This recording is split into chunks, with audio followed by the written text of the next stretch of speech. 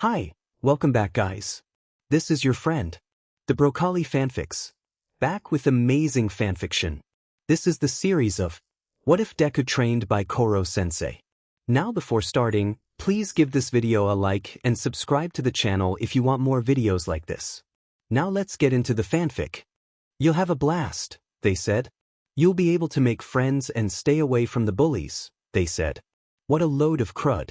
As soon as Izuku transferred to Kiniguguka, he knew it wouldn't be easy, but the last thing he expected was to be turned into an incentive for good grades. 3E was a unique feature of the hoity-toity private middle school. It was comprised nearly entirely of quirkless kids. There was one exception, but the kid was so timid it was almost impossible to talk to him.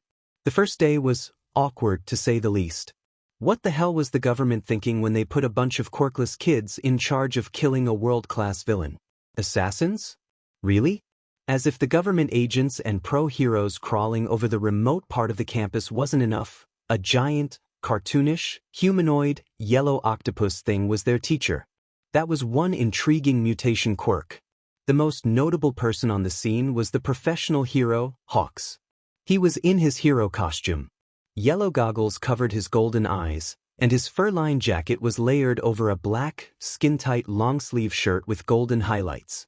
He wore a grim expression on his face, starkly contrasting with the warm smile that usually plastered his face. The Hero Public Safety Commission agents were bustling about the mountain's cape, talking into their earpieces. A few of them began ushering the shocked and confused students into the rundown building that housed their classroom.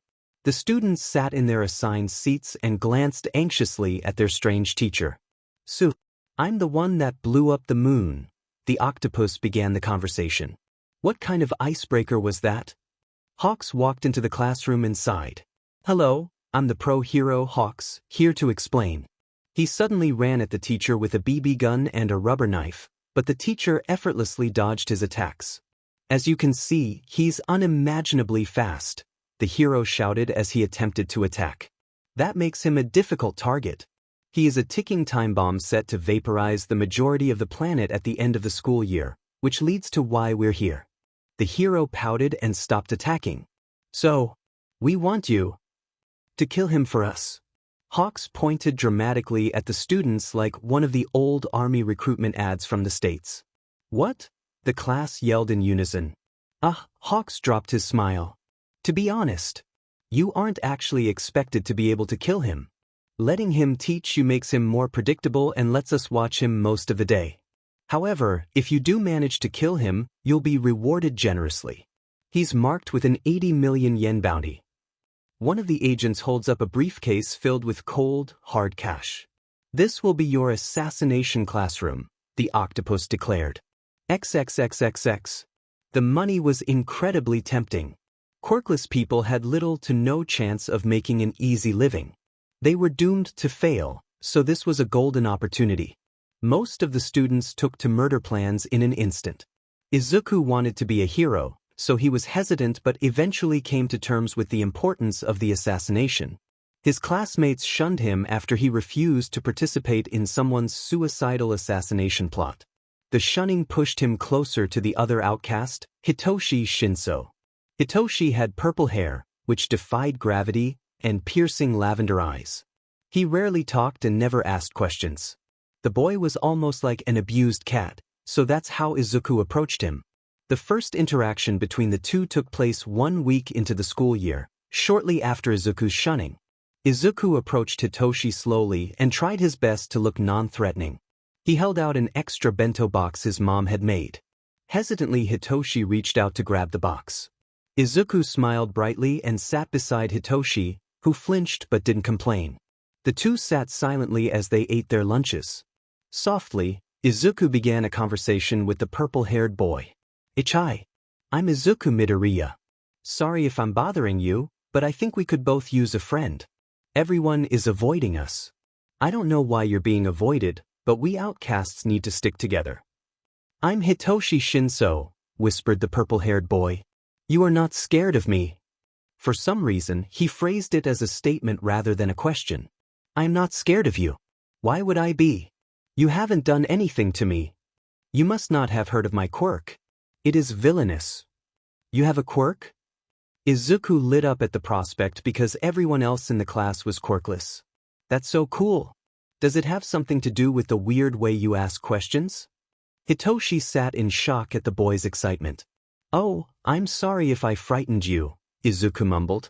I really like analyzing quirks, but that's hard to do with a class full of quirkless students. Is your quirk question-based? That would explain the way you speak. Was that rude? I'm sorry if that was rude. And I don't think quirks can be villainous. They can only be as evil as the ones that use them. But the Rescue Hero 13 has a quirk that can vaporize anything. That quirk is deadly and destructive, but 13 is a hero anyway. It all depends on the wielder. So, if you don't mind, what is your quirk? Izuku asked. Hitoshi hesitated to answer, but something in him told him it would be okay. My quirk is brainwashing, he mumbled. Izuku beamed. That's so cool. It could be perfect for underground heroics. That was the first time someone said his quirk was good, let alone perfect, for heroics. Hitoshi smiled, marking the beginning of a great friendship. A friendship that would strike fear into the hearts of anyone unlucky enough to cross them. Hawks was their gym teacher. The HPSC got the pro a teaching license and assigned him to teach the students how to fight. Hawks was a surprisingly good teacher. He taught the kids everything he knew about stealth and combat, and they took to it like a frog learning how to swim. These kids are vicious. Hawks took a particular liking to two specific students. Izuku and Hitoshi were die-hard hero fanboys, and while Hawks wasn't their favorite hero, they both respected him greatly. The three became close after the two had taken on extra training for their future in heroics. He began seeing the boys as younger brothers. He was allowed to play favorites outside of class, right? Even though he was a hero, he'd kill for those kids. Izuku had even given him a few tips on better using his quirk. That kid's analysis was terrifyingly comprehensive. Hawks gulped when he was handed a notebook loaded with enough information to put the HPSC analysts and records to shame. The 12 pages of weaknesses that could be exploited or used to plan his murder were humbling. His quirk, Fierce Wings, was powerful. It granted him a set of massive red wings. Not only had they given him the ability to fly, but he could also control each feather individually. It was an incredibly versatile quirk, but Izuku could find every flaw. Every way, he was vulnerable. Vulnerability that the Commission would be furious about. Hawks had more downtime now than he had since he was 6, which concerned him. He had no childhood, and spending time with a bunch of kids only emphasized that. These kids suffered because of their quirk status, and for some reason he related to their pain and trauma. He lost everything at the hands of the Commission for the sake of their child soldier program. They put him through hell because they wanted him and his quirk to be a perfect little puppet. All because they liked his quirk. One man made his life particularly hellish. He was in charge of the basic training of the newer recruits. Takaoka was a brutal man whose chosen teaching tactic was to break his trainees beyond repair, then build them back up however he saw fit. He was especially harsh to rambunctious or outgoing kids, like Hawks was. Hawks thought he would never have to see that demon again, but the Commission had other plans. The 3E students weren't progressing fast enough for the HPSC standards, so they sent in one of their trainers, Takaoka. The fact that Takaoka still worked for the HPCS as a trainer meant they still ran that horrid program that ruined the lives of countless children. Takaoka, the demon, was luring the children into a sense of safety using sweets and praise. It was his favorite tactic. He tried to masquerade as a father figure. Then he'd use that to justify his abusive behavior. At first, Hawks attempted to keep a straight face and maintain his appearance for the HPSC. That all went out the window. He snapped when Takaoka started to hit the kids. The demon screamed at and choked Hitoshi for talking back. The lanky boy gasped and clawed at Takaoka's unusually large hands. The purple-haired teen's look of shock quickly turned to an angry snarl. That only yielded more yelling and a harsher grip. "Get your filthy hands off of him," Hawks shouted. He pulled one of his feathers to wield like a sword. "I won't let you hurt them anymore. Not like how you hurt me." The demon laughed at him. Laughed at him? Takaoka shot Hawks a horrid sneer. Oh, the trainee thinks he can best the trainer? Huh. You know what would happen if you defy direct orders, yet you still threaten me? I propose a wager. If you can prove that you're a better teacher than me, then I'll leave and give the HPSC a glowing review of your teaching skills. Hawks raised the feather as if to strike. Ha! Not so fast. Takaoka wagged his finger patronizingly.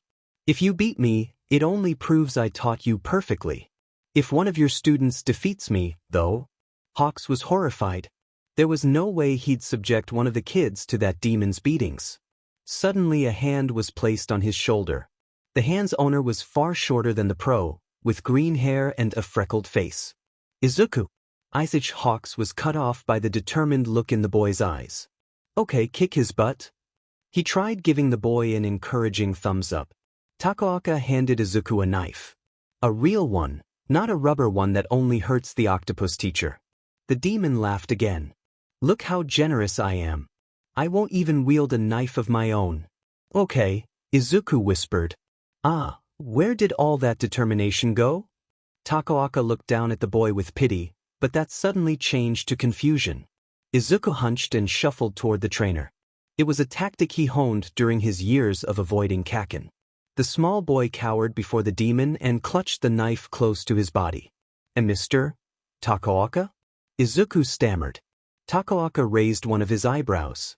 Suddenly, Izuku had the demon in a chokehold and pressed the knife to his throat. Izuku was like a completely other person. He had a sadistic grin, and his voice dripped with malice. All of his anxiety had disappeared, and he laughed manically. Do you yield, Takaoka? Do you admit defeat? Will you go back on your word? Everyone here has witnessed your failure at the hands of Hawks' student. He has surpassed you in every way. Get lost. Hitoshi didn't have much of a home life. His foster family was less abusive than his previous ones, but he still wouldn't call it home. He tried really hard to look at the few good things in life. There was Eraserhead, the best hero. There was coffee, which helped him stay awake after his sleepless nights. There were cats, those were self-explanatory. There was Hawks, who was practically his older brother at this point. Then there was Izuku. Izuku, who believed he could be a hero. Izuku, who trusted him despite his quirk. Izuku, his friend. The two of them were really close, so Hitoshi was the first to see Izuku's true colors. Izuku always hid behind a brilliant smile and anxious personality. It was similar to Hitoshi's apathetic persona. It was a method of avoiding scorn and the wrath of their discriminatory classmates, but after they found each other, they stopped caring about the scrutiny of others. As long as they knew the other had their back, they could truly be themselves. Their teacher, recently dubbed Koro Sensei, was happy about the development, but the class wasn't as perspective. The Outcasts terrified the other students. Class 3E became a really tight-knit, except for the Outcast duo. They concocted their own plans rather than go along with the class. Hitoshi and Izuku's biggest priority was becoming heroes, unlike the rest of the class, who was set on getting the bounty and living the easy life. The class was also jealous of the fact that Hawks liked them better than the other students. Izuku was a calm, malevolent genius. He rivaled the literal supercomputer for the position of smartest 3E student. The AI, Ritsu, was better at calculations, but Izuku dwarfed her in the strategy department. When the two worked together, they were logistically unstoppable. Their partnership and Ritsu's rough introduction got the AI grouped with the Outcasts. It saddened the AI, but she was happy to at least have a couple of friends. Hitoshi was ridiculously charismatic, according to their English teacher. Their English teacher, Miss Jelovich, was a foreigner and a trained assassin. She taught the less combat-based aspects of assassination. She also took an instant liking to Hitoshi because of his potential. Quirks always came with mutations, even the emitter types. Kaken had thicker skin on his palms and enlarged pores to protect himself from his quirk. Endeavor was fireproof, otherwise his face would have chronic third-degree burns. And Hitoshi had a beautiful voice. It was easy on the ears yet could cut through a noisy room. Got to love voice-based mental quirks. The next and final addition to 3E was the formerly violent white-haired boy, Ituna. Ituna had tentacles like their octopus teacher, but the mutation was limited to a few tentacles sprouting from the top of his head. The boy was part of the same experiments that created their strange teacher. After the tentacles were removed like a cancerous tumor, the boy calmed down and realized his passion for support. He ended up with the Outcasts too, because the experiments resulted in an enhanced perception and reaction speed as if it was a quirk. His abrasive attitude, poor first impression, and lack of expression didn't help either. The Outcasts were chronic pranksters, often incorporating assassination attempts into their pranks. The geniuses of persuasion, strategy, calculations, and support technology would set up elaborate traps and scares for their classmates and their assassination target. They would often involve Hawks and Jelovich in their antics too. The pro-hero had an insatiable sense of humor, and Jelovich was happy to go along with whatever mischief the group got into. Jelovich had an obvious crush on the pro-hero, but Hawks was denser than tungsten if his oblivion to Jelovich's advances was anything to go by. Izuku's leading theory was that Hawks wasn't interested in women. There was evidence aside from Jelovich, but the lack of interest and dismissal of her advances, coupled with some other evidence, was more than enough proof to get the English teacher off his back. The two became good friends instead. The group's most traumatizing prank assassination attempt haunted 3E for weeks. Ritsu's box was still inactive, and an eerie silence filled the classroom. It wasn't empty. Hawks stared unmoving out the window, his goggles hid his eyes, and there was a complete lack of emotion on his face. The unconscious forms of Jelovich and Ituna were pinned to the ceiling by Hawk's feathers. The desks were toppled and pushed to the sides, and a crude chalk pentagram was drawn where they should have been. Hundreds of candles lit the room. Izuku was splayed out in the middle of the pentagram, and a hooded Hitoshi stood over him, holding a candle. Hitoshi began mumbling something when a crowd gathered outside of the classroom. Slowly Hawks turned, maintaining his unreadable expression. Then the pro began mumbling in unison with his hooded student. In a smooth, methodical motion, Hawks grabbed one of his feathers to wield like a sword.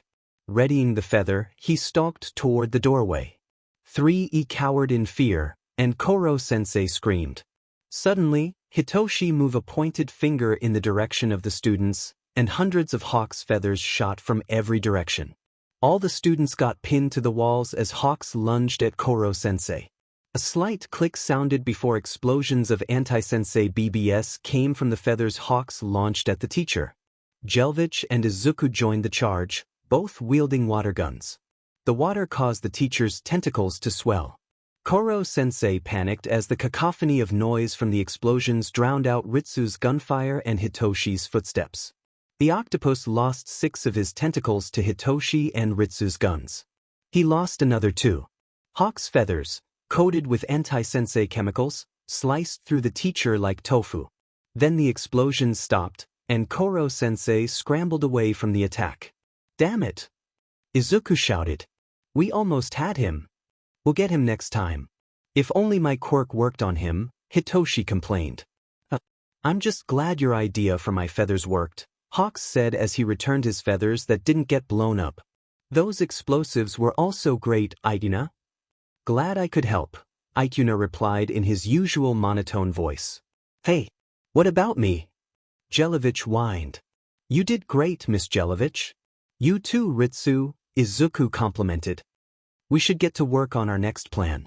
It was by sheer dumb luck that the class won this trip. It was a stupid wager some of his classmates made with the A class. Izuku didn't familiarize himself with the bet details, but for some reason, he was the reason they won the bet. Izuku got perfect scores in every subject of the finals, and whichever class got the most top scores won the bet. Class 3E won the summer trip. Izuku's classmates had finally devised a viable plan. They managed to put the octopus in a corner. Unfortunately, they were unsuccessful, as Koro Sensei had the time to activate his ultimate defense form. The teacher took the form of a softball-sized sphere with an impenetrable glass-like shell. According to Koro Sensei, he would explode when the 8-hour time limit of his defense form ran its course, so they wouldn't be able to set a proper trap. Then Izuku's idiotic classmates went and got themselves poisoned, and now the Outcasts were the only students that weren't puking their brains out. After getting the poisoned students to their hotel rooms, Hawks received a call from an unknown number. The Outcasts eavesdropped on the conversation. Your brats have all been hit with a designer poison, and they'll die before sunrise. The voice was distorted, so the caller couldn't be identified. Send the smallest boy and girl that haven't been poisoned. They will exchange the octopus for the antidote. Don't send anyone else. Izuku was the smallest boy in the class, including the poison students. However, the only girls that hadn't been poisoned were Ritsu and Jelevich, and they probably weren't who the mystery caller intended to summon. Needless to say, the Outcasts stick together.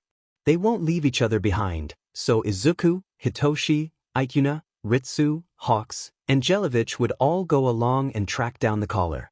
Hawks used his feathers to carry them up the side of a cliff, but he had to put them down because armed guards were watching the sky. They snuck into the lobby, and Jelevich distracted the guards in the room with a piano performance. Hawks left one of his feathers with her to listen if something went sideways, but he knew she could handle herself. Hawks took on their next opponent, a man Ikuna recognized from the restaurant. The man attacked the small group, but Hawks was able to fend him off. The man blasted a canister of poisonous smog in Hawks' face. The pro-hero's feathers fell, and his wings went limp. Without using his quirk, he punched and knocked out the man. Then his legs gave out. Hitoshi propped the hero over his shoulder and motioned for the group to continue. On the next floor, they came across a guy standing guard in a hallway with a giant window instead of a wall. The guy monologued and had a strange accent. He slipped a few tidbits of helpful information. They were a group of assassins hired by some crazy former HPSC agent. The guy that gassed Hawks was called Smog, and he was Grip. Grip lunged at the group when he was bound by a net. Ikuna held the smoking net cannon before replacing it in his bag. Sorry, it stalled, Ikuna said in his usual tone. I had to fix it while you monologued. It's a miracle it didn't explode. XXXXX. Why did we agree to this again? Hitoshi complained. Because there is no way we'd be able to get Hawks through this club without raising suspicion, Izuku replied. Izuku was in a checkered dress they pilfered from the poolside. It was paired with knee-high stockings. The two walked together through the club but split up to find the exit. Izuku walked around but was stopped by a boy around his age. Hey there, cutie, the boy said flirtatiously. Did that boy leave you? He wasn't good enough for you anyway. The boy's face was flushed. He was drunk and reeked of smoke and alcohol. Hey, why don't you come with me, and I'll make you forget all about him. Izuku was disgusted and made that clear on his face. What's with that face? You girls have it so easy. You don't know how hard it is for us guys. The boy continued his rant until he was interrupted by another boy their age. Is he bothering you, miss? The boy asked as he gripped the drunk boy's hand. The new boy had two-toned red and white hair and a scar over his left eye. The drunk boy yanked his hand away, scoffed, then stormed off. What's his problem? The heterochromatic boy muttered. I'm not entirely sure what his deal was, Izuku answered. Oh, I'm Izuku Midoriya, by the way. Izuku offered his hand for a handshake. The boy shook Izuku's hand. Shoto Todoroki, he said plainly. Would you like to sit down for a moment? I could get you something to drink. Thanks, Izuku replied as he glanced around the club, looking for Hitoshi. I guess I could spare a few moments. Izuku smiled and took a seat at a table across from Todoroki. They talked briefly when Todoroki's quirk became the object of conversation. That's I'll never use my father's fire during battle, only my mother's ice, Todoroki explained. He had just spilled his entire tragic backstory and that baffled Izuku. This boy needs a therapist. Has he ever talked to somebody outside his family before? Just one question. Why do you talk about your quirk like it belongs to your parents? It's your power, Todoroki. Izuku pauses for a moment to let his statement sink in. Does my hair belong to my mother? It's green like her hair, so I got it from her. Todoroki was taken aback by the sudden question. Of course, it isn't her hair. It's on your head. Exactly.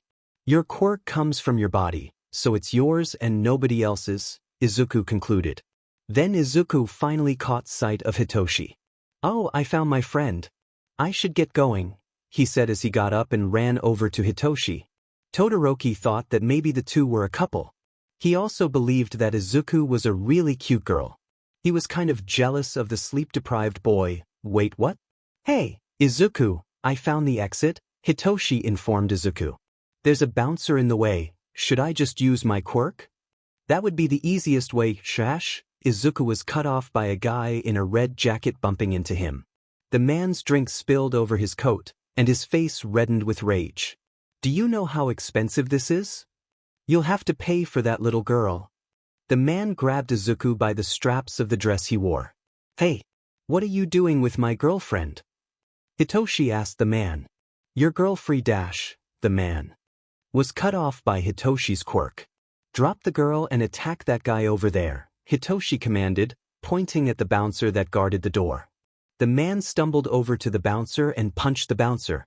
He was snapped out of the brainwashing when the bouncer hit back, but he was so drunk that he kept fighting anyway. Izuku and Hitoshi used that opportunity to sneak through the exit and let Ituna and Hawks into the hallway that leads to the stairs. You make a compelling couple, Hawks slurred.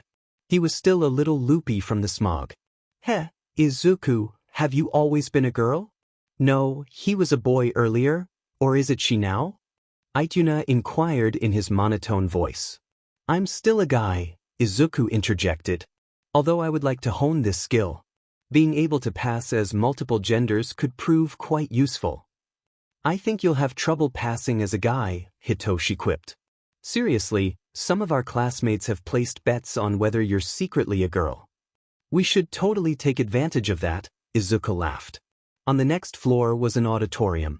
It was guarded by 2 guards with guns, and the checkered dress-clad Izuku knocked both of them out with a roundhouse kick. Hitoshi picked up the guns, and Ituna helped Hawks up the stairs. The Outcasts entered an auditorium. Rows of seats curved around a stage. On the stage was another man holding a gun, probably another assassin. As soon as the man noticed the group, he fired his gun in their direction. They scattered and ducked behind the rows of seats. The man tried taunting the group. He is making this too easy, Hitoshi mumbled under his breath. Hey, gunslinger, what makes both a good marksman and a good joke? He shouted. Wadash. The man fell silent as Hitoshi activated his quirk. Timing, the purple-haired boy shouted as he rose from behind his seat and shot into the rafters. The structure holding up the lights collapsed on top of the assassin, trapping him for the time being. The sudden jolt knocked the assassin out of the brainwashing, and he began pounding his fist on the floor. He couldn't reach his gun. If you had him under your control, you didn't need to drop the lights on him. Izuku thought that was overkill. We couldn't just leave him like that. My quirk has its limitations, and he could have woken up while we were restringing him or while we tried to take his gun. I didn't want to risk it. We should try improving that aspect of your quirk. Make it unbreakable until you release it. Izuku was ecstatic about the prospect of helping his friend with his quirk. By the way, I see you're taking Miss Jelovich's advice seriously. We should get a move on, Ituna called from the exit. The two nodded, and they rushed up the next set of stairs. XXXXX. What in the world was that? Hitoshi yelled. I think that was what he learned from Jelovich's mentor, Hawks added. He had recovered from the smog but was left with a massive headache. Well, that just happened. Care to explain, Izuku? Ituna deadpanned. Izuku strolled off the helicopter pad. The unconscious Takaoka was left on the pad with foam spewing from his mouth. Izuku twirled the taser around his hands. Ha! He thought he could outplan my plans. A malicious grin stretched across his freckled face. Oh, and the students weren't actually poisoned. They had symptoms of food poisoning, not the poison that goes along with this antidote. He chuckled and put a hand on Hitoshi's shoulder. I just wanted to put the monster in his place. Happy birthday, Hawks. Hawks smiled and let out a few tears.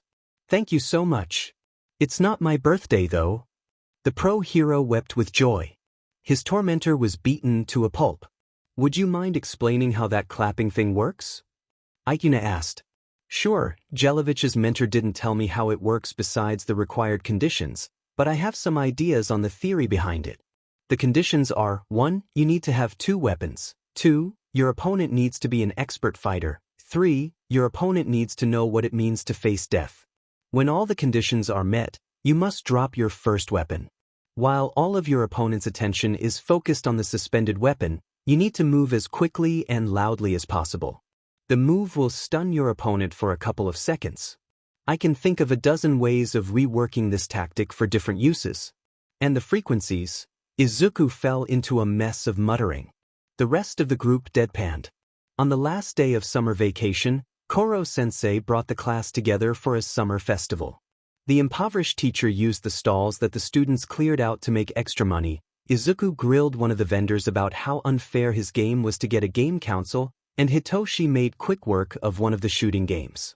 The next day would mark the beginning of the second term and a whole new host of challenges. Izuku and Hitoshi sat on a park bench just outside the festival. They got bored rather quickly, and neither was a big fan of crowds. The bench overlooked a small pond, and the two watched fireflies dance over the stagnant water. It was a peaceful and pretty scene. Hitoshi, let's be heroes together. Izuku looked at Hitoshi with the same sparkle in his eyes that he gets when analyzing quirks. We can be the greatest hero duo the world will never know about. We'll get into UA together, get our licenses, and be the best underground heroes. Even better than Eraserhead.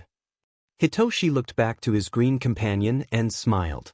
They'll never know what hit them. Izuku lit up with an idea. The freckled boy had a malevolent grin that promised pain and confusion for his future enemies. The two discussed their plans for their future as a hero duo until they fell into a comfortable silence for a while. Eventually, Hitoshi fell asleep. His head fell on top of Izuku's. The small boy's hair acted as a fluffy pillow. Hitoshi had been having issues sleeping for as long as Izuku knew the boy, so he sat silently not to disturb his insomniac friend. He didn't move a muscle, even when Hawks and Koro Sensei started photographing them. He wouldn't let anything interfere with that moment. Izuku, you're my best friend. My most precious person, so would you please explain to me why you have a faceless man tied to the flagpole? Hitoshi shouted in disbelief. He tried to hurt Miss Jelovich. Izuku shouted back. And he has this weird thing with flowers. Do you have any idea who I am? The man yelled. I'm the Reaper, you impudent punks. Do you think we care? Ituna joined the conversation. Aw, Hawks, did you hear him? The brats care about me. I bet they care about me more than you, chicken legs, Jelovich teased. I like Hawks more, Izuku stated bluntly. No offense, Jelovich, but I agree, Hitoshi added. You brats. Jelovich hissed. Hawks and Jelovich teased each other briefly before Koro Sensei came to check on them.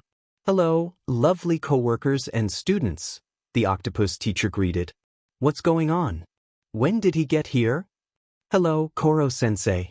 I tied him up because he threatened Miss Jelovich, but now I have no idea what to do with him, Izuku said with a chipper tone entirely inappropriate for his statement. Koro Sensei was speechless at the sight of the man tied to the flagpole. He was my apprentice. The teacher went into a long-winded backstory about his history as the most feared assassin, the Reaper, and how he failed Reaper 2.0 as a mentor.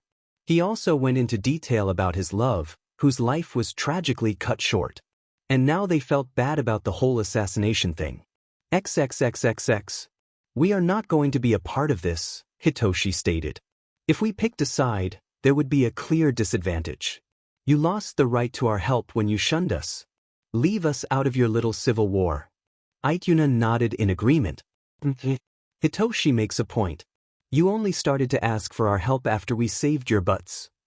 Izuku narrowed his eyes before placing a crooked grin on his face. You know what? Whichever side wins will help with one plan. And that's how the Outcasts ended up sneaking two of their classmates onto a rocket headed to the International Space Station. Izuku infiltrated the control room and planted a flash drive of Ritsu software. Ritsu hacked into the entire operations systems to guide the rocket and disengage the security systems. Ituna made the flash drive and the hardware required to secure the unmanned rocket, and Hitoshi escorted the other two students. The space station didn't have to find a way to save their teacher from his inevitable fate, but the students returned in one piece. No matter what the class did, none of them made progress in finding a solution. They even looked into the Yakuza. There were rumors of a girl with the perfect quirk for their predicament, But they didn't have any proof of this child's existence, let alone enough to justify storming a Yakuza base. The outcome looked hopeless. It was February. Entrance exam season. Hitoshi and Izuku strolled into UA like they owned the place. Ituna already had his exam for the support course. The gates were crowded with hopeful students in middle school uniforms. The duo from 3E was wearing tactical gear they received from the military to assist with their training. The UA entrance exam let you bring whatever you wanted to the practicals, so the two were armed to the teeth. Not that the random middle schoolers around him needed to know that. The UA written exam was child's play compared to the ridiculous tests Kinigwagokwa conducted. The middle school tested its students to the point it was borderline torture, and Izuku was all but a certified genius. Nizu was baffled by the near-perfect score from the boy and similarly confused by the almost as good score from Hitoshi. The tests were designed to be impossible so that he could gauge precisely where all the students were academically. Yet here were these students, almost getting perfect scores on the impossible test. Hitoshi and Izuku were split up for the practical exams, so a team-up was off the table. Izuku made his way to his testing zone and double-checked his armaments. He had high-powered cattle prods intended to short-circuit the robots, a hunting knife, some rope, a grappling hook, and a crowbar. He wanted to bring some explosives, but Koro Sensei had forbidden it for safety reasons. Hitoshi had guns instead of cattle prods. A few students caught Izuku's attention. A blue-haired kid with glasses and exhaust pipes in his calves, a girl with a bright smile and strange finger pads, and some sparkly French guy. Izuku stood directly in front of the gate as if glaring a hole through it. His hand drifted to the cattle prod, pulling it out of its holster. He was turning the device on when a hand gripped his shoulder. "Hey, are you allowed to have that?" The blue-haired kid robotically chopped his hand in the air while he talked to Izuku in a chastising tone. "Does it have something to do with your quirk?" Izuku glared at the boy, then changed it to a sickly sweet smile after realizing it was the kid that interrupted Present Mike during the debriefing for the test. "Wow. First, you interrupt a teacher, and now you're distracting one of your fellow participants? Are you even taking this test seriously? How unbecoming of a hero hopeful." Izuku quoted a few things he said to a kid who was a stuttering ball of nerves during the debriefing. The boy was taken aback by the belligerent response. His hand motions became more aggressive, but he was too shocked about his own words being used against him to form a proper retort. The boy managed to scoff before the gates opened. Then Izuku launched into the fake city hosting the exam, ignoring the boy's protests. The streets were littered with robots which Izuku dispatched with electric shocks from the cattle prod. The teachers in the observation room watched in awe as their two hero applicants from Kinigwagokwa took down the robots with brutal precision. They hopped from rooftops and robotic corpses with practiced grace and brandished their weapons like seasoned pros. "So, is that kid allowed to have guns?" a skinny blonde man in the observation room asked. UA's principal, rat, mouse, bear? Doesn't matter, he's the principal. UA's principal Nizu turned from the screens of the observation room to look at the skinny man with his beady eyes and unnerving smile. There are no restrictions on the gear students are allowed to bring. Within reason, of course, but it would be illogical to ignore skills that aren't quirk-related. "I see," the man said. Suddenly, Nizu slammed a paw onto a bright red button. The cities shook as the massive zero-pointers began moving. The sadistic principal cackled as the examinees ran from the skyscraper-sized robots in utter terror. Then it was those kids from earlier, one with green hair and one with purple. The purple-haired one was quite impressive. He took charge of the situation and organized a proper evacuation. The greenette seemed far more reckless, but his every move was thoroughly thought out. The kid rushed to a girl trapped under some rubble and pulled out the crowbar that was strapped to his back and his rope. He tied the rope around a nearby streetlight and the chunk of concrete that pinned the girl. He used the crowbar and the makeshift pulley to extricate the girl. Carefully, to not further injure the girl, he carried her away from the incoming monstrosity Nizu called a robot. His ingenuity piqued the principal's interest, and his blatant heroism impressed the skinny blonde man. 2 weeks later, the UA acceptance letters were delivered. Much to his mom's chagrin, Izuku decided to open his letter at school with Hitoshi and Hawks. He was buzzing with anticipation as Hitoshi opened his letter. The sudden projected form of Eraserhead startled the trio, causing Hawks to squawk in surprise. The projection began speaking in a tired voice. "Hello, Hitoshi Shinso. Congratulations on placing first in the practical portion of the entrance exam. You had the third most villain points out of all the participants. However, there is a second part of the exam. Rescue points are awarded to those who help their competitors and rescue them from dangerous situations. Your evacuation plan earned you many of these points and pushed you into first place. Welcome to the Hero course. I'll see you in Class 1A. The projection closed, and a few pages of important information were included in the envelope. Then the attention shifted to Izuku and his sealed envelope. I am here. As a projection, the booming voice of All Might played from the device. Congratulations on passing the entrance exam. The trio shared a questioning glance before the number 1 hero continued. You placed first on the written portion of the exam and second in the practicals. The points you gained from taking down robots were quite impressive, but you really shined in the hidden portion of the exam. Your quick thinking saved one of your competitors in the face of imminent doom. Welcome to your Hero Academia. The recording ended, and Izuku noticed a message on the bottom of the projector. Please come to UA this Saturday at 10 a.m. Bring this projector. That's strange, Izuku thought out loud.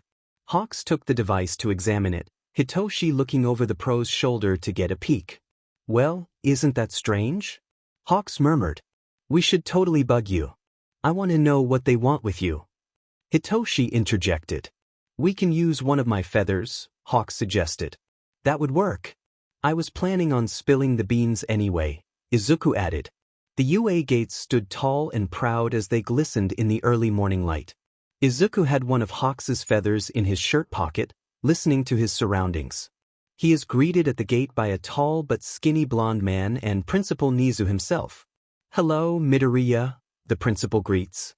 Please, come inside. There is much to discuss. Hitoshi and Hawks stared at each other in disbelief as they eavesdropped on Izuku's conversation. Ayuno was busy messing with a random device. He was the one that built the machine that Hawks was using to translate the vibrations from his feather into sound. What the hell? Hitoshi whispered. Is that something you knew about, Mr. Number 3 Hero? No. This sounds like some top-secret government stuff that even I'm not allowed to know, Hawks sighed. I wonder how much trouble we'd get in if they knew we were listing. I still can't get over All Might actually being some skinny guy most of the day. At least now we know why there aren't any candid photos of him buying groceries. The commission definitely knows about his time limit, but I get the feeling that his quirk is only known to a select few, and I don't think that includes the HPSC. We won't tell another soul about this. Not our secret. The hero looked at Hitoshi with a furrowed brow, and the boy nodded in acknowledgement. Their little conversation was cut short when they heard Izuku's voice come over the translator. There are a few things I must make abundantly clear, All Might. I can take the quirk, but I won't be the next symbol of peace. I will be a hero, an underground hero. All I want to do is save people, and my talents show best in underground work. Do not expect me to shoulder your legacy because I will be my own hero, not your replacement. Those are my conditions. All Might took a moment to respond. You truly have the heart of a hero. I commend you for your commitment to your goals and ideals. I will accept your conditions, young Midoriya. Now, eat this. The room fell silent, both at UA and where Hawks and Hitoshi were listening in from. What the hell? Hawks and Hitoshi shouted in unison. They calmed down when All Might explained how the quirk was transferred through the ingestion of DNA, but Hitoshi get at the mental image of having to swallow a strand of the number 1 hero's hair. So, Izuku has a quirk now, Hitoshi stated in disbelief. Holy crap. XXXXX. You mean to tell me the only instructions he gave you on using the quirk was to clench your butt cheeks and yell smash? Seriously? Hawks was up in arms. All Might was a terrible mentor. Let's think about this as logically as possible. Based on the minuscule amount of information All Might gave you, your body probably isn't ready to handle the full brunt of your quirk. Izuku had made it clear that the quirk was his now and should be addressed as such. I think we're on our own when it comes to figuring this out, Izuku sighed. Now we not only have to find out how to kill Koro Sensei but also how my ridiculous quirk is supposed to work. Wait, does Koro Sensei know about your quirk? Ituna asked. Ituna and Ritsu had been informed that Izuku had a quirk. They knew he was previously quirkless, but they didn't know the details of how he got the quirk. No, he doesn't, Izuku replied. We should take advantage of that, Hitoshi chipped in. Yeah, a new type of ambush, Izuku added. We still need to figure out how to activate it without exploding every bone in my body. The group sat silently for a moment before Ritsu spoke up. You have a strength-enhancing stockpile quirk, correct? Yes, Ritsu, did you find any useful information? Izuku asked. I couldn't find anything on your specific type of quirk, but I found some information on both stockpile and strength enhancement quirks.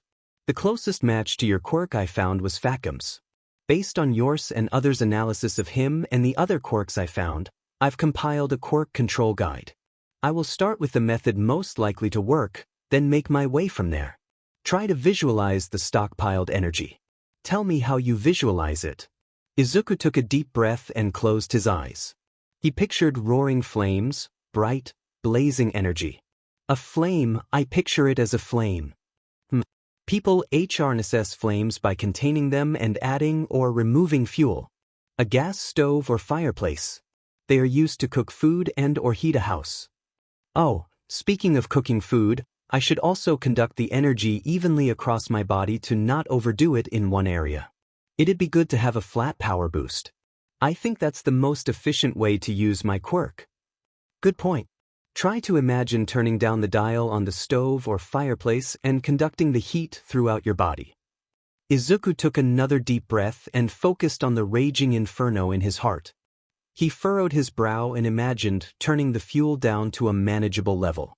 He felt the energy warming up his core, and he spread it evenly from the tips of his fingers to his toes. Electricity danced across his body. Hawks gasped, and Hitoshi stared in awe. Opening his eyes, Izuku flexed with the power coursing through his veins. It was only 15% of his full strength, and his bones creaked as they were at their limit. He stretched and got into a running stance. In the blink of an eye, Izuku bounded across the training grounds and bounced off the trees. Izuku dug his feet into the soft dirt and rolled to a stop. Holy crap! Izuku yelled. First try, and no exploded bones. I'm the best teacher. Hawks declared. Be proud to be my first and only students. Eventually, the ruckus died down, and the Outcasts devised their final plan. They had 3 weeks before the end of the school year and the end of the world if they failed. XXXXX. It was the last week of the school year. Aside from the hopeless tension around the class, it was a typical Tuesday. Ituna was fiddling with something in the back of the classroom as per usual. Ritsu was calculating something. Izuku was scribbling in his notebook. Koro Sensei was teaching at the front of the classroom, and Hawks and Jelevich were off planning their lessons for the day. Ituna's project blew up, an everyday occurrence, but the noise and profuse amounts of smoke obscured the sounds of the contraptions activating and Ritsu's guns positioning themselves. Through the smoke, Ritsu's guns provided cover fire, and Hawks's feathers joined the assault. Large curtains made of strands of anti-sensei BBS trapped the teacher in place as Hitoshi and Jelevich joined the fray. Jelevich set off the sprinklers and the fire alarms. The sprinklers pulled the smoke out of the air and slowed Koro Sensei. Hitoshi fired at the teacher from the rafters. Just when the teacher was at his limit, Ituna detonated his final trap. Sudden explosions of BBS flew through the air and removed most of the octopus's tentacles. Green lightning caught the attention of some of the flabbergasted students. A green blur shot through from the back of the classroom. The class fell silent. The BBS and dust settled. The chalkboard fell to the floor. Izuku stood over Koro Sensei's body, his back to the class as the teacher dissolved into sparkling yellow particles. Hitoshi hopped down from the rafters, Ituna came up from his seat, and Hawks and Jelevich walked in from the doorway. The Outcasts gathered around the deceased teacher and kneeled to pay their respects. The assassination classroom had served its purpose, and the world was saved. When Izuku bloodied his hands with the assassination of his teacher, he saved the world. He became a hero. The final day of the school year was usually a day of celebration, but that was not the case for Class 3. It was a somber day, and there was extreme tension between the Outcasts and the rest of the class. Ituna let it slip that they weren't sharing the money with the rest of the class, and they were not happy about it. Not only had the Outcasts killed the teacher they learned to love and care about, but they also took all the prize money. Izuku justified their decision with the fact that the class never helped with their plans, and the money was going to the people who contributed to the kill. Toxin. Jelovich walked into the room with solemn expressions and boxes in hand. Silently, the teachers passed out the contents of the boxes. Every student received a dictionary-sized book named Itinerary for Life. It was a callback to the itineraries Koro Sensei made every time the class went anywhere. The students also received yearbooks, and the Outcasts got their own editions tailored to their little group. Hawks was the one to pass out the final part of the deceased teacher's farewell gifts.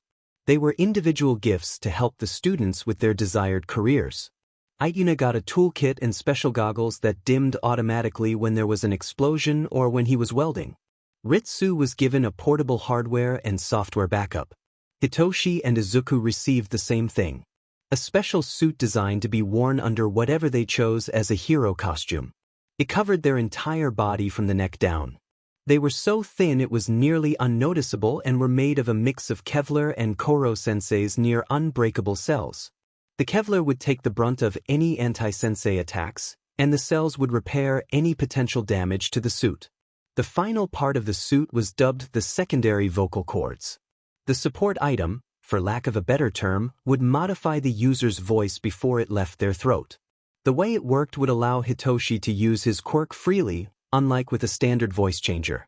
The class wept, and Izuku bawled when he saw the note left especially for him. Koro Sensei knew Izuku would be the one to kill him, and the teacher congratulated him. XXXXX. It was Thursday.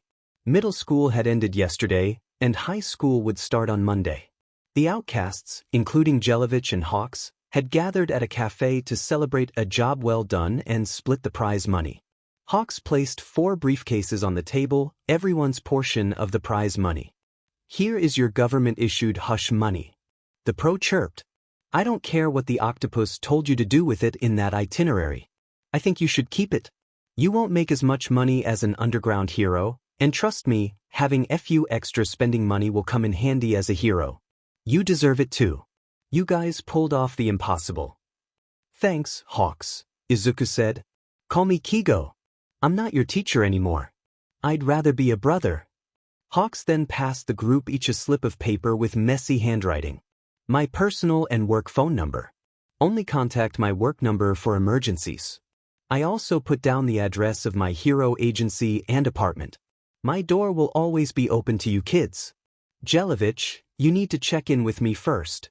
Hey, why do those brats get an open invitation and I don't? Jelovich whined. Because they are my little bros and Ritsu is an AI. You are likely to do something inappropriate, Hawks quipped back. Then he handed a set of keys to each of his former students. Thanks. Kigo, Hitoshi muttered. The purple-haired brainwasher seemed to be contemplating something. Ituna hummed in agreement. So, I took the liberty of submitting your costume ideas, or I guess your requested support gear. Anyway, I took the liberty of getting your support items made by the company that makes my gear. Only the best of the best for my baby brothers, Hawks grinned. They should be ready by the beginning of the school year. You didn't need to do that, Izuku objected. I insist. I already have FU money, so I used my portion of the prize money, Hawks added. I got you a few extra things too, but those will be with your hero costume. They're gonna be a surprise. He shot Hitoshi and Izuku a cheeky smile. Izuku and Hitoshi had a very funny idea, very funny idea, not for their classmates. Shoto couldn't stop thinking about the girl he met at that club. The words she said to him had flipped everything he thought he knew on its head. It was his power, not his father's, not his mother's either. Shoto decided to take the girl's advice to heart and began training both parts of his quirk. He also decided to completely ignore his father. That had done wonders for his mental health. Shoto was the second person to enter the classroom. The only other person in the room was a tall blue-haired boy with glasses. Shoto took his seat in the back of the class and waited for the rest of his classmates to show up. The heterochromatic boy zoned out as his classmates began trickling in. Suddenly, a shock of fluffy purple hair and long, curly green hair caught his attention. It was the girl and her boyfriend? Was that her boyfriend or just a friend? Shoto wasn't sure, and there was that weird feeling in his gut that his sister said was probably jealousy. The girl and the tired purple-haired boy that accompanied her took the two seats between him and the window. The girl sat right next to him. Her curly forest green hair bobbed as she plopped into her chair. A light dusting of freckles highlighted his cheeks, and his viridian eyes sparkled like gemstones. She turned to him, and her face lit up with recognition. That's when Shoto realized he was staring at her. "Hey, Hito, it's Todoroki-kun." The girl, Izuku, cheered. Izuku was an interesting name for a girl. It is.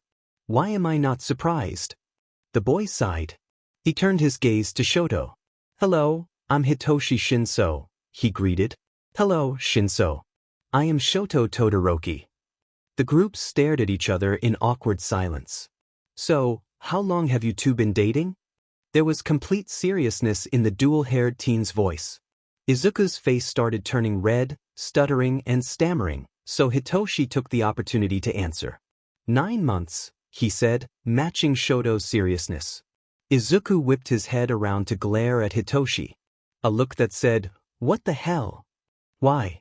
The glare's message and target suddenly changed as a sharp hiss emanated from Izuku's teeth. The new target was a short boy with purple ball for hair. The boy was the height of a toddler and was currently attempting to look up Izuku's skirt. 3E had its fair share of perverts, including their teacher, but none of them ever went as far as to violate a classmate. The toddler-sized boy didn't have the chance. A thud silenced the now full classroom as the perverted boy slammed into the whiteboard at the front of the classroom. Izuku didn't need to use his quirk to punt the boy. He had no muscle mass, so it was like kicking a football. Izuku silently returned to his seat as the class stared at the boy in shock. "Wait, isn't that the boy that tried to grab my butt in that hall?" one of the girls piped up.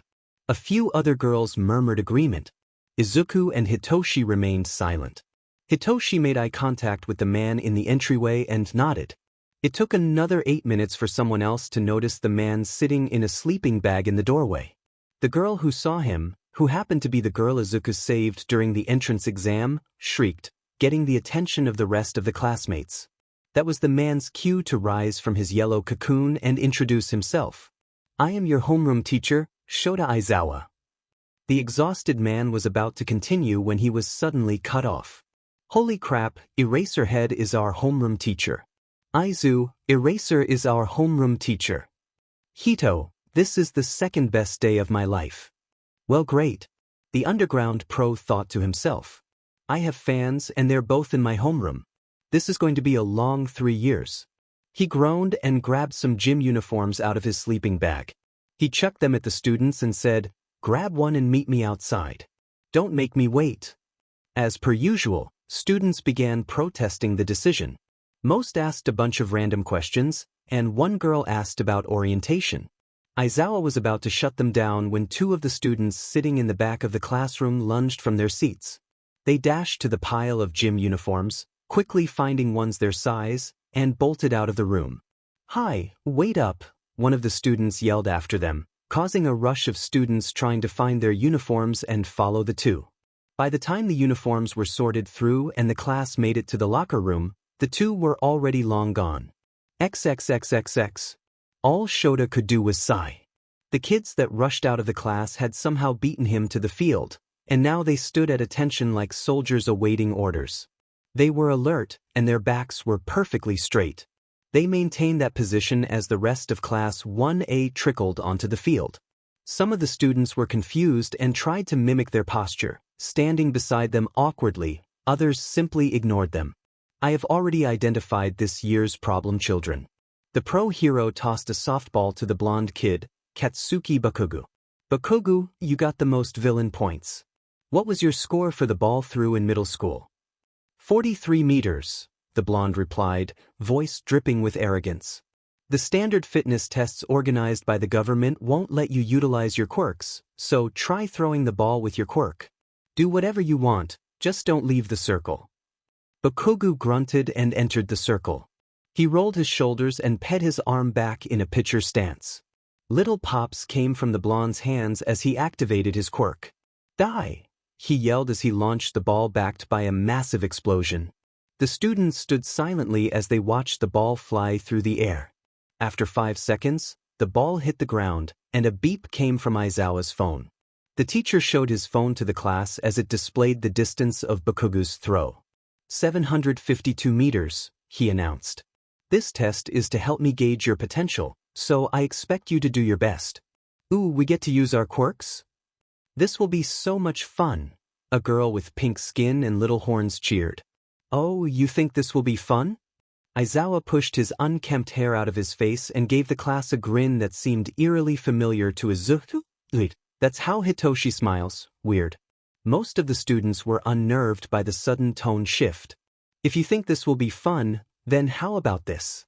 I'll expel whoever I deem as having zero potential. Namely, last place. The students were in an uproar. Wait, can he really do that? Oh no. What are we going to do now? How is that fair? He's bluffing, right? The class went on with their string of unbelieving questions. He's not bluffing. The class fell silent at Hitoshi's declaration. Mr. Aizawa is known for his high explosion rate. Once, he expelled an entire class's worth of hero students in a single day, Izuku added. But it's the first day. How is that fair? The girl with the strange finger pads asked. The world isn't fair. Natural disasters, diseases, quirk discrimination, villain attacks. None of that is fair, but they are everyday occurrences, Hitoshi drawled. Exactly, Aizawa took back control of the conversation before it got too far off track. And it's a hero's job to fix some of that unfairness. Villains won't give you the time to mess around. You need to put your all into your training so you're ready when you get your licenses. XXXXX. Aizawa has come to a conclusion. Izuku Midoriya and Hitoshi Shinso are way too skilled to be ordinary teens. Neither have used their quirk, but they've dominated the fitness tests. Hitoshi's quirk can't really help him with physical tests, but Izuku's can. When the pro asked the boy why he didn't use his quirk, he expected it was because he was registered as quirkless until shortly after the entrance exam, but that was not the response he got. I wanted to challenge myself. I'd crush these tests if I used my quirk, and I know I'll do just fine without it, Izuku answered with a smile. Very well then, but I want you to redo a few of them with your quirk after we're done, the teacher conceded. Shota had many questions. How did Midoriya and Shinso place 3rd and 4th? Without using a quirk? What kind of hellish training did they go through? How was Shinso flexible enough to fold himself in half in the seated toe touches? How did Midoriya have a stronger grip strength than the student with 6 arms? How did the Greenette keep up with the scooter Yaoyorozu made with her quirk during the endurance run? Why did Midoriya's smile give him the same feeling as sitting in Ned's office?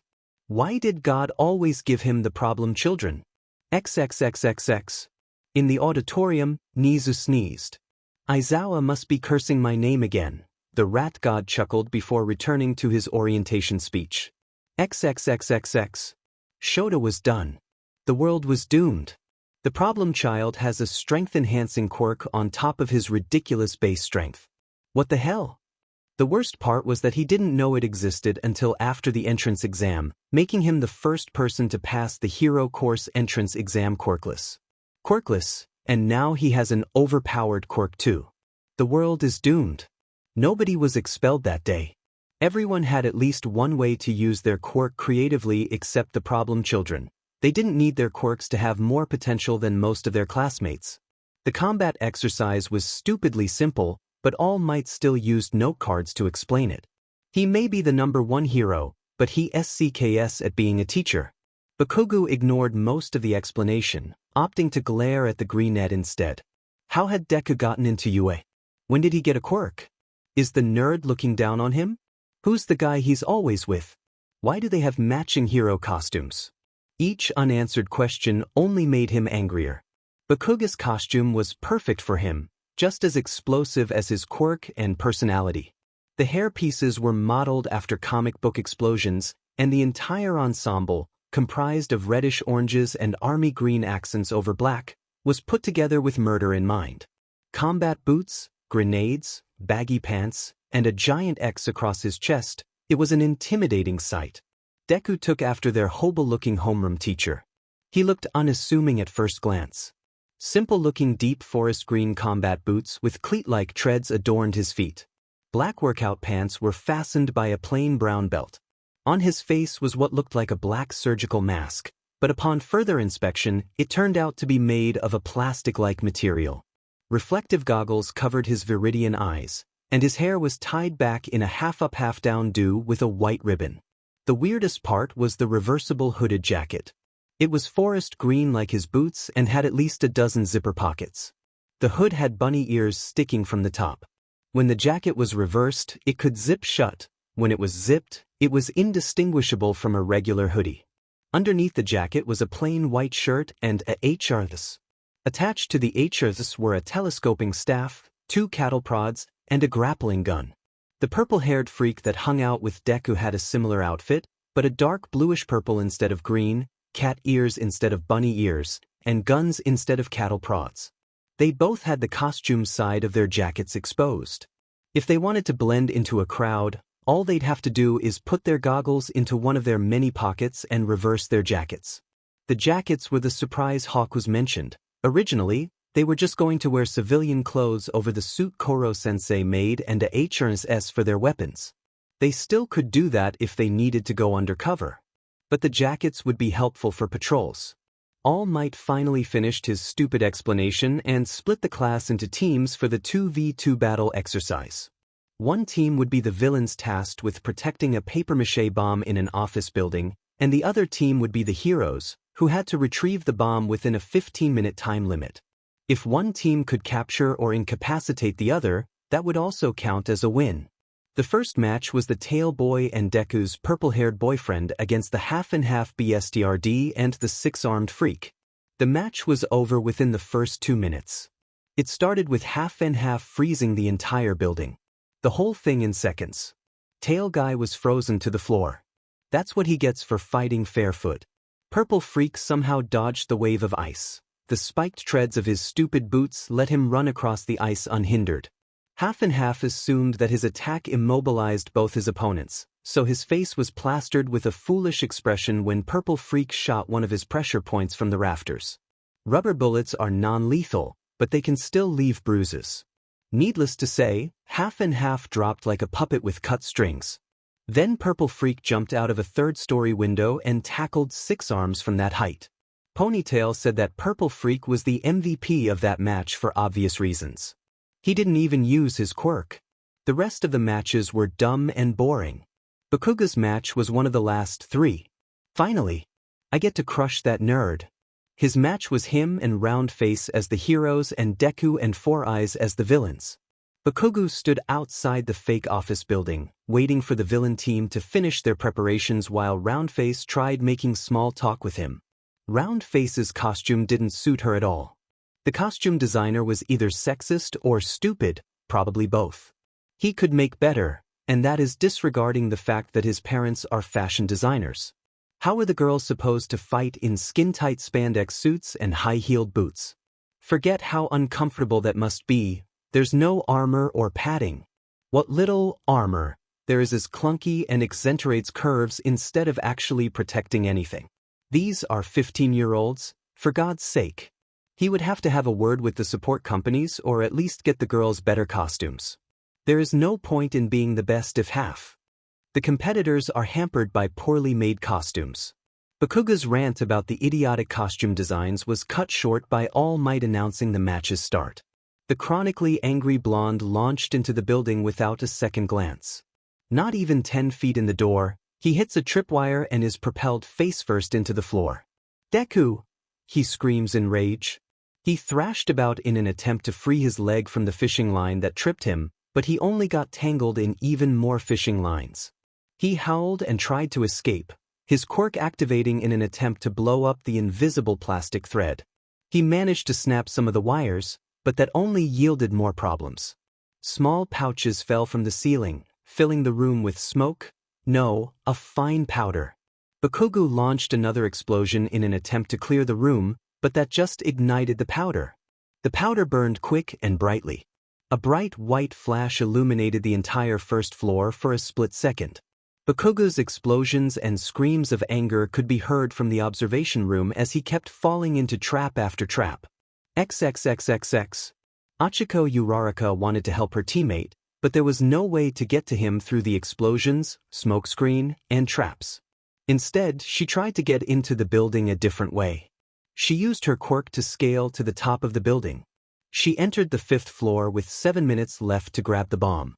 The entire floor was open and empty. The boy who saved her during the entrance exam and the boy with engine legs stood on either side of the bomb. She tried her best to sneak up on the duo, but the boy with engine legs was really getting into his villain monologue. She couldn't help but laugh. Oops, there goes my cover. Maybe it wasn't the wisest idea to attempt fighting 2 of her classmates at the same time. It took a lot of effort, but she finally got close enough to the boy with engine legs, Ida, his name is Tenya Ida, to use her quirk. Ida wasn't used to maneuvering without gravity, so he spun head over heels until he crashed into a wall, knocking him out. The greenette was far harder to pin down, even after she activated her quirk on him. He activated his quirk, electricity sparking off his body as he bounced around the room like a pinball. She had to be extra careful to avoid his staff. When did he get a staff? XXXXX. Izuku had been having strange dreams ever since he got his quirk. 8 ghostly figures would appear and whisper to him. Many of them were shocked or scared by his sudden appearance. One of them, the one with raggedy clothing and white hair, reached out to him. "Aren't you an interesting one, Nineth?" he said. "Prepare for the singularity. Nothing can stop it now. Prepare yourself." Izuku would reach back to the man, and then he'd wake up, electricity from his quirk still bouncing off his skin. Was this part of the singularity he spoke of? The girl he saved during the entrance exam, Uraraka, was wrapped up in black tendrils that shot from his wrists. She almost reached the bomb. All he could think about was ways to stop her. Then they appeared. Stopped her in her tracks. She released her quirk in shock. Izuku leaned back from his perch in the rafters, pulling Uraraka up as he fell back to the ground. He couldn't reach for any of his weapons, so he just held her in the air until the time ran out. This is really weird. The two waited in awkward silence as Bakugo and his angry explosions shook the building. After a couple minutes, time ran out, and the villain team won. In those 2 minutes, Izuku thought of all the ways to utilize this new aspect of his quirk. He got the feeling that things would only get weirder from there.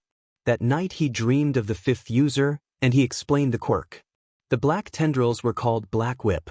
They were 5th's quirk. They responded to his desire to stop the girl from reaching the bomb. They are fueled by his emotions, particularly rage. The angrier he is, the stronger and the harder to control they'll be. Also, he'll eventually end up with all the previous user's quirks. Wait, say that again? Then he woke up. Damn it.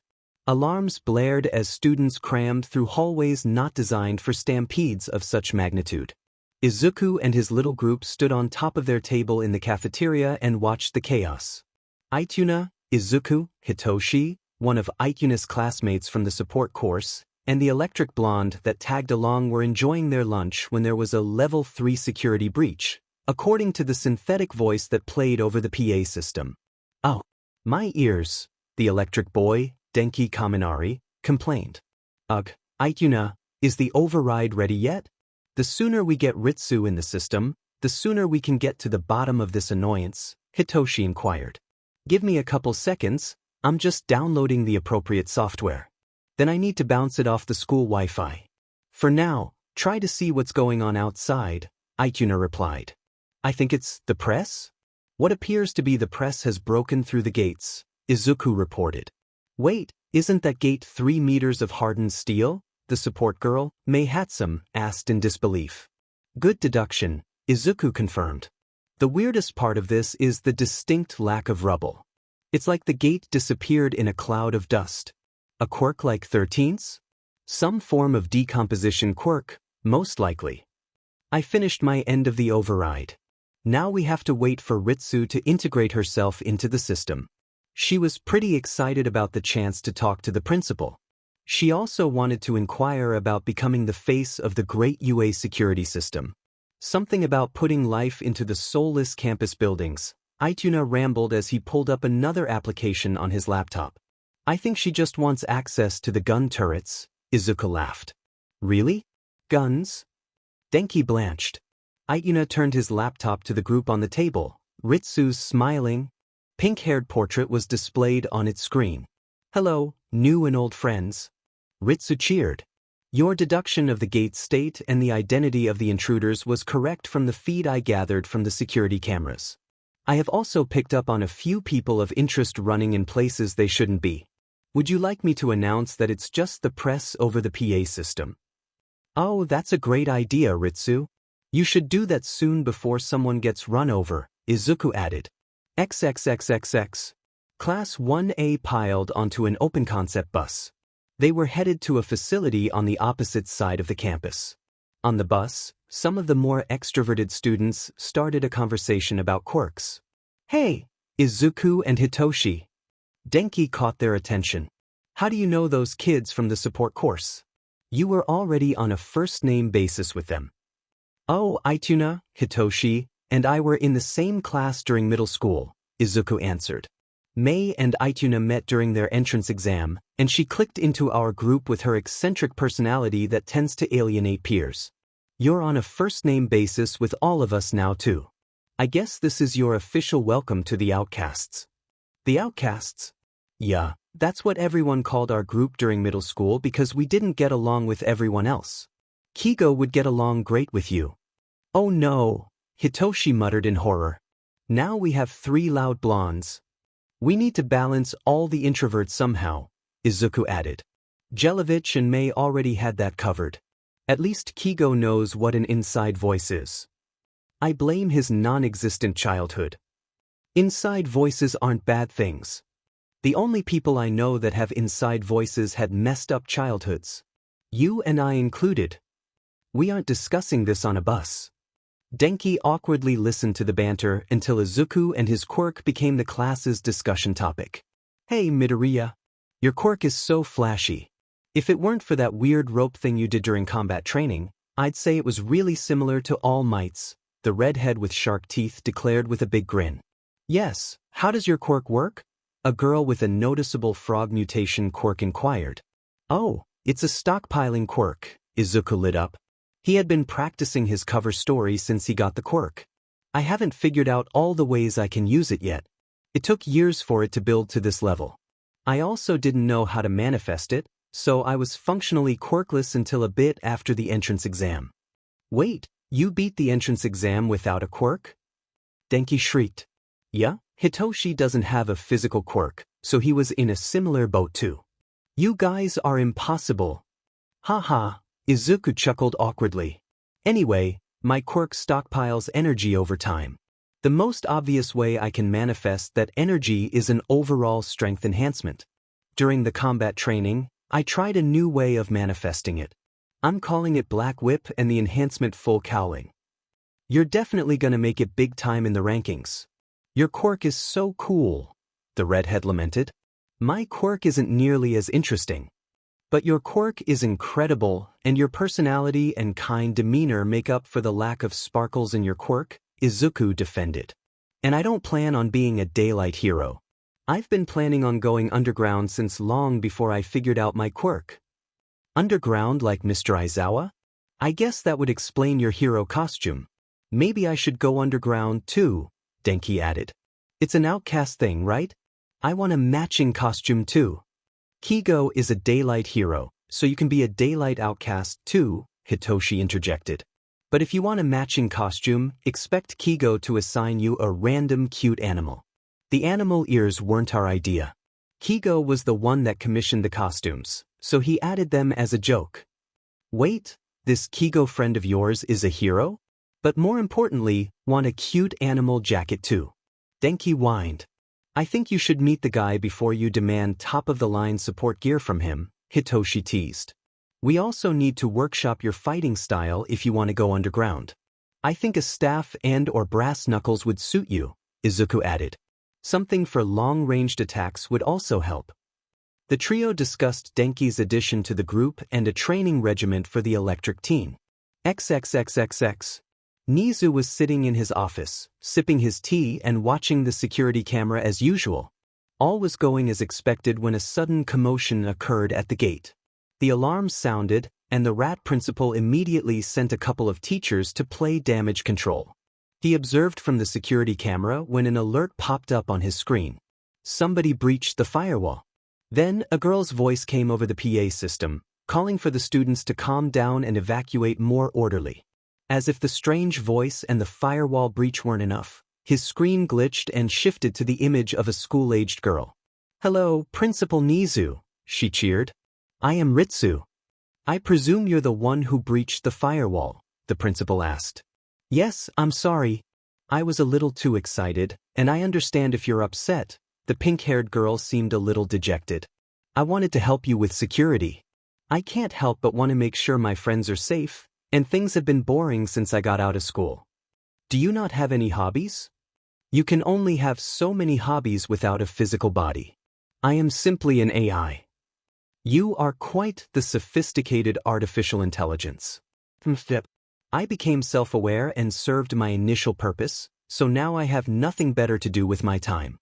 I would not benefit from continuing my schooling, but I'd like to follow my friends as they pursue their desired careers. "So, your friends are students here at UA?" "Yes, I have made a couple of new friends too. This really is an amazing institution." "Thank you. I take pride in ensuring my school is a place where young minds can thrive.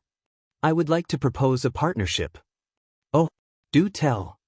"I would like to help monitor and improve the UA security systems. Surely you can understand the benefits of having an intelligent entity monitoring and controlling UA's many complicated systems. In return, I receive a new purpose and the reassurance that my friends are safe." "That seems reasonable. What kinds of feats are you capable of?" The two talked through Nizu's computer for over 20 minutes when Ritsu suddenly fell silent. The USJ went offline. The entire thing, not like one or two systems. "I'm also unable to reach any faculty on site," the AI muttered, every system she could not access.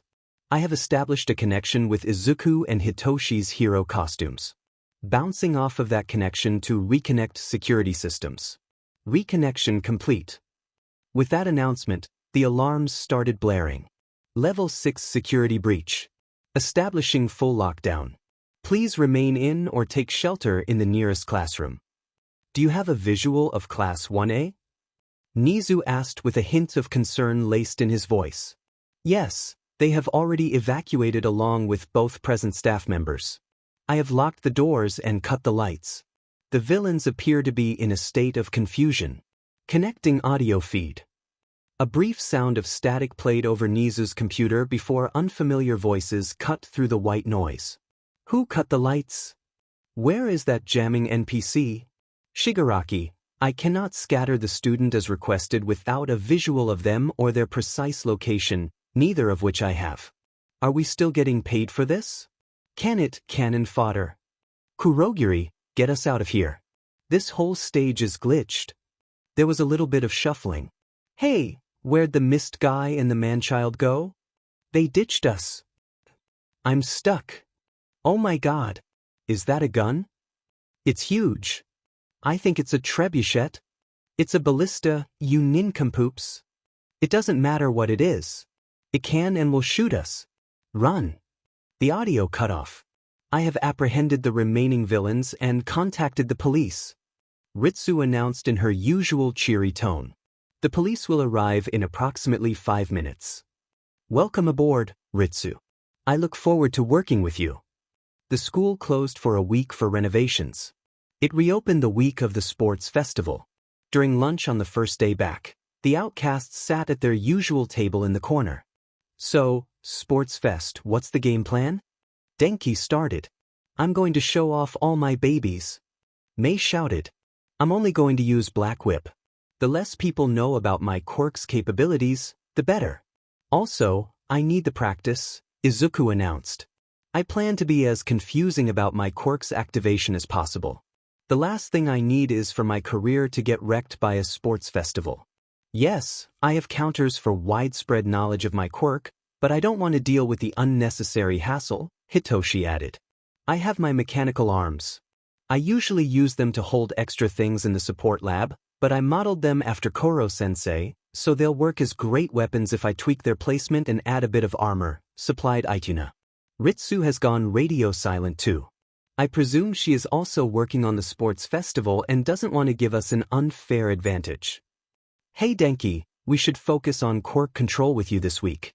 Your conductive shoes should be ready by the festival, and your new hero costume and support gear should be ready by next week. Izuku smiled at the electric teen. I'm still not over the look on your face when you found out that Kigo is Hawks. We spent the weekend having a sleepover at the number 3 hero's apartment. How did you expect me to react? How are you so nonchalant about having Hawks as a brother figure? He's Hawks. Denki cried. I wonder which animal he themed your hood after, Hitoshi pondered. How does Hawks count as an outcast? He associated with the kid with the brainwashing quirk.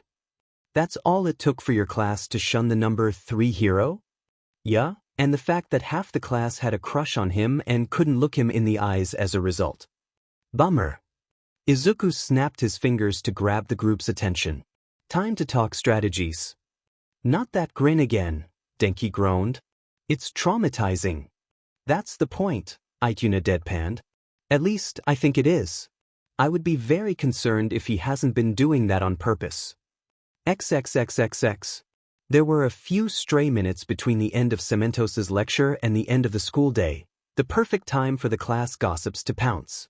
Hey, Midoriya, is it? I'm Mina Ishido. My friend here is Ejiro Kirishima. A girl with cotton candy pink hair and bright pink skin announced.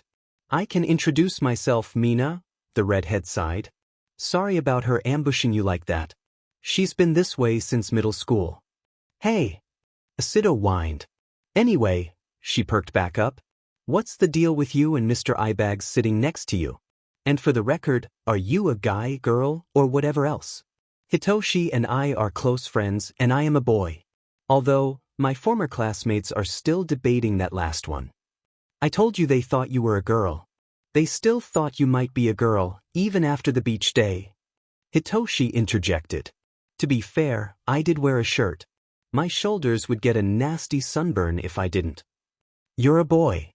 The group gathered by Izuku's desk turned to a pale-faced Todoroki. The heterochromatic boy's face began to heat up, and he slammed his face into his open textbook. I am a fool. A disgrace. My father will crucify me, he mumbled. He raised his head to look at the ceiling as if repenting to a higher being. I thought she was a cute girl, but I was wrong. My father will kill me for thinking of a boy that way, or kill me for being too dense to realize otherwise. I leave everything to my dear sister, Fayami. Just bury me now. The group blanched at the boy's tone. Izuku was scared that Todoroki was actually in danger. It was a real possibility based on the two's first interaction. Oh, the poor boy is having a gay panic. Kiri, we have to help him. Mina cried. She grabbed Kirishima by the arm and dragged him over to help her comfort Todoroki. There, she said as she patted him on the shoulder. I thought he was a cute girl when I first saw him too. He's an excellent actor, and Mr. Eyebags didn't help when he called him his girlfriend. Don't worry though. I, the great Mina Isido, will teach you everything there is to know about finding cute girls or guys if you're onto that. I'm not here to judge. I'll just teach both. Mina, slow down. He hasn't even introduced himself yet. Kirishima tried to pry his bubbly friend off the socially awkward boy. Thank you, Ishido-sensei. Your teachings shall be invaluable, Todoroki thanked with wide, awe-filled eyes.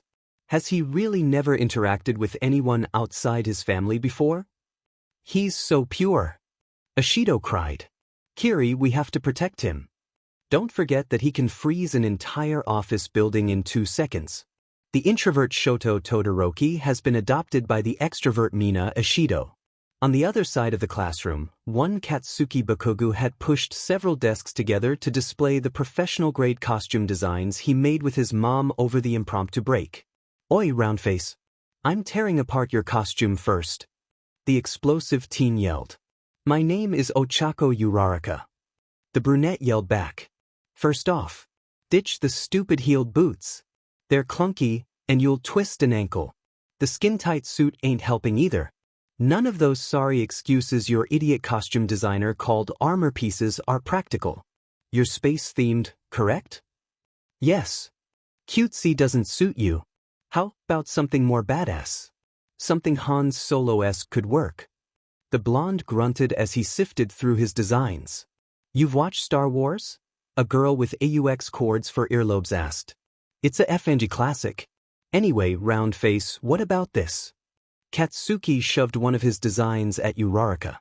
It was a dark magenta design with hints of light pink and lavender.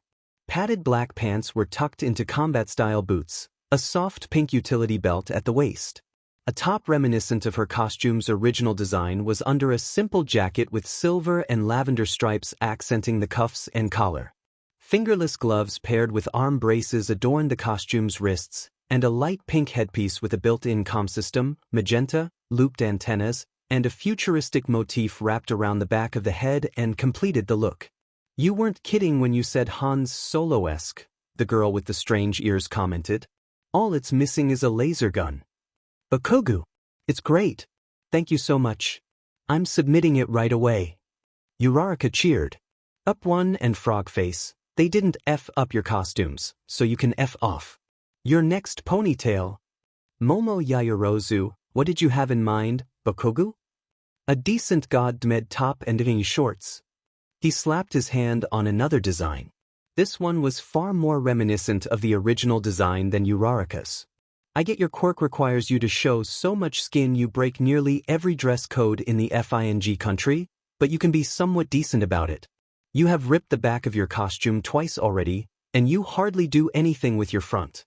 You also don't make much of anything out of your legs either. Your costume is completely backward." The design had the same theme and color scheme, but the composition was far different. The entire upper back was exposed, a turtle neck and straps crisscrossing the sides and lower back secured the front of the costume, completely covering the collarbones and chest but leaving most of the stomach open. A tan utility belt stashed with high-calorie snacks and a pocketbook for notes and compositions of various items secured runner-style shorts. Short Marin boots provided ample ankle support while leaving most of the legs uncovered. "This is quite detailed, Bakugu." "Thank you." "Oi, Invisibitch, get your butt over here. Your costume is the worst of them. They make invisible fabrics." The blonde shouted. He went through any design flaws he saw in the girls' costumes and a few of the guys too. Instead of accepting any gratitude, he waved them off, yelling, "No point in being the best if everyone's too busy tripping and twisting ankles on their poorly designed costumes. I need to beat you all at your best." The rant droned on slightly after classes ended, and as everyone tried to leave, they were blocked by a large crowd. At the front of the group was a French-looking kid that sparkled as he spoke. "Bonjour, mon ami," the French kid greeted. "I am here to issue a declaration of war from General Studies. Some of us are willing to do anything to get into the hero course, and the sports festival is La Myler opportunity. And just as we can be moved up, you can be removed." He sneered at Class 1A. "Au revoir," he called as he pushed his way back past the crowd. "What's his deal?" Ishido pouted. "They're just a bunch of extras scoping the competition," Bakugu scoffed. "Out of the way, extras." XXXXX. The event more popular than the Olympics, the UA Sports Festival, began in approximately 20 minutes, and the first-year students were preparing in their respective locker rooms. "I'm so bummed they won't let us wear our hero costumes," Ciro, a black-haired kid with tape dispensers for elbows, groaned. "That wouldn't be fair to the general studies kids.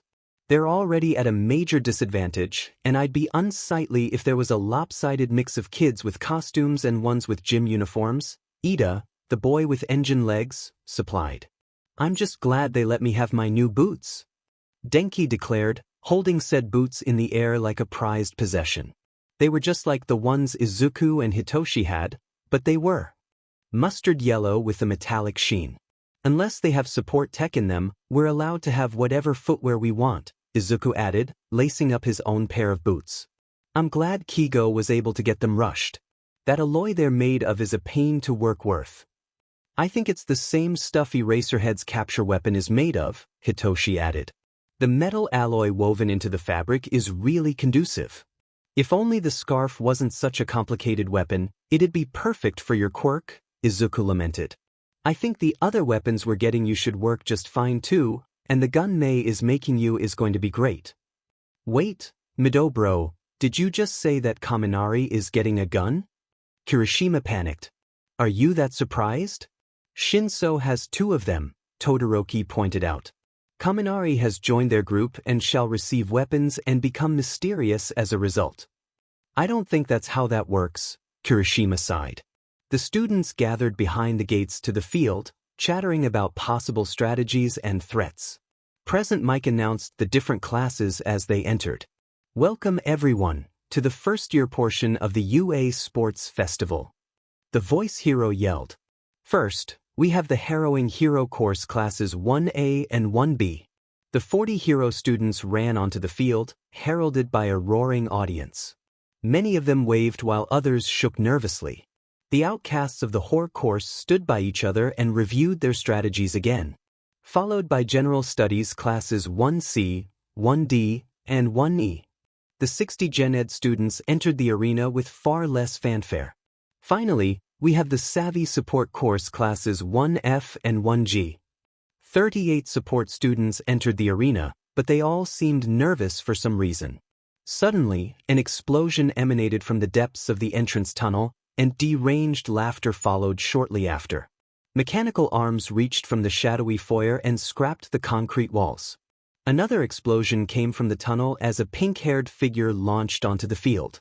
The manic girl was followed by a quiet white-haired boy sporting 6 mechanical limbs reminiscent of spider legs.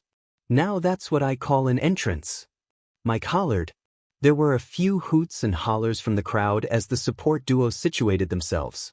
More cheers echoed through the stadium as UA's art history teacher, the R-rated heroine, Midnight, took the stage.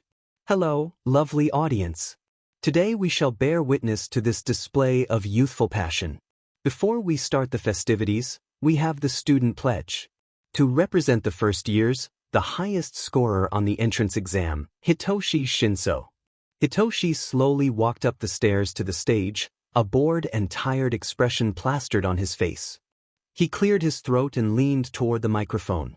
I really need a nap. That probably isn't what you wanted to hear, but that is the truth. I don't care about publicity. However, that doesn't mean I'm gonna be a pushover. I am tired, so let's end this quickly. Don't take it personally if I punch you in the face or insult your mother. I'm simply tired. Hitoshi topped off his speech with a yawn and a glare to rival Eraserheads. Wow, Esacho, looks like we've got a mini-you this year. Mike nudged his co-host. Said co-host let out a long-suffering sigh. There was a mixed response of laughter, boos, and confused silence as Hitoshi descended from the stage. Who is this guy? Go take a nap then. That's the guy who got first?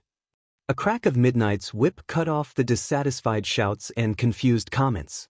Now that that's over, it's time to announce the first event. Large screens around the arena play an animation reminiscent of a slot machine. Oh, what could it possibly be? The event was determined weeks ago. The suspense is too much. Finally, the spinning stopped, and the first event was revealed. An obstacle course. The screens burst to life with an explanation of the event. The rules are simple. A girl with short pink hair wearing a cutesy rendition of Present Mix costume appeared on the screen to explain the rules. Oh, there's Ritsu, Izuku pointed out. Ritsu is in charge of the obstacle course. The other students are gonna die, Hitoshi sighed. Wasn't she the AI from the USJ? Denki asked. And the one from lunch that day. The AI continued her explanation with little regard for her friends. There are 4 distinct zones. Each shall be revealed as you come upon them and have unique themes and challenges. Quirks are allowed. You are disqualified if you fall into a pit or leave the track boundaries. Do not severely injure your fellow competitors, or you're also disqualified. Everything else goes. Everybody, head to the entrance line. Midnight announced. The Outcasts grouped together by the starting line, a massive gateway, but it wasn't massive enough. The entrance is the first obstacle, Izuku murmured. It's a bottleneck, Hitoshi translated for the rest of the group. Hey, Izuku, you're strong. Can you just throw us over the crowd? Denki asked. Contrary to popular belief, Denki Kaminari had more than 2 brain cells. He was actually quite clever. He wasn't intelligent or book-smart but good at reading the room and thinking on the fly. He was the Outcast's genius of improvisation. I can, in fact, use Black Whip to launch you over the crowd, but it'd be hard for me to catch you. Ituna, Mei, do you have a way to catch us on the other side? Well, Denki and Mei need to be caught. I haven't taught them proper falling techniques yet, Izuku deducted. I can catch them with my spider legs, but parkour will be the next lesson, Ituna replied. Parkour. Denki cheered. 3. Mike yelled. 2. Midnight continued. 1. Ritsu shouted. Go! They shouted in unison. Just as predicted, the students crammed into the hallway, everything coming to a grinding halt when the entire entrance froze over. Todoroki, Izuku assessed. I can break the ice with one of my babies, Mei announced. So Izuku launched Mei first. She was followed by Ituna, Denki, and Hitoshi. Mei used the point of her grappling boots to shatter the brittle ice wall. As they descended from over the crowd, Ituna's 6 spider legs extended from his backpack, and one gabbed Mei. Another one grabbed Denki, and the other 4 stabbed into the ground and bent to absorb the fall. Hitoshi ducked into a roll as Ituna set down the other outcasts. Suddenly, 4 strands of Black Whip gripped the exit of the tunnel. Their elastic properties helped them act as oversized bungee cords as Izuku shot from the tunnel. The green blur did a double backflip and a 360 spin as he descended from the heavens. Show off, Hitoshi jabbed as Izuku slammed into the ground with a classic superhero landing. Wasn't rule 1 of defensive falling, don't do the superhero landing. I can bench press a bus without my quirk. I'm sure you can remember the community service project Kigo gave us, Izuku retorted. Hitoshi shuddered at the memory. That beach. Izuku, you lifted a rusty refrigerator over your head to toss it onto the truck. Hey, trauma flashbacks later, obstacle course now, Ituna snapped. Don't forget that Nedu designed this and Ritsu is running it. Right? The rest of the group nodded. The quintet sprinted for the first section of the obstacle course, an open track filled with robots of various sizes and multiple zero-pointers. I'm not even gonna bother fighting those, Ituna deadpanned. Ditto, Hitoshi sighed. The group rushed past the robots. If any of the robots tried to attack the group, whoever was closest would kill it. Denki short-circuited them, Izuku tossed them away with Black Whip, Ituna stabbed their circuit boards with one of his spider arms, and Mei used a different device every time to blow up robots. Hitoshi didn't have an efficient way to destroy the robots, so he just stayed out of his friend's way. The students that traveled solo had a far more difficult time traversing the robot zone. Once, Todoroki froze an entire zero-pointer, which fell on 2 students. It would have ended up harming any other students. Thankfully, the 2 had hardening quirks to prevent themselves from getting crushed. With at least 10 students ahead of them, the outcasts ran from the dirt path of the first zone to steel plates. Denki's metal-soled shoes clanked obnoxiously as the group came to a screeching halt. A sudden 10-meter drop was the beginning of the next obstacle. Steel platforms of all shapes and sizes dotted the kilometer-long cavern. Ropes connected the platforms, and a few of the platforms swayed from side to side. A few of the platforms had paintball turrets.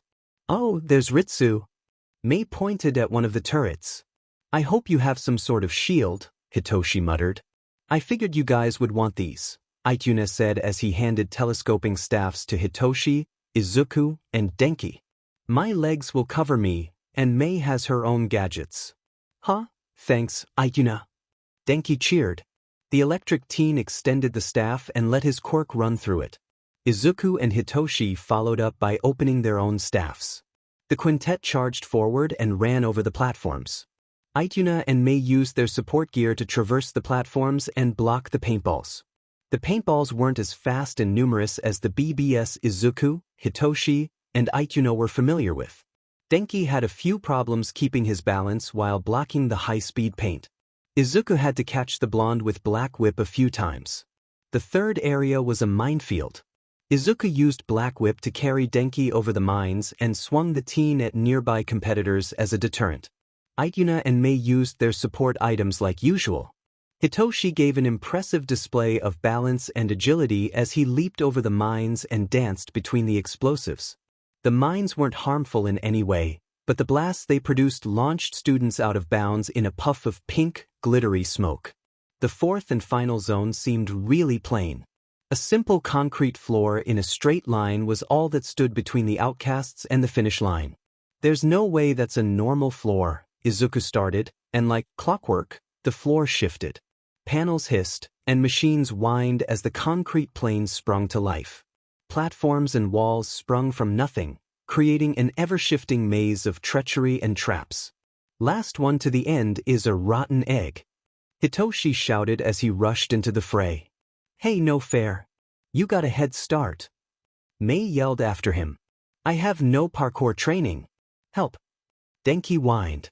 Random explosions, paintballs, and nets flew in every direction as the five raced to the finish line. Izuku, Hitoshi, and Ituna made quick work of the obstacles because of their extensive free-running training. Mei followed close behind with her menagerie of support items. Denki struggled to keep up. They exited the maze and ran through the tunnel that marked the final stretch. "And the winner is..." Mike began as they entered the tunnel. He spotted a bush of green hair. "Izuku Midoriya." Hitoshi, Ituna, Bakugo, Mei, Todoroki, and Denki re-entered the arena in that order. Bakugo was not pleased about placing fourth, almost as unpleased as Endeavor about his son's pitiful position of sixth. Everyone in the top 48 would move on to the final round. The entire hero course, 2 support course students, and 6 Gen Ed students advanced to the second round. A cavalry battle? Ituna hummed in thought about the newly announced event. "Big problem," Mei started. "There are 5 of us but 4 people per team." "Oh, Todoroki offered me a spot on his team. I'm sure I'll get through, but I get the feeling he doesn't understand my new skill set," Denki added. "If you think you'll be okay, I'll trust your judgment. However, don't expect us to go easy on you. Try your best to steer Todoroki away from us," Izuku warned. "I'll try to warn him of the support demons," Denki sighed, and with that, the electric boy ran off to his new team. Point values were assigned based on students' placing in the obstacle course. First place was worth 10 million points. The top 3 from the race were on the same team. They stood ominously at one end of the field. Izuku was at the front of the formation, Mei on the left, Ituna on the right, and Hitoshi on top. Hitoshi was far taller than his teammates, so they'd be off balance if he wasn't the rider. "All the teams are ready," Midnight announced. A buzzer sounded through the arena, signaling the beginning of the event. "Operation Eldritch Horror is a go," Hitoshi commanded. Suddenly, dozens of tendrils of Black Whip shot from Izuku's wrists. They fanned out and obscured the other team's view. Behind the fan, Hitoshi hastily donned some of the support gear Ituna made for this plan. On the other hand, Mei was busy handing random devices to some of the tendrils. Team Bakugo was the first to approach. The explosive blonde used his quirk to propel himself toward the fan, only to be grabbed by the ankle and tossed back at his team. That pattern continued until a mass of vines attacked the tendrils. It was like watching a war zone. The vines and Black Whip wrestled across a large expanse of the field. Any team caught in the crossfire lost their headbands. Then the explosion started, not from Bakugo but from the middle of the war zone. Massive plumes of flame erupted from the mass and burned the vines, forcing Team Tetsutisu to retreat. Mei brought grenades for every occasion. In the meantime, Team Todoroki was going around collecting headbands from the other competitors. His original plan was to go after the 10 million. However, Kaminari strongly suggested avoiding that team due to the support students. After watching the battle between the Vines and Black Whip, Todoroki understood why approaching was a bad idea. The new plan was to make Kaminari blast all the nearby teams with electricity and freeze them while they were immobilized. Kaminari refused to cooperate with this plan. He refused to fry himself for the sake of a game. That was reasonable, especially since the electric teen had an easier way to use his quirk. Yaoyorozu created 2 metal staffs, one for Todoroki's ice and the other for Kaminari. Kaminari was on the left, Ida in front, Yaoyorozu on the right, and Todoroki on the top. The heterochromatic teen preferred using his ice on his right, so Kaminari covered his left. Ida would rush a team, Todoroki would block their escape with his ice, and Kaminari would use his staff to taste the team while Todoroki grabbed the team's headband. It was a good strategy that worked on most of the random teams they encountered. Then Ida revealed he had a secret weapon, and Todoroki went back to his plan for the 10 million. Kaminari was not pleased with this decision, but the fire and ice user ignored him. Shortly after the Vines retreated, Team Todoroki advanced. As they approached, Kaminari apologized to his teammates for their impending doom. The tendrils of Black Whip straightened as Team Shinso turned to face them. The tendrils retreated to condense and wrap around Team Shinso. Shinso looked Todoroki in the eyes and grinned. Todoroki couldn't see the insomniac's mouth from behind the mask he wore, but that wasn't enough to hide the sadistic glee glinting in his violet eyes. It was creepy and sent shivers down spines.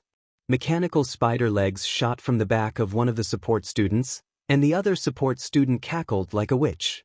This is what Kaminari had warned them about and why he apologized. Ida told his team to hold on, readying his hidden technique. Then Shinso spoke. The mask must have been a voice modulator because there was no way that layered voice was natural. It should have been irritating to hear the equivalent of at least half a dozen voices, but it wasn't. It was almost ethereal. The layered voices chuckled and bid them farewell as a pair of flashbangs were launched in their direction. The blast pulled the group out of whatever funk had held them in place. Todoroki rubbed his eyes and looked for the team they were pursuing. Kaminari sighed. That was our warning. We should not go after them again. Unless Ida's secret move makes him move at Mach 20, there's no way you'll be faster than that team's reflexes. Their quirks and training are stacked against speedsters. Ida looked pale. Are you exaggerating that Mach 20 estimate? No.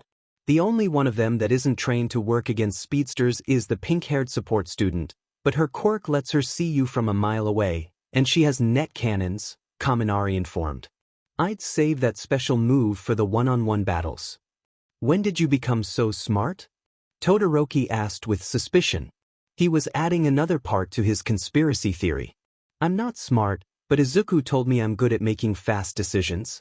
He said I'm their genius of improv. Kaminari beamed at that remark.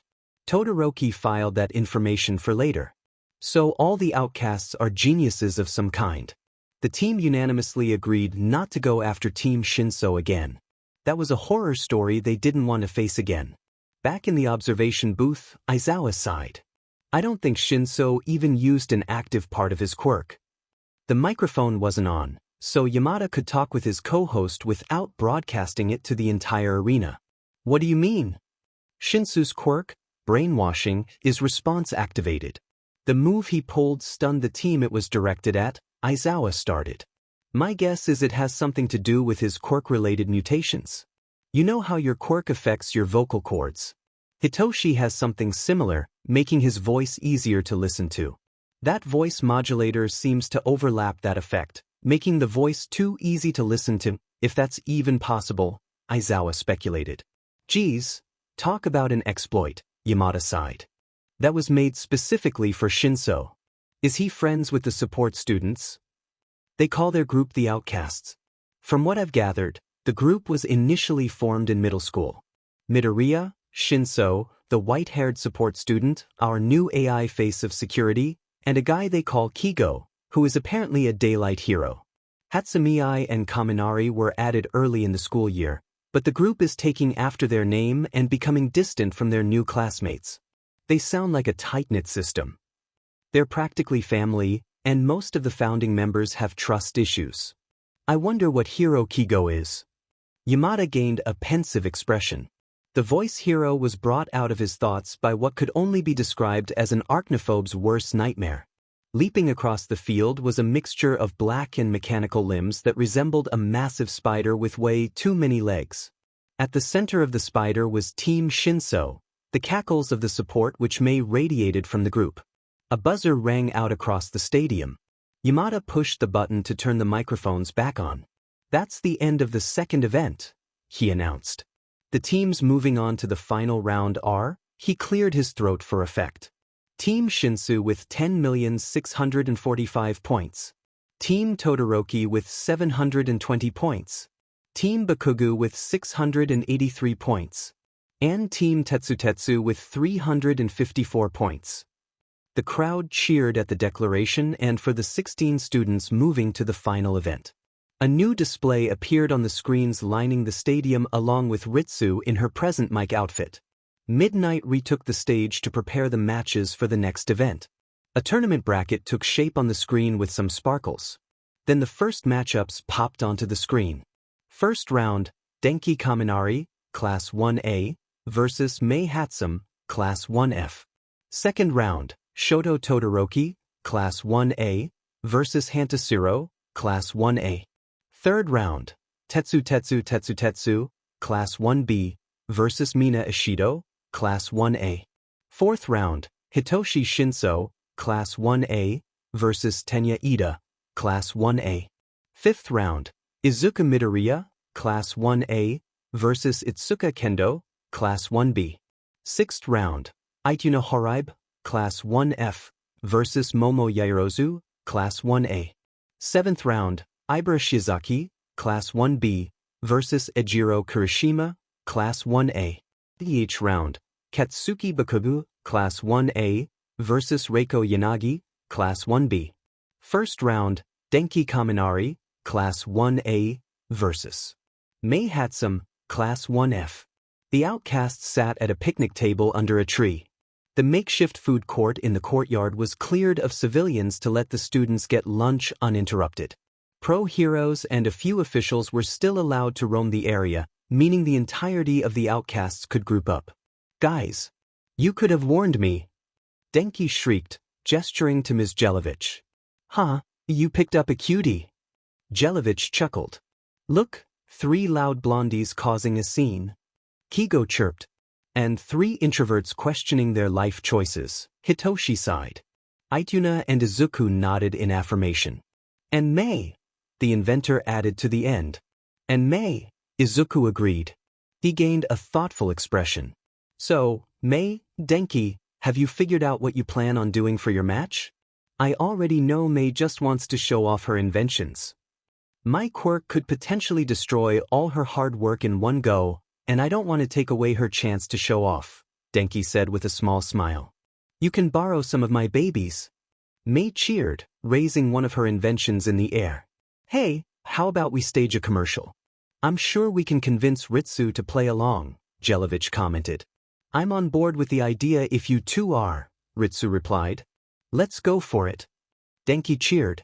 Ma, the whole world shall witness the glory of my babies. Mei cackled. XXXXX. Denki and Mei approached Midnight right before their mash. Hello, Midnight. Mei approached Midnight. Hey there, you two. Midnight greeted. I was wondering if I could share my babies with Denki. She means her inventions, Denki clarified. Oh, the youthful passion. Midnight cooed. As long as both parties agree, I can't see why not. Mei handed Denki a bunch of gadgets, and the electric teen donned the support gear with practiced ease.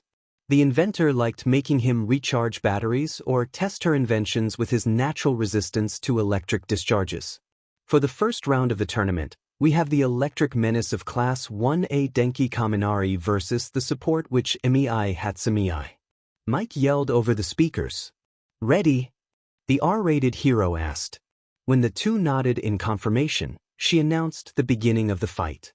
Then she saw their matching smirks and the microphones on their headpieces. Oh no, she mumbled. Mei clicked a button and set off some flares from her backpack. Welcome to today's exhibition of my glorious babies. How did she get into the speaker system? Yamada whisper yelled at his co-host. Said co-host simply shrugged in reply. Neither of them noticed the guilty-looking AI. Then Denki joined the advertisement, expertly explaining the support gear he used to zip around the stage and put on a brilliant show. The duo went on for 10 minutes, displaying every gadget in Mei's arsenal. The banter between the two made the advertisement surprisingly fun to sit through. To end the round, Mei lowered herself from the sky with her jetpack just outside the out-of-bounds line. She waved to Denki as she descended from the stage. Kaminari wins by ring out. Midnight yelled. She gave the electric teen a knowing smile, but the boy was confused by the gesture. He waved at her before running after Mei to return her inventions. XXXXX. Second round, Shoto Todoroki, Class 1A, vs. Hantashiro, Class 1A. Let's hope this next round goes a little quicker. We have the icy hot hero Shoto Todoroki versus the tape boy Hantashiro. The match was over in under 10 seconds. A massive glacier reached out of the stadium and nearly hit the crowd. After being announced the winner, Todoroki erupted into a pillar of fire to melt and evaporate most of the glacier. Instead of cheering for the winner, the crowd chanted condolences to Shiro for the poor pairing. It didn't need to be that quick. XXXXX. Third round, Tetsu, Class 1B, vs. Mina Ishido, Class 1A. Class 1BS brawler with a will of steel Tetsu versus Class 1 as alien queen Mina Ishido. Ishido rushed at the steel-clad teen and sprayed acid at his face. It burns. Tetsu shrieked. My acid is corrosive, Ishido informed. Tetsu grunted in pain as the acid ate away the steel coating his skin. Ishido slid across her acid to close the distance and deliver a brutal uppercut to the 1B student's jaw. His armor cracked in its weakened state, and Tetsu fell to the ground, unconscious. Ishido wins by knockout. Midnight declared, and the audience cheered loudly in response. This was the most exciting match yet. XXXXX. Fourth round, Hitoshi Shinso, Class 1A, vs. Tenya Ida, Class 1A. Class 1 as Mini Aizawa Hitoshi Shins, ow. Yamada whined and muttered, You didn't have to elbow me. He cleared his throat to retry his announcement. The chronically tired Hitoshi Shinsu versus Class 1 as Speedster Tenya II. The match started, and Hitoshi took a defensive stance to brace for Ida's attack. The Insomniac was barely within the boundaries. When the speedster got close enough, Hitoshi shifted to the side and parried his kick. Ida was thrown off balance. In a fluid motion, Hitoshi shifted his weight and pulled Ida between him and the boundary line. Letting the bespectacled teen flail in an effort to regain his balance, Hitoshi delivered a brutal roundhouse kick to Ida's lower back. The blow ultimately tipped the Ida off balance, and he fell with a thud out of bounds. Shinso wins by ring out. We still haven't seen this kid's quirk in action. Who taught this kid martial arts? He's a natural, Yamada announced. Meanwhile, in the pro-hero section of the stands, That's my baby bro, Hawks cried, earning strange glances from his fellow pros. The winged hero turned and tugged on the shirt of the hero next to him. I taught him that. MT Lady looked at the blubbering number 3 hero with a raised eyebrow. You're acting like a proud mom, she deadpanned. Little did she know, Midoriya's proud mom had been in a similar state since the beginning of the sports festival. XXXXX. Fifth round, Izuku Midoriya, Class 1A, vs. Itsuka Kendo, Class 1B. The shrub-looking strategist of Class 1A Izuku Midoriya versus Class 1B's martial arts master Itsuka Kendo. The two walked onto the stage and bowed to each other. As the match started, they rushed at each other without hesitation. A fury of blows consisting of parries, jabs, and punches was exchanged. Then they began adding quirks. Kendo would mix the sudden enlargement of her hands as part of her regular attacks. Izuku wrapped Black Whip around her wrists in retaliation. Then, channeling the strength that lifted trashed appliances, he gripped his end of his quirk and flipped Kendo over his shoulder, slamming her into the ground. Izuku gritted his teeth and swung the orange-haired girl out of bounds. He dissipated Black Whip to let her fly out. She was able to right herself, landing on her feet, but she couldn't stop herself from flying over the white boundary line. The crowd went wild at the display of skill as Midnight announced Izuku's win. Kigo appeared to have acquired the Midoriya tears. Are they contagious? XXXXX. Sixth round, Ituna Horaibe, Class 1F, vs. Momo Yaoyorozu, Class 1A. The Spider Demon from the support course Ituna Horaibe vs. the Hero course's 3D printer Momo Yaoyorozu. Ituna and Yaoyorozu engaged in a staring contest while waiting for the match to start. Ready? Midnight.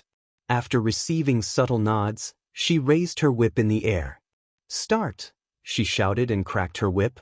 The arena went silent in anticipation, but the fighters continued their staring contest. Ituna fumbled with the controls of a device on his wrist without breaking eye contact. The glow of Yaoyorozu's quirk illuminated the stage as an object materialized from her arm. The heiress grabbed the item, and a cacophony of clicks sounded from Ituna's gadgets. 4 of Ituna's mechanical legs raised in the air as the other 2 stabbed into the concrete stage. The support student clicked the last part of his wrist gadget into place, and 2 drones flew from the sidelines to form gauntlets over his arms. The staring contest was broken when Yaoyorozu rushed forward with her staff raised to strike. Ituna tanked the attack with the gauntlets and the legs stabbed into the ground. Yaoyorozu spun around, dropping her weapon and detonating a smoke bomb in Ituna's face. Ituna retaliated by launching her with his legs and leaping forward to get the jump on the hero student. The 2 exchanged blows numerous times. Ituna used a mixture of spider legs and a small army of drones to counteract Yaoyorozu's functionally infinite arsenal. Clicks and bangs could be heard within the smokescreen, accompanied by faint flashes as Yaoyorozu's creations crumpled and Ituna's gadgets gave out. The smoke screen thinned, and the audience was graced with a spectacle of machines and constructs. A swarm of drones threw off the trajectory of a net launched from a cannon, and the crowd cheered in anticipation. If they dragged the fight out any longer, neither of the fighters would have enough resources for another round. Yaoyorozu had to end the match quickly. She formed a small, black device. Ituna's eyes widened when he saw what it was. Nope. I forfeit. I give up. Ituna panicked. Do you know how long it'd take for me to reprogram the drones? Or how long it'd take to pry my spider legs out of the concrete? Ituna waved the drones back to the sidelines and pulled his spider legs back into his backpack. Yaoyorozu wins by forfeit. The support student sighed and let his gauntlets revert to their original form. I wasn't planning on winning anyway. Call me a sap, but I just wanted to help my friends. Good luck with the rest of your matches. Ituna gave her a small smile and walked off the stage to finish packing his drones. Yaoyorozu held the EMP device in her hand, taking care to ensure she didn't activate it. Thank you, she replied and walked off in the opposite direction. XXXXX. 7th round, Ibara Shiozaki, Class 1B, vs. Ejiro Kirishima, Class 1A. The assassin with a crown of thorns Ibara Shiozaki vs. Class 1's brawler with a rock-hard will Ejiro Kirishima. Excuse me? I am merely here to win, not take my opponent's life. Shiozaki corrected Mike. I'm sorry. Mike called back. I would never do something so heinous. Sorry. I'm sorry. Okay. Mike cried. My announcement was practically the same as Tetsu's, Kirishima interjected. I'm sorry. Please. It was a bad matchup. Kirishima's quirk was perfect for countering destructive quirks, but Shiozaki specialized in capture. It didn't take long for the redhead to get wrapped up in the sea of vines. XXXXX.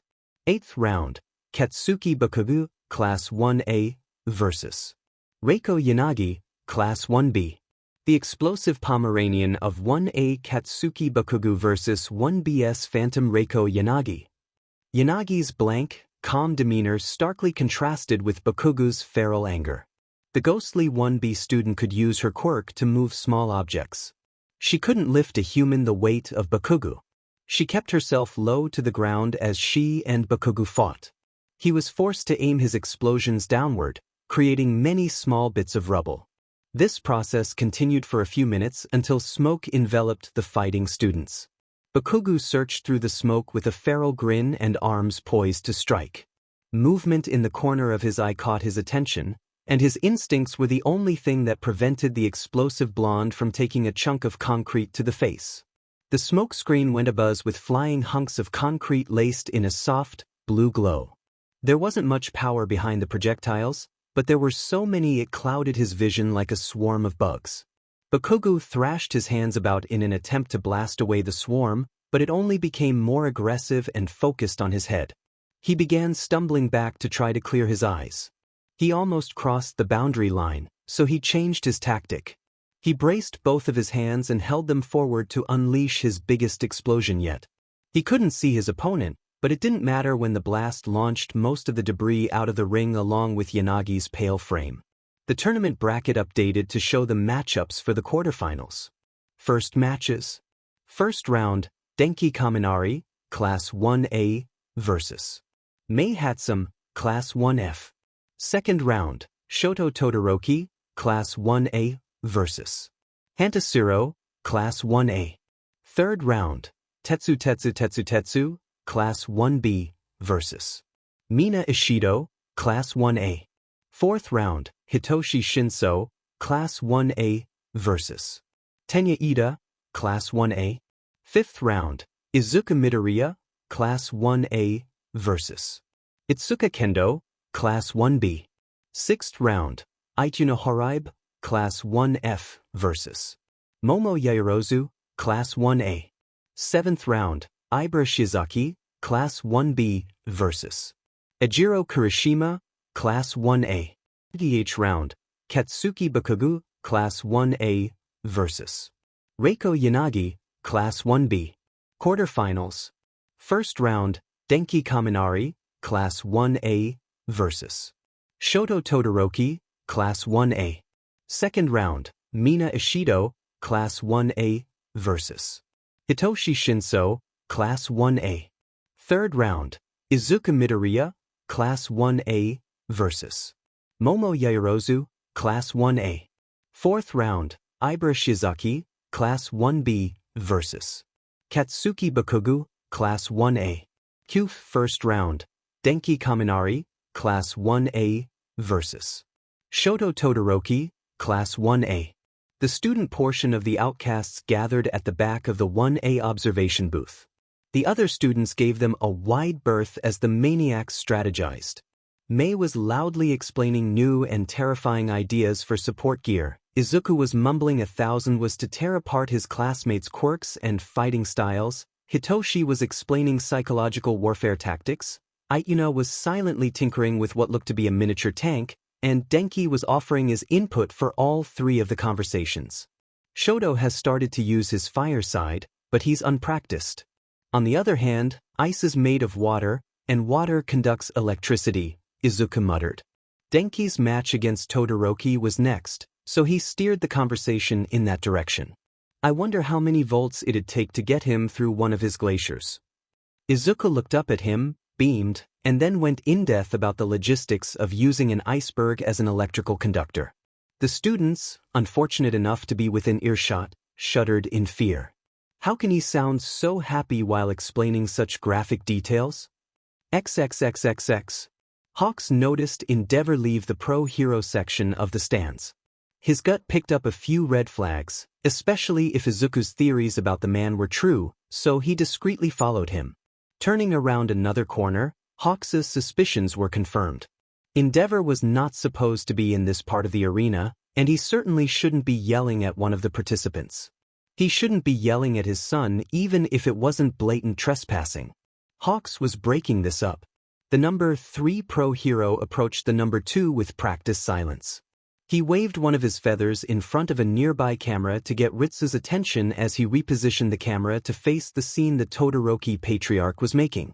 Before reaching Endeavor, Hawks slipped into the hero persona the HBC beat into him for most of his life, a smile with enough artificial sweetness to rot teeth plastered on his face. Hey Endeavor. What's up? Hawks chirped up at the taller pro.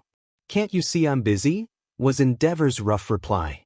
Oh, sorry if I interrupted something, but Todoroki's next fight is coming up soon, so I figured you'd be finished talking. We should chat as we head back to our seats. I don't think we're even supposed to be back here. The tension between the two pros was thick enough to cut, and Shoto took the opportunity to run away. Hawks placated the flaming dumpster by feeding his ego and shoving sugar-filled word salad down Endeavor's throat. XXXXX. It didn't take a genius to tell Todoroki was said. Rage-filled heterochromatic eyes bored into Denki without really seeing him. Not a good sign. Denki gulped and got into a fighting stance. How can I use his anger against him? Denki was terrible at planning, but except for Izuku's plans never survive first contact with the enemy.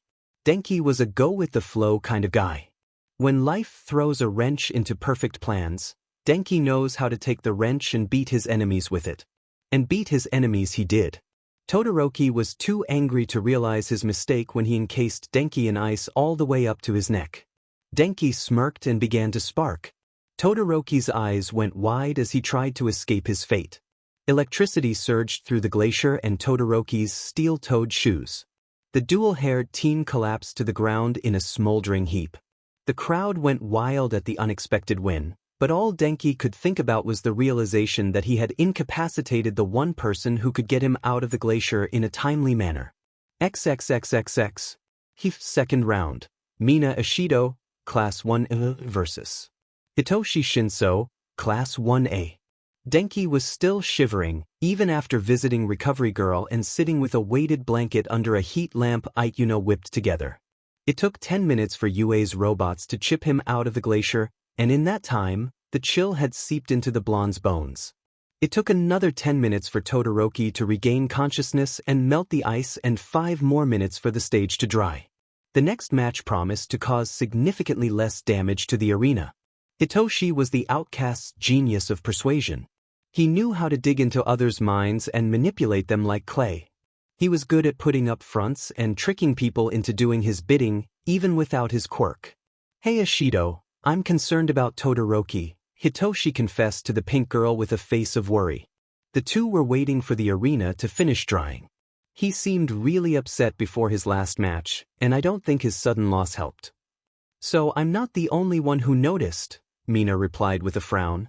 You should talk to him about it soon. You're his friend, aren't you? Hitoshi slightly narrowed his eyes and added just enough suspicion to the tone of his voice to let her start doubting herself and how good of a friend she was. Ishido's friends mean the world to her, and now that the seeds of doubt were planted, they'd fester and distract her during her upcoming match. It was solid advice, though. Todoroki really did look like he needed a friend to vent to. Ishido couldn't think straight during her match. Shinso was incredible at hand-to-hand fighting, but she couldn't stop thinking about how upset Todoroki looked. She should have talked to him earlier, and she should have comforted him after his loss. Wait, I need to focus. Unfortunately for Ishido, it was too late. Shinso had already put her in a sleeper hold. The lanky boy had wrapped his legs around her arms and torso to prevent her from using her acid against him effectively. In a matter of seconds, Ishido was taken out. Shinso had won once again. His quirk was still a mystery. XXXXX. Ishido sulked as she exited the arena. Suddenly, her stupor was interrupted by her closest friends. Hey Ashi, great job out there. Kirishima cheered. You put up a good fight. Now we can blow this ice cream stall. Todoroki said with an almost constipated look. Did I say that right? Ishido viably perked up, seeing her friends in good spirits. Close enough, to do babe. XXXXX. Q third round.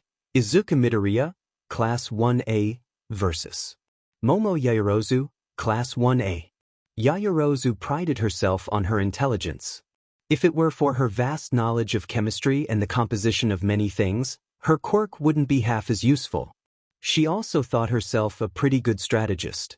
She had made it to the quarterfinals of the UA Sports Festival, and she intended to go all the way. There was one problem with her plans. She had no idea what Midoriya was planning. She overheard Shinsuo call him a strategy genius, so he must be proficient at it. The other part of the problem was his quirk. He hasn't used the strength aspect of his quirk at all during the festival, but that doesn't mean he won't now. If he sticks with his black whip technique, then it is reasonable to believe he'll try to grab and toss her out of the ring like he did with Kendo. That's precisely what Midoriya did, and no amount of strategy and creation could prevent it. Midoriya wrapped 6 tendrils of black whip around various parts of her torso and tossed her out of the ring. He would have given her the chance to show off, but he couldn't think of a reliable way to do that and win. It was a testament to Yaoyorozu's strength and intelligence. XXXXX. Q 4th round. Ibara Shizuki, Class 1B, vs. Katsuki Bakugo, Class 1A. Shizuki was a child of God, and now she was face to face with what could only be called a hellspawn. Katsuki Bakugo grinned ferally at the opposite end of the arena while letting little explosions loose on his palms. She folded her hand across her chest and muttered a small prayer before the beginning of the match. As soon as the match started, Bakugo howled a demonic screech and hurled himself toward the vine user. Shizuki tried to block him with her vines, but they were blasted out of the way by the hellspawn's explosions. She managed to wrap enough vines around her opponent to immobilize him. "Let the power of Christ compel you," Shizuki yelled as if to exorcise her opponent. Bakugo growled in response. He yelled, "Die!" and blew his binging sky high. Howling another demonic screech, Bakugo plowed through the remainder of Shizuki's vines and launched her out of the ring. The tournament bracket was updated to show the matchups for the quarterfinals. First matches. First round, Denki Kaminari, Class 1A, vs. Mei Hatsum, Class 1F. Second round, Shoto Todoroki, Class 1A, vs. Hantasiro, Class 1A. Third round, Tetsu, Class 1B, vs. Mina Ishido, Class 1A. Fourth round, Hitoshi Shinso, Class 1A, vs. Tenya Ida, Class 1A. Fifth round, Izuku Midoriya, Class 1A, vs. Itsuka Kendo, Class 1B. Sixth round, Ituna Horaibe, Class 1F, vs.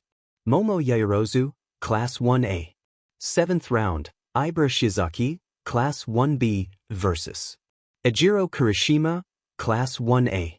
8th round, Katsuki Bakugo, Class 1A, vs. Reiko Yanagi, Class 1B. Quarterfinals. First round, Denki Kaminari, Class 1A, vs. Shoto Todoroki, Class 1A. Second round, Mina Ishido, Class 1A, vs. Hitoshi Shinso, Class 1A. Third round, Izuku Midoriya, Class 1A, vs. Momo Yaoyorozu, Class 1A. Fourth round, Ibara Shizuki, Class 1B, vs. Katsuki Bakugo, Class 1A. Semifinals. First round, Denki Kaminari, Class 1A, vs. Hitoshi Shinso, Class 1A. Second round, Izuku Midoriya, Class 1A, vs. Katsuki Bakugo, Class 1A. SF first round, Denki Kaminari, Class 1A, vs. Hitoshi Shinso, Class 1A. Denki gazed into the pools of violet. They glared back. The color drained from the blondie's face. There was no way he'd win against Hitoshi's brutal fighting style, and that glare made it clear Hitoshi wouldn't be going easy on him. As Present Mike announced his upcoming battle, the slight amount of bloodlust leaking from his opponent sent him into do-or-die mode. In a flash, Denki took his knowledge of his own and Hitoshi's fighting style to devise some modicum of a solution. If he coated himself in electricity, then Hitoshi couldn't contact him directly. XXXXX. Look at this. Present Mike shouted. Shinso and Kaminari engage in brutal hand-to-hand fight. Or I guess hand-to-foot. Indeed, Hitoshi was fighting Denki with kicks only. His boots were insulated, so they were the only way he could attack the electricity-coated teen without being tossed. Denki should have known his trick wouldn't work. Kick after kick, Hitoshi pushed Denki closer and closer to the arena's edge. No words were exchanged between the two. They were too focused on the fight at hand to throw witty banter back and forth. Hitoshi's experience was showing against the amateur, and before long, Denki was kicked out of the ring. XXXXX.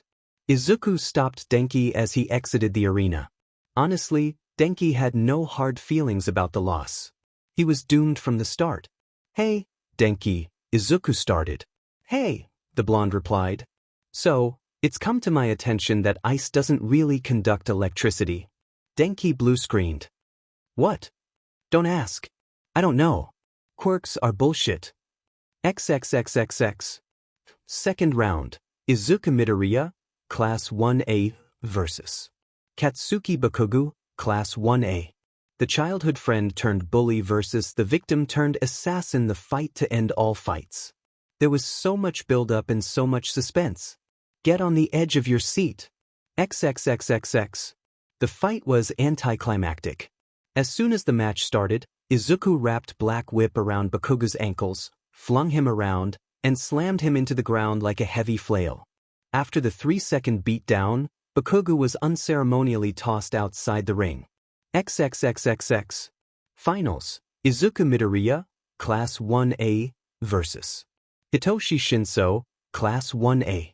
The last one out of the ring is a rotten egg. You're on. The two shared a grin that sent shivers down the sides of their nearby classmates. XXXXX. This has got to be the weirdest match I've ever seen, Mike commented without his announcer's voice. It appears like they're trying to lose, Aizawa muttered. Lo and behold, Hitoshi and Izuku desperately tried to keep the other from leaving the ring first. Hitoshi made a break for the ring, and Izuku pulled him back with Black Whip. Izuku made a mad dash, only for Hitoshi to grab his legs and tackle him. Hitoshi clambered over the green net and almost made it out of bounds when Izuku lifted him over his head and walked out of bounds. Izuku set the Insomniac out of bounds next to him, and the two waited for Midnight to announce the winner. Midnight had no idea what that was about, but Hitoshi won since Izuku was the first to step foot out of bounds. With a blank stare like she was on autopilot, she raised her whip in the air. Shinso wins by ring out? The heroine shook her head and walked off the stage. XXXXX. The awards ceremony was okay, Izuku guessed, but the party his mom, Irina, and Kigo threw for the Outcast students was way better. The found family partied late into the night, playing board games and talking about whatever weird topic came up. After most of the Outcasts went home, Hitoshi, Kigo, and Izuku sat on the balcony of Kigo's apartment. "Kigo, what's bothering you?" Hitoshi asked. The winged man sighed at being found out so easily. "The commission. What do those a-holes want with you now?" Izuku asked with heavy amounts of snark. "Nothing too big. They reprimanded me about how emotional I got watching you at the sports festival apparently. Crying isn't a good look for the number 3 hero, or something. They also wanted me to do some advertisement or something on Wednesday," Kigo sighed. "I'm just tired of being their poster boy, lapdog, or whatever else they want of me, depending on their whims. I mean, I like helping people. I don't know what I'd do if I wasn't a hero. But the commission doesn't want me to just help. They want me to hurt some people, too many people. I genuinely hate the media and the persona they make me wear. I just want to be free." The trio sat in silence for a moment, letting Kigo vent. Then Izuku broke it. "If you're okay with going underground and working with Netsu, have a way out for you." Kigo quirked an eyebrow at Izuku's proclamation. Suddenly, Izuku's phone pinged for his Hero News app. A toothy grin spread across his face as an article of Stain popped up on his screen. "I have just the cover up," the greenette chirped. Stain was beyond angry. Some lunatics who called themselves the League of Villains tried recruiting him, but they had no ideals. Their supposed leader was nothing but a raging man-child who wanted to destroy anything that angered him. When he declined their offer, the man-child tried attacking him. He fought back and nearly killed the fool when he was suddenly teleported back to Hoso. Such a tragedy. What happened to Ingenium? The hero killer whipped around and raised a blade to the speaker's neck. "Hawks." "Stain," the number 3 hero replied coldly. "So what does the Hero Commission's lapdog want?" "I want you to end the number 3 hero." XXXXX. Izuku was standing outside a dilapidated apartment building. So this is the abode of All Might's mentor, Gran Torino. The greenette sighed and walked inside. He squinted at the lack of light in the apartment. The only source of light was the doorway. He went still as he noticed the old man lying in a pool of a red substance that appeared to be ketchup. "Excuse me, sir. Do you need any help?" Izuku asked in a light tone. He figured it'd work best if he acted more upbeat and kind of a ray of sunshine, if you will. "I am clearly bleeding out on the floor," was the man's gruff response. "Sorry, but that is clearly ketchup. It smells like tomato, not iron." "Smart kid. I won't ask why you know what blood smells like, but note that that fact is concerning. So, Gran Torino, sir, what do you have planned for my training?" "You'll see, but first, who are you?" The man slipped into a senile-sounding voice, but Izuku could easily identify a fellow actor. "I am Izuku Midoriya, the aspiring underground hero, Viridian Rabbit." Viridian Rabbit? Izuku unzipped the jacket he was wearing and folded it inside out. He put the jacket back on and pulled up the hood.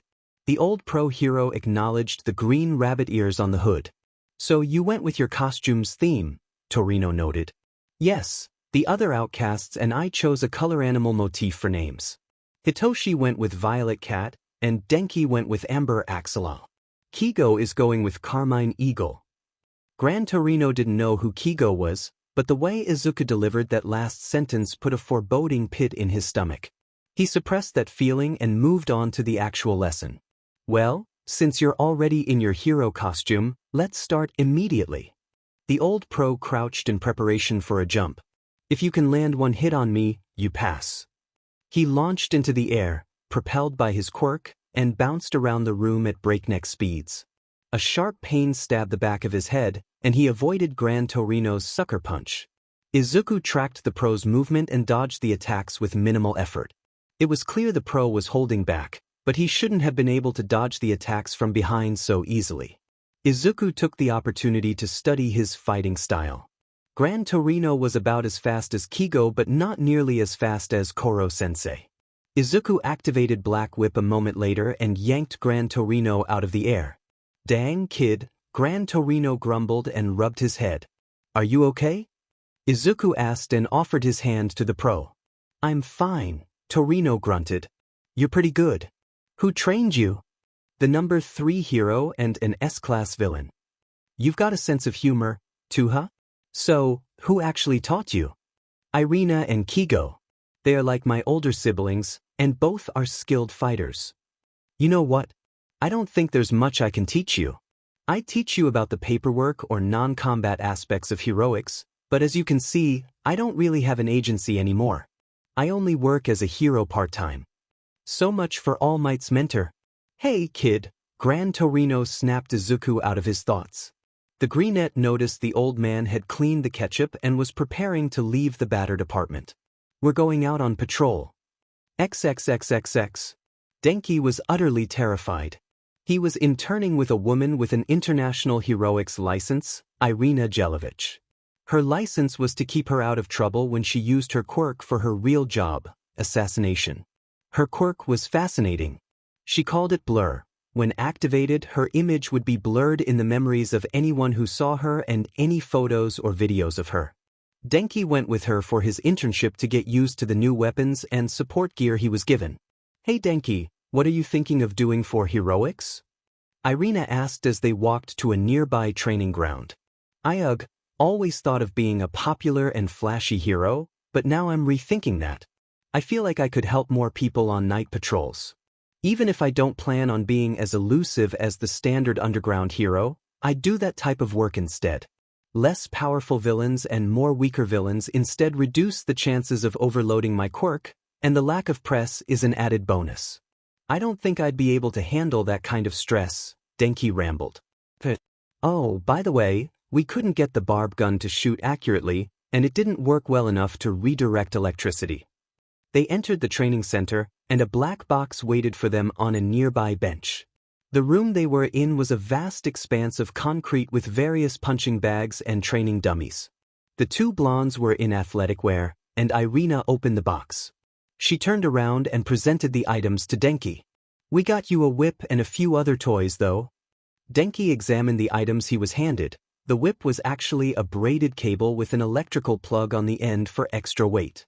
The cable was made of woven fibers of a flexible yet durable metal alloy. The other support equipment included steel knuckle dusters and a completely silent taser powered by his quirk. Irina smiled as Denki tested out his new equipment. He needed work on his aim with the whip and taser, but he was a natural at the boxing-esque style Hitoshi and Izuku taught him. "Hey Denks, suit up. We're heading to Hosu." "Operation Phoenix?" the teen inquired. "Operation Phoenix," Irina confirmed. XXXXX. Hitoshi was interning with pro hero Ms. Joke. She was very loud, probably the loudest underground hero in Japan. Unfortunately, he couldn't help with Operation Phoenix as she was based hours from Hosu. She made another bad pun, and he groaned in response. Hitoshi paused with his hand frozen halfway in the motion of a facepalm. "Oh my god," Hitoshi muttered in horror. "You want me to use dad jokes to get a response from people?" "Hey," Joke whined. "It's better than constantly insulting people. It's less likely to escalate tense situations, and it's likely to get a response regardless of how it's received." "I hate to say you're right. It's a good application of my quirk, but don't expect me to start being all happy-go-lucky," Hitoshi said, saying the last part with jazz hands and a deadpan expression. XXXXX. It was utter chaos in Hosu.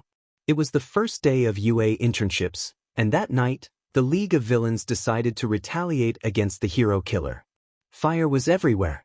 Civilians were crying. Nomis were shrieking, and all Ida could think about was how this was the perfect chance to slip away from his mentor and look for Stain. The engine-legged teen ran off while Manuel looked the other way and raced through the alleyways. Izuku sat quietly across from Gran Torino on the train. The train was passing through Hosu, and the stabbing sensation had returned. The hero in training was on high alert. He didn't know much about the new sensation, but he had a feeling it was one of the quirks of the past users. He did know it meant danger would be on its way. Izuku launched into action, grabbing Torino and a couple of civilians with Black Whip and throwing them out of the impending crash site. Suddenly, a winged Nomu with a random hero in its clutches slammed into the train car right where the people Izuku grabbed previously sat. Gran Torino and the other hero leapt into action and took the fight with the Nomu away from the train full of civilians. Gran said something about staying put, but Izuku had other plans and leapt into the burning city. Ida ran from alley to alley in hopes of finding the hero killer. He heard the clang of blades colliding and ran faster into the alley. What he saw horrified him. Blood and red feathers littered the alley, and the number 3 pro hero lay limp on the dirty pavement. Stain was monologuing about fake heroes, and Ida snapped upon seeing him. He readied to launch himself at the hero killer but was stopped by a whip wrapping around his legs and torso. "Ida, what the hell are you doing?" a familiar voice whisper yelled. Ida turned his head to see the angry face of Kaminari. "Know what? Don't tell me. Plausible deniability is important, and you have yet to use your quirk. Back off, this isn't your place, and before you go and do something stupid, properly assess the situation." Ida was about to retort when Kaminari shoved a hand over his mouth and twisted his head to look back at the alley. It was then that Ida saw the long red feather sticking from Stain's chest. The feather was in the wrong place to hit the villain's heart, but it could reasonably be deduced that it punctured a lung. The hero killer then coughed up some blood and froze before going limp and collapsing in the alley next to Hawks. Kaminari removed his hand from Ida's face but kept a hand on his shoulder to keep him from interfering. Flashing lights illuminated the dingy street as police cars and heroes rounded the corner. Who Ida assumed was an EMT, rushed to Hawks's side and began checking his vitals. He must have been out of it because he couldn't quite make out her face. The hero Manuel and several police officers were the next to arrive. Manuel fretted over Ida as he ensured his intern was safe and unharmed. Then he fussed over the other teen accompanying his intern. The pro finally calmed down after he was reassured that they were both unscathed and didn't engage in the battle. The cops and some EMTs were loading Stain into an ambulance when the EMT checking on Hawks finally gave an update on his condition. "He's dead," was her simple report. Static filled Ida's head as the EMT continued. He died of what appears to be blood loss approximately 2 minutes ago. The police report acknowledged the presence of the 2 UA students as witnesses to Stain's takedown, but also that they had arrived just after the time of Hawks' death. There were no witnesses to the actual fight, but it was assumed that Hawks was able to puncture Stain's lung before being hit by his quirk. The hero killer then dealt a blow to the paralyzed hero that eventually led to him bleeding out and dying before anyone else could arrive. Little did they know, the hero killer couldn't leave a fatal blow. Hawks should have been able to recover quite easily as long as he got a couple of stitches and rested for a week, but nobody knew that. No one knew where his body went. The last they saw of him was his body being wheeled out of the ER by a nurse who was inexplicably blurry in all the security footage and whom nobody could identify. The police chief and a newbie detective reviewed the evidence they had. They had no leads on who stole the remains of the number 3 hero, but there was no way the commission would want the public to find out he was stolen. If anything, they would sweep the whole incident under the rug and bury an empty casket. The detective furrowed his brows. Hey, did we ever get the name of the EMT that declared him dead? The dog-headed police chief sighed and said, Rookie, I know what you're thinking, but there's no way he's alive. Was a lot of blood on the scene, and one of the witnesses confirmed he was gravely injured. The other was too out of it to give a proper report. That poor kid. He just saw someone die at the hands of the villain that crippled his brother, the rookie detective commented. He really hoped the Ida kid was getting therapy or at least some proper help. Tragedies like this are pretty traumatizing. That being said, it was strange how well the other kid was handling the ordeal. Maybe it hadn't hit him yet. XXXXX. Denki was released back to the supervision of Irina shortly after the police took his statement. It was ridiculous how fast she was able to switch uniforms. From her hero costume to EMT to nurse and back to her hero costume, all while pretending to be 3 different people and tricking the police, medical staff, and heroes into believing Hawks was dead. Denki was just glad the lie detector detective wasn't involved. He would have caused way more complications. The blonde boy had to lie in his police report, saying that Kigo was more injured than he actually was, and Irina had to declare his death and cover him before anyone realized he clearly wasn't. The blonde duo was suddenly approached by a green-haired boy. Hey guys. Izuku greeted. How's the phoenix doing? He has fallen and shall soon rise from the ashes, Irina replied cryptically. The need to talk in code was quickly revealed when Gran Torino rocketed in on a collision course with Izuku's shoulder, only to be sidestepped and landed on the pavement with a loud thud. Denki squeaked at the old man's sudden appearance. I thought I told you to stay put? The gruff man asked. Izuku rubbed the back of his neck, putting up a sweet and innocent act and raising the pitch of his voice slightly. I'm sorry, sir, he said sheepishly. I just wanted to check in on my friends because I knew they were here. He gestured to Irina and Denki. Here they are. Safe and sound, he grinned. Gran Torino raised an eyebrow at the overly bright smile. That's all you were doing? Izuku continued to beam, completely unperturbed by the questioning. Yep. The old man blinked slowly in response. Hey, Irina has a car. Can I get a ride home from her? It'd save money on train fees. Gran Torino recognized that name from Izuku's earlier rant. She was one of the older sibling figures that trained the boy. Izuku told me you were one of the people who trained him, the short man addressed the tall woman. Good job, he is an excellent fighter. Irina got a cocky grin. Huh, that's right, I'm the best, she boasts. Izuku slapped her on the arm to snap her out of it. You hardly helped with my combat training. That was Kigo. There was another name Izuku had mentioned. Gran Torino still didn't have a face to match that name, but there wasn't much he could do about that. There wasn't much of a reason why he shouldn't allow the boy to go with his friends as the day was over, and now would be the time they would part ways anyway. It was either let the boy take the train home alone or get a ride from someone he is familiar with. Whatever, kid, just make sure you're back for your internship tomorrow, he agreed before rocketing off with his quirk. Well, that was odd, Izuku muttered. Irina shrugged and guided her friends to her car. Denki took the front passenger seat, and Izuku sat behind him. I live beaches, a smooth voice called from the driver's side back seat. Kigo was dressed in a fresh t-shirt and jeans with butterfly stitches and clean bandages.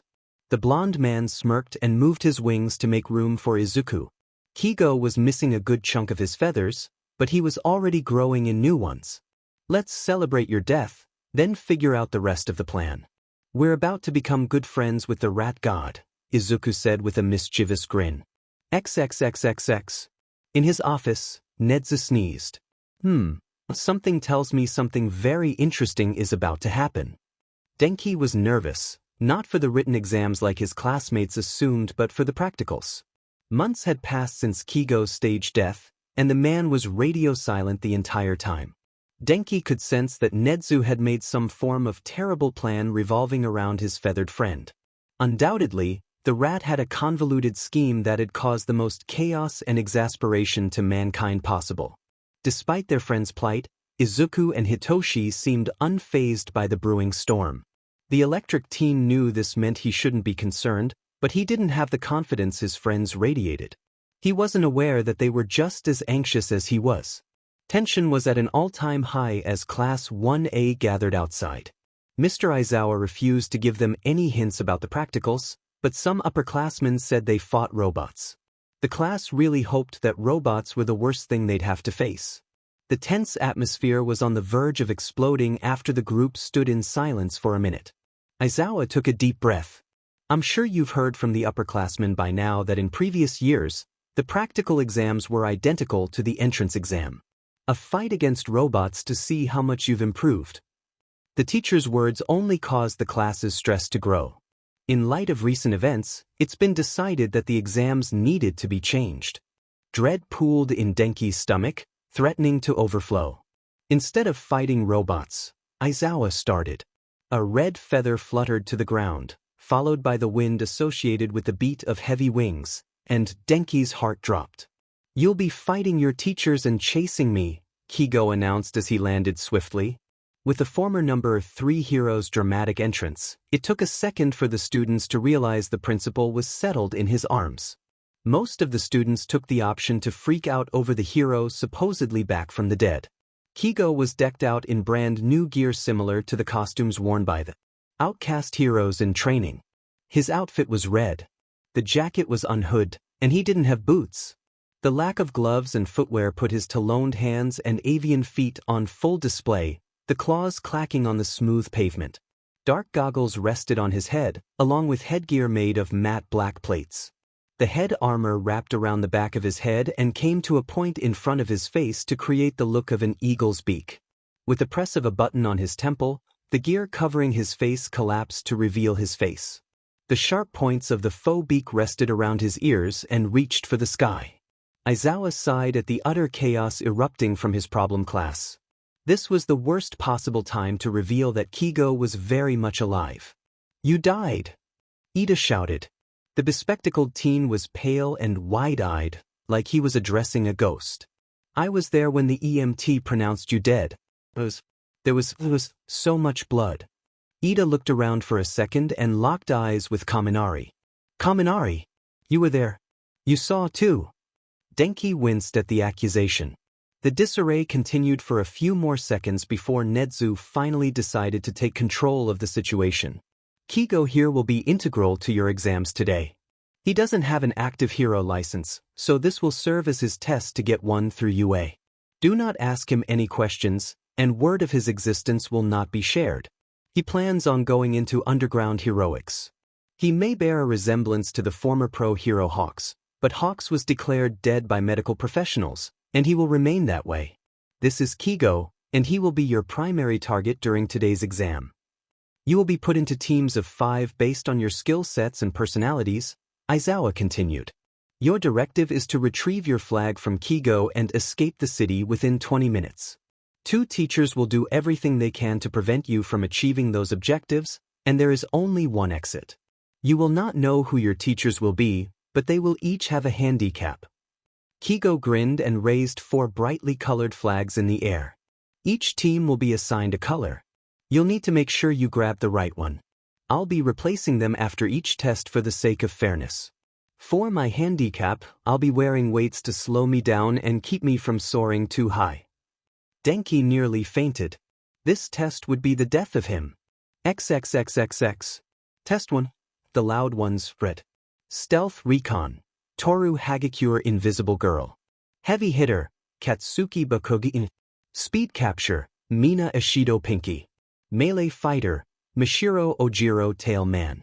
Wild Card, Ochako Uraraka Uravity. Teachers, Cementos and Present Mike. Handicap, Must Remain Stationary. XXXXX. This group was formed with the idea of encouraging Bakugo to work with a team. It was also designed to help boost Hagakure and Ojiro's confidence. Ishido and Uraraka had the right personalities to help with Hagakure and Ojiro's confidence, but they were also assertive enough to stand their ground against Bakugo. Cementos and Present Mike were chosen as they were the best at combating such a destructive group. Their handicap, to remain stationary, meant they had to choose a location before the start of the test and remain there for the duration of the test. The group of 5 students entered the city with a single straightforward plan: brute force their way to victory in the most brutal way possible. Bakugo took the lead, naturally. With his signature cry of, "Die!" the test began. It took 4 minutes for one of them to spot red feathers, and a loud chase ensued. Mina rushed through the streets on her acid with Ojiro closely behind. The two were quickly outpaced by the former pro.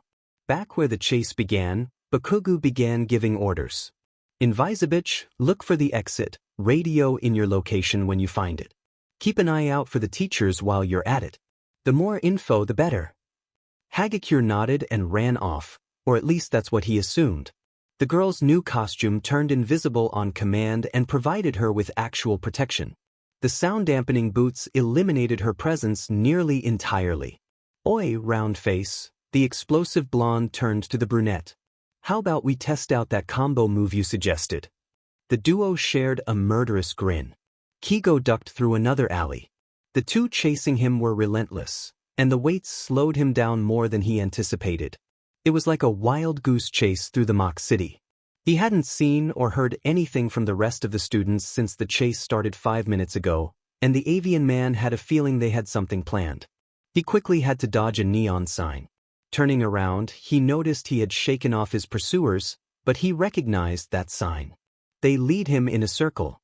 A resounding boom accompanied by the yell of, "Space Shuttle Blitz," came from further up the street. Rocketing at unprecedented speed towards Kigo was one Katsuki Bakugo.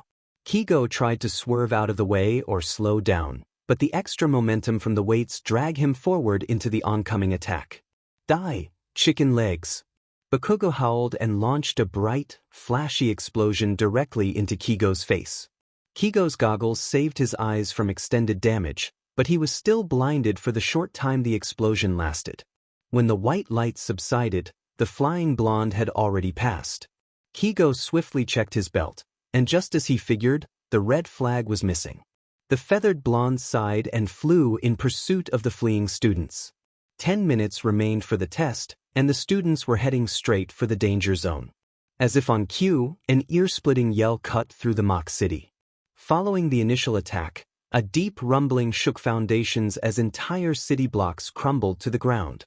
Cementos used his quirk to weaken the structural integrity of the buildings to make Present Mix's attack look more potent than it actually was. The flattened expanse of concrete was the perfect playground for Cementos's quirk and provided no cover from Present Mix attacks. Cementos stood directly in front of the exit gate, and a meter-thick concrete wall blocked the exit from the students. Hagakure shrieked as she was blown back in the initial attack. Mina rushed to catch her. "Hagakure, are you okay?" Mina asked. "I'm fine," the invisible girl grunted. Her suit was now visible, showing off the armored padding and durable equipment. It was the only way she could tank the potential damage. "I don't think they knew I was here, but stealth is a moot point with you guys as my teammates." "Sorry about that," Ojiro apologized. "That's not the point right now," Hagakure replied. "The problem is how organized these two are. They placed themselves so their attacks wouldn't interfere with each other, and together, they posed a formidable offense and defense. I don't know if brute force will be enough." Brute force was, in fact, enough, but just barely. They nearly ran out the clock, but Bakugo barely managed to demolish the massive wall blocking the gate. Hagakure slipped through the exit in the ensuing battle, announcing the students' victory.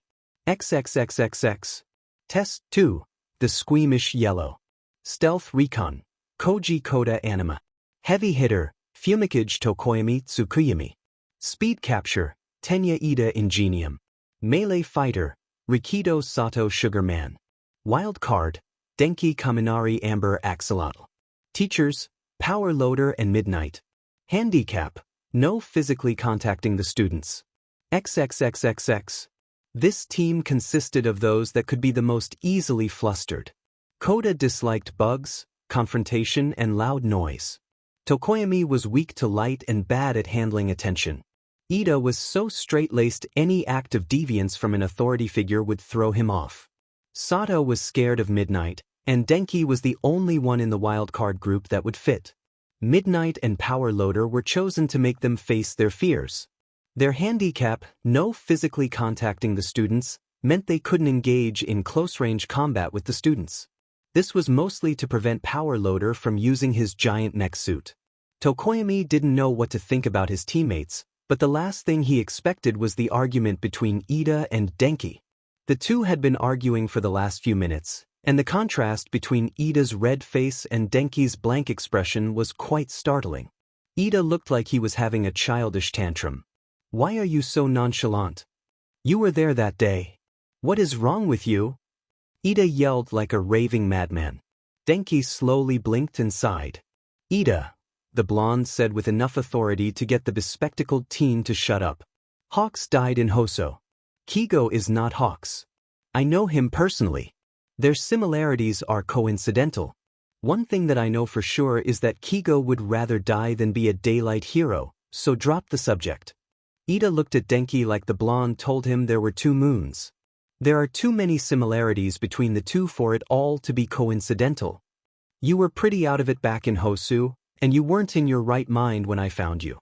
If you need a break, I'm sure the teachers will understand. Ida deflated like a punctured balloon, collapsing at Denki's feet and breaking down into sobs. Tokoyami didn't know exactly what happened in Hosu, but there was enough to get a rough idea of the picture. It wasn't pretty. Denki comforted the taller teen and motioned Tokoyami over, much to his dismay. Denki spoke in a soft voice that seemed uncharacteristic for the blonde but oddly fitting. "Could you find a teacher?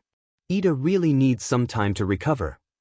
The look in Denki's eyes was soft, but there was an underlying glint of what appeared to be guilt. Guilt for what? Tokoyami didn't know. Maybe he just felt bad about letting Ida try to hold himself to the point of breaking without interfering sooner. Whatever it was, Ida wouldn't be joining them for the final exam.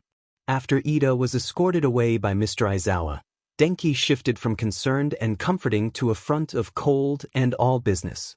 "We're down a man and our greatest source of speed. We know we won't face Aizawa, Present Mike, or Cementos. Our best bet would be to stick together and use Koda's quirk for recon and the retrieval of the flag. I'm terrible at planning, but I'll think of something in the heat of the moment." Sato and Koda looked at each other nervously, put off by Denki's intensity.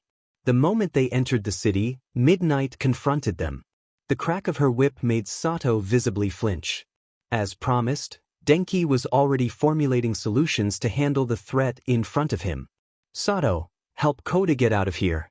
Go after the flag," he commanded. "Tokoyami, is Dark Shadow susceptible to gas attacks?"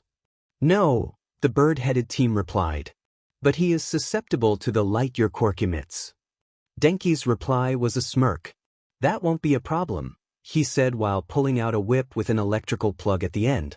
"All we need to do is pin her down. My quirk won't be necessary for that." Tokoyami shuddered. What did that international hero teach him, and how is he completely unfazed by Midnight's everything? "You know, Midnight, I think you and Irina would get along great," Denki shouted. The boy ducked under a strike from her whip. "Or you two would clash because you're too similar." The blonde sidestepped another attack and pulled a mask over his mouth and nose. He suddenly darted forward, swinging his whip at the R-rated heroine. The whip wrapped around Midnight's arm. Denki sparked with electricity and sent a charge through the whip, shocking Midnight like a taser. The teacher's limbs locked up, and she dropped like a sack of potatoes. Denki ran over with a handful of zip ties he procured from one of his jacket pockets. The fluffy tendrils, meant to resemble an axolotl's gills, gave him an uncanny silhouette. "Tokoyami," he called. From within the fog of midnight's quirk. "Let's go."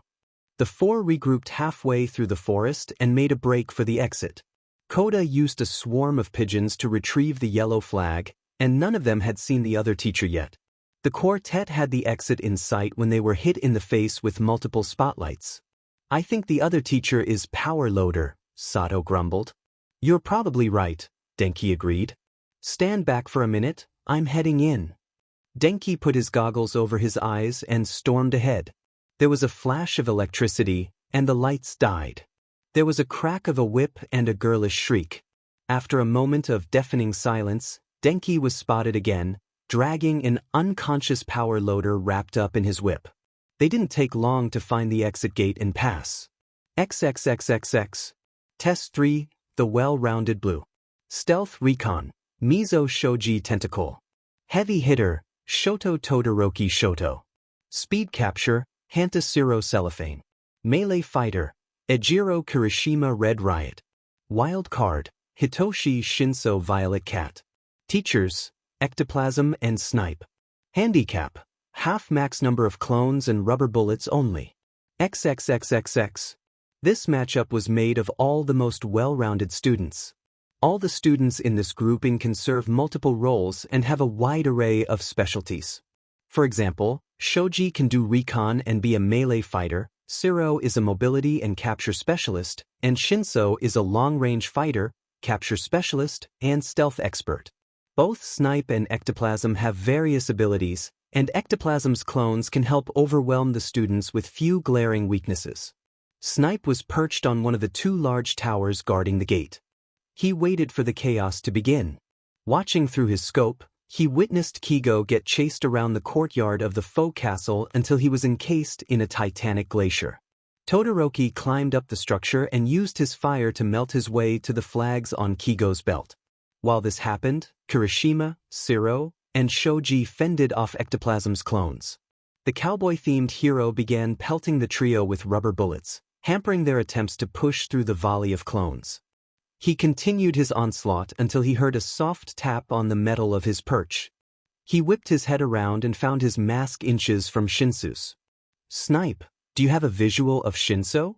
"I haven't seen him," Ectoplasm called, presumably over the comms. His hand slowly reached for his gun as he replied. "I have a direct visual, I'm handling." Snipe trailed off as Shinsu's quirk took effect. Sadistic glee glinted in Shinsu's eyes, reminded Snipe far too much of his caffeine-addicted coworker. "Shoot Ectoplasm and his clones until they stop fighting." With a robotic stiffness, Snipe unloaded 4 magazines of rubber bullets into the horde of Ectoplasm clones. As he loaded a 5th magazine, he was snapped out of Shinsu's control. A buzzer rang across the battleground, signaling the students' victory. XXXXX. Test 4. The Strategist Green. Stealth Recon, Kyokajiro Earphone Jack. Heavy Hitter, Izuku Midoriya Viridian Rabbit. Speed Capture, Minoru Mineta Grape Juice. Melee Fighter, Tsu Azui Froppy. Wild Card, Momo Yayorozu Kriati. Teachers, Eraserhead and Netsu. Handicap, no verbal communication. XXXXX. Mineta thought he was in heaven. All the people on his team were women. Sure, the stupid Pomeranian ruined the appeal of Yayorozu's costume, but she was still a total babe. Jiro was okay looking, but then there was Azui and her crud. Every hair on Mineta's body rose in fear. Shakily, he turned to the final member of his team, her face covered in ominous shadows. "Mineta," she called. "Don't think I can't hear your dirty thoughts." The short teen quaked in terror as Midoriya's toxic green eyes bore into him. "You better focus, or you'll have hell to pay," she threatened. The point of this grouping was an excuse for Nizu to prod the strategic genius of 1A's brightest. Mineta was also thrown in with the most headstrong females of the class, plus Midoriya, to hopefully straighten him out. Aizawa was picked because of his ability to go unnoticed and pick off the students one by one. Their handicap prevents them from verbally communicating with one another, leaving them to act as individual entities rather than a team. Mineta was the first to be picked off. He was wrapped up in Aizawa's capture weapon and yanked onto the upper part of the maze, where he was swiftly tied up and left knocked out in a dead end. Jiro followed shortly after. She was too much of a threat when left alone, but catch her off guard and she dropped like a fly. The rat swung his wrecking ball like the maniac he was and used the destroyed walls to change the maze's layout. For whatever reason, Midoriya seemed unfazed by the chaos and missing comrades. The calculative teen observed the dead and he walked his team into. Aizawa watched with curiosity as Midoriya pulled a grapple gun out of his jacket.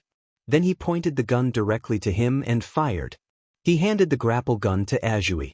A second grapple gun fired, and Azui and Yaoyorozu ascended the wall. Midoriya followed, being propelled by Black Whip. Aizawa activated his quirk on Midoriya, but his initial launch was enough to scale the wall along with his teammates. Azui and Yaoyorozu made a break for it as Midoriya faced him atop the narrow wall. Midoriya brandished one of his cattle prods in clear view as he approached Aizawa. The tension in the air was palpable. What is the problem child thinking? What's his deal with the cattle prod? Why is he just walking forward? What's the deal with the cattle prod? The two were mere feet apart, and Midoriya dropped the cattle prod.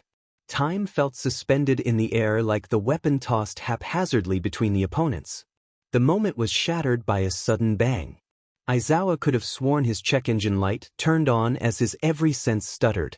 Before the underground hero could reorient himself, a cattle prod was jammed into his side. The teacher convulsed and collapsed from the high voltage of the weapon. Nedzu watched from his wrecking ball as one of the green-haired students ran in his direction. The combination of her powerful legs and her loaned grappling hook let her effortlessly traverse the top of the maze. The frog-quirked girl scaled the base of the demolition equipment despite the missing ladder like a squirrel up a tree. When Azui eventually made it into the cab, it didn't take her long to tie up the principal and for her to take control of the wrecking ball. Azui reached to her ear to the communicator on her ear to confirm the takeover of the wrecking ball. After receiving detailed instructions from Midoriya, she began to use the controls to guide the ball in a set path. Kigo was so mad that the weights kept him from flying over the walls. He flew into another dead end and made to turn around when his exit was suddenly cut off by a weighted net wall. Kigo grumbled and pulled a feather blade to cut through the net.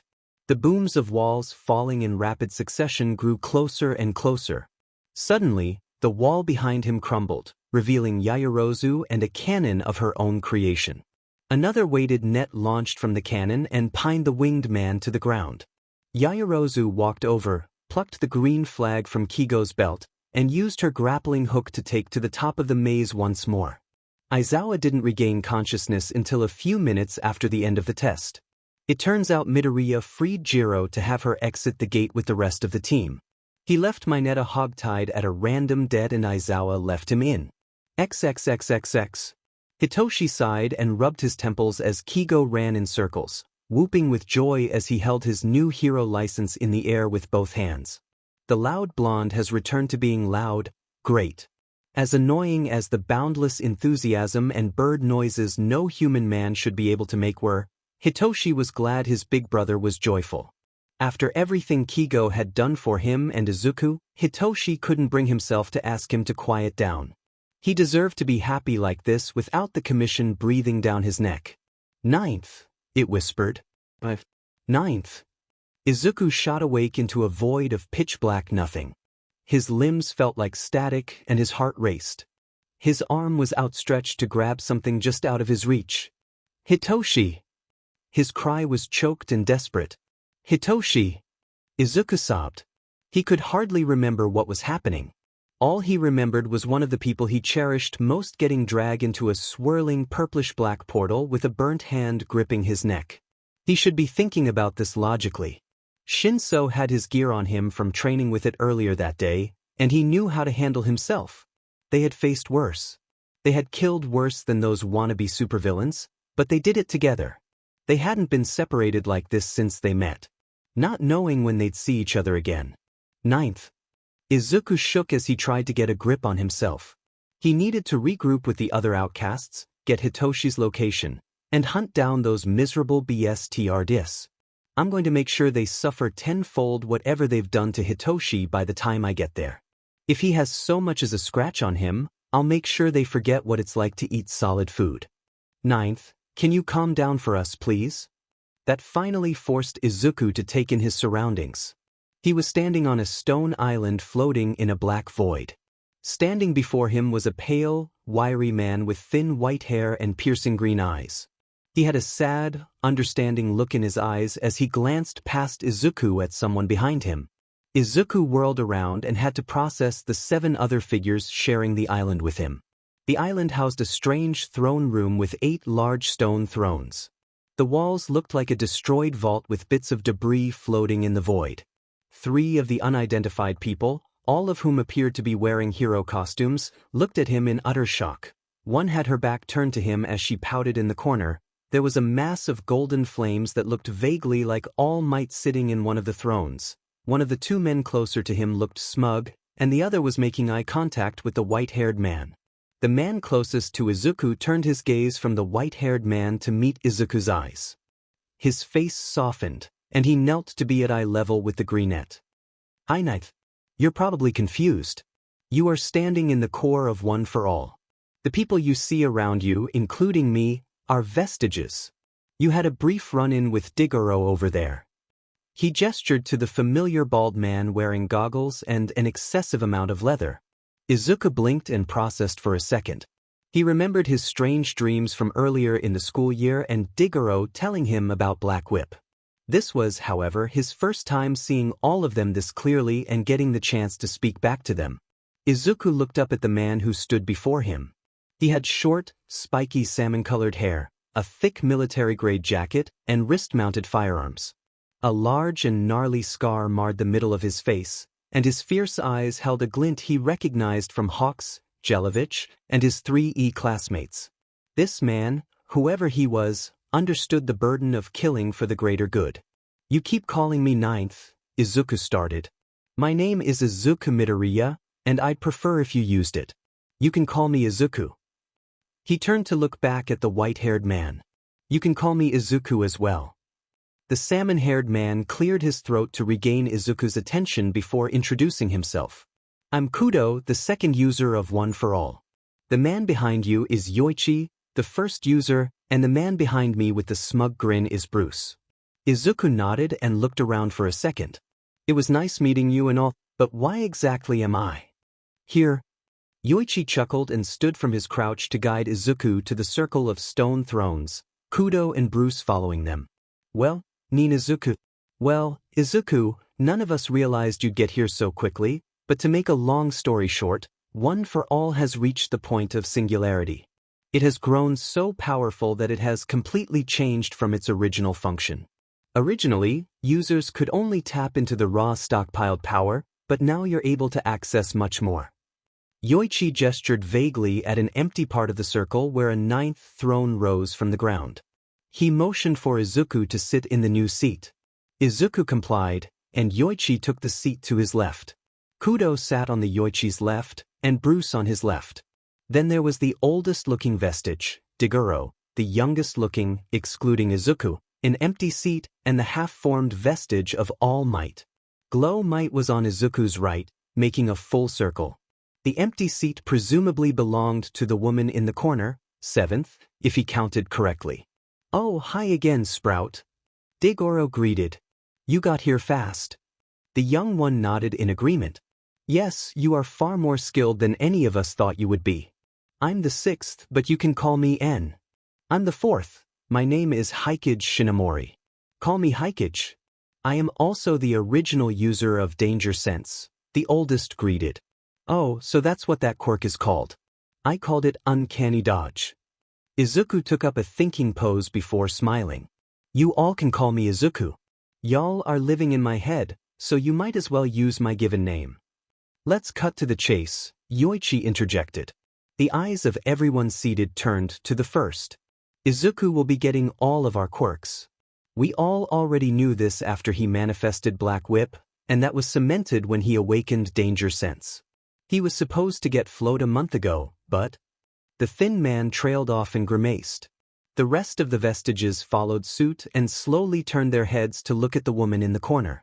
The woman stiffened and began shaking but didn't move or say anything. Yoichi cleared his throat again. He manifested smoke screen today and activated it during the attack on the summer camp, but I'm not sure it was noticed with a villain spewing his toxic gas quirk all over the forest. He should be getting FA Gene, Bruce's quirk, next, and Gearshift, Kudo's quirk, shortly after. It could be anywhere from a few days from now to before dawn. I think you already have a good idea of how Danger Sense works, Izuku, but if you have any questions, don't hesitate to ask, Hikage supplied. En nodded and raised his hand. Smoke screen is rather simple. You are familiar with other weapons, so if you've ever used a smoke bomb effectively, you shouldn't have any problems using it. Izuku confirmed he knew how to use smoke bombs and added that his goggles had heat vision and his mask doubled as a respirator if the smoke was anything that could cause lung issues. FA Gene is a strength enhancer, Bruce started. It takes built-up kinetic energy and releases all of it in a short burst. It's much like how you use One for All when you use it at higher percentages. Speaking of which, you're at 28% baseline and 40% in short bursts already. Nice job. I mean, he started at 12%, Kudo added. Yeah, and Gearshift isn't too complicated for someone that already has pretty good aim. We'll get into semantics when you manifest it, but for a quick rundown, it lets the user quickly accelerate objects through different gears, for lack of a better term. I used it in tandem with my gauntlets to launch pebbles at the speed of bullets. Kudo lifted up his arms to show off the weaponry to the greenette. Izuku stood to analyze the weapons so he could get Mei of Ituna to remake them when the woman in the corner scoffed. Of course, the killers and weapon lovers get along. Let's just give the brat more ideas on how to assassinate people instead of how to make him a better hero, she grumbled under her breath. The room quieted and turned to look at the seventh. Kudo and Bruce's glares were especially hateful. The woman shook and seethed. She whipped around and sneered at Izuku and the men sitting behind him. She pointed her finger at him while she shouted, "How dare you be so accepting to a liar? That boy is a killer, and he tricked Toshi into thinking he was a worthy successor. He is too jad to be the next symbol of peace. I refuse to call him his successor." Tears began to stream down her face as her anger exploded. Kudo stood abruptly and put himself between the raging woman and Izuku before shouting back with vitriol and anger. One for All was never meant to be used to create a symbol of peace. Its sole purpose was to defeat the All for One. Something he already promised to do and something we all failed to do, including your beloved Toshi. The remaining vestiges looked back and forth like they were watching a tennis match played with a live grenade instead of a ball. The argument ends with Kudo protectively hugging Izuku while he points an accusing finger at the seventh, and the seventh red-faced and reeling. Yoichi couldn't help but compare the scene to an old meme of a woman yelling at a white cat in a restaurant. Both ends of the shouting match were exhausted from screaming at each other for a solid 10 minutes. Kudo sighed and slumped back into his seat and groaned. "Don't listen to the mad woman, Izuku. You're above her." Bruce finally intervened. The seventh, now known as Nana, crumpled into a cross-legged position and rolled her head to look at the non-existent ceiling. She took in a deep breath and let it out slowly. "I conceded," she said, her voice hoarse. "He is a damaged being that must be protected. His status as an assassin does not make him too jaded or unworthy, but instead is an asset. The true purpose of One for All has nothing to do with being the symbol of peace, and therefore, Izuku does not have to become the next one." She said the entire mantra in a monotone voice, reiterating the points Kudo had yelled at her for minutes. "I still think he should have told Toshinori about the whole being a licensed assassin thing," she pouted. "That was top secret," and argued. "Well, he was told two extremely well-kept secrets," Nana retorted. "But neither of those secrets came with an NDA like his," and replied calmly. "Those were his secrets to tell and his alone. Izuku had no obligation to break an NDA for somebody he just met and didn't plan on getting to know. Most of us were not cherry-picked to be the next greatest hero. We just happened to be the nearest trustworthy person when our predecessors died. That's how you got picked after all, so just be glad that your successor survived long enough not to have to do that too." Nana reluctantly joined them in the circle and flopped onto her throne. Yoichi waved his hands around again and made a large table in the center of the circle. "So, who's up for a couple of rounds of Uno?" the first asked, holding up a deck of brightly colored and well-loved cards. XXXXX. Izuku woke slowly to the smell of antiseptics and the light of partially dimmed fluorescent bulbs. He was in a hospital. He blinked a couple of times and stretched, causing a couple of bones to pop. He sat up and noticed he wasn't alone. In the room were Kigo, Denki, his mom, Mei, and Ituna. The room wasn't too full yet, but from the sounds of it, 2 more people were talking just outside the door. His mom, Denki, and Mei were sleeping. Denki and Mei were leaning against each other. Ituna was tinkering with something, and Kigo leaned against the wall. Silently, Kigo motioned for Izuku and Ituna to follow him. Izuku carefully removed his blanket. Thankfully, he was still in his own clothes. His jacket was hanging on the bed's railing, and his boots were underneath it. The cleats were retracted, so the boots were completely silent on the tile floor. The 3 assassins left the room without disturbing the other 3. "What do you mean he was authorized to eliminate that villain?" Aizawa hissed. The woman he was arguing with wore a black hooded jumpsuit with a furry pale golden brim. Fox ears sat atop the hood in the same color as the jumpsuit's brim. She wore several holsters for various weapons and a utility belt. She had a blank expression as she talked down the irate teacher. "I do not have the liberty to discuss this with you at the moment.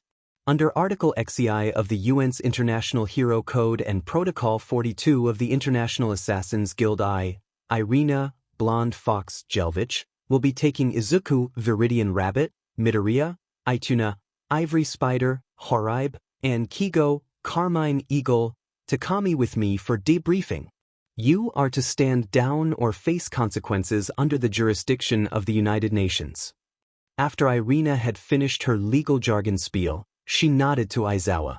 "Have a good night, Aizawa-sen," she said and walked away, Izuku, Ituna, and Kigo falling into step behind her. Aizawa took a second to process what had just happened. The International Pro-Hero Kaminari interned with just told him to stop poking around in other people's business under threat of retaliation from the UN, and this woman, his student, the former number 3 Pro-Hero, and a support corps student were all affiliated with the International Assassins Guild in some way.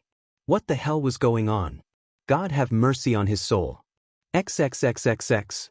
While frantically doing damage control over the recent attack, Nedzu sneezed. The quartet of licensed assassins piled into the soundproofed conference room. Every hospital's hero ward had one for emergency briefings, and this was indeed an emergency briefing.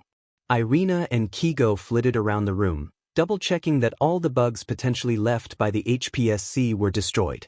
Izuku was deadly calm as he stood at the head of the table. Ituna set up the portable projector he was building in Izuku's hospital room, and they all settled into place. Izuku was at the head of the table because he was the best at planning and directing. Ritsu's projector was at the opposite end of the table to display her own data and maps. The adults took one side, and Ituna took the other. Usually, Hitoshi would be next to Ituna at Izuku's right hand. The room felt empty to Izuku, without Hitoshi by his side. With most of the lights out and the room cleared of cameras and microphones, the briefing began. Clearing his throat and gesturing to Ritsu, Izuku started to recount the attack on the training camp. The camp was going as planned until the 3rd night. That night, the pros arranged a test of courage. It ended up being the perfect stage for an ambush. Both classes and the pro heroes were separated. Hitoshi was in the forest, and I was in the clearing when the villains attacked. Ritsu displayed a map of the camp's grounds with location pins marking the locations of everyone involved in the attack, including the approximate locations of the villains. In the middle of the attack, I realized the heroine Mandalay's nephew was missing. I suspected he was sitting on a clifftop that he frequented. To ensure the kid's safety, I used my quirk to run and retrieve him. When I arrived on the scene, A-rank villain Muscular was preparing to attack the kid. I used Black Whip to pull the kid out of danger. Muscular was very talkative. He mentioned some things about targets the villains were meant to capture, not kill. That list was Hitoshi, Bakugu, and myself. Muscular was on the open bounty list. He was intent on killing the kid and roughing me up, so I took the initiative to eliminate him. Irina nodded. Your judgment is still as sharp as ever. The proof of the kill has been submitted. Your bounty should be delivered within the week. Izuku nodded. After that, I returned to the main camp and left the kid with Eraserhead. He gave me a message to pass on to Mandalay so she could use her quirk to relay it to the rest of the students. He allowed us to use our quirks to fight the villains in self-defense. I used mine to reach Mandalay and assist her, Tiger, and Pixie Bob in dispatching a group of villains. I, along with Tiger and Pixie Bob, combed through the forest to retrieve lost or trapped students. We encountered a few villains, 3 of which escaped.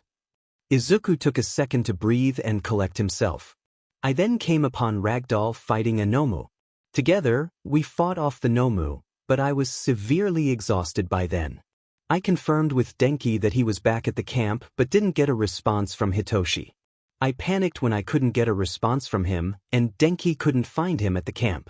Ritsu pinged his location, and I followed it to a clearing, where I saw him get dragged through a portal. I think I passed out after the portal closed. The room fell silent for a moment. Izuku took another deep breath and pushed on. We're getting him back, and we're going to make those BS artists pay for the sheet they pulled. While I was passed out, I saw the vestiges again. All of them, and I was able to talk to them this time. They revealed their quirks to me, and it turns out I should be getting the last 2 tonight. Suddenly, Izuku's quirk surged and wreathed him in an eerie green glow. Oh! Izuku said breathlessly. That will work.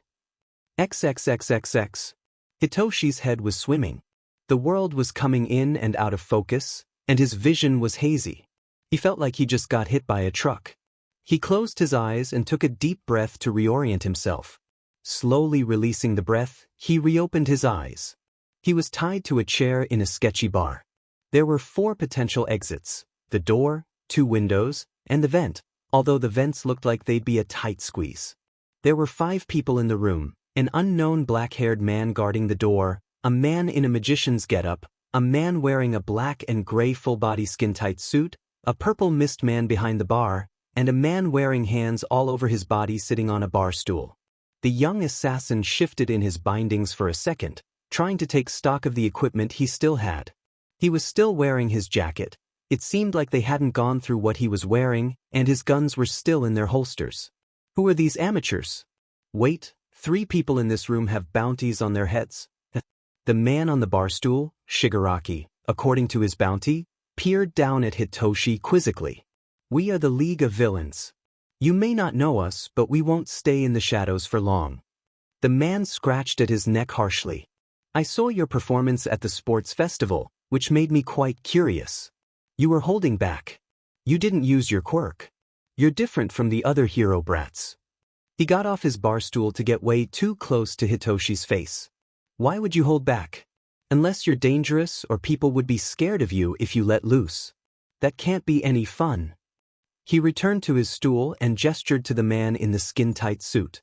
Twice, untie him. We don't want our newest party member to feel unwelcome. Sure thing, boss, Twice agreed. No way, he's scary, he contradicted himself.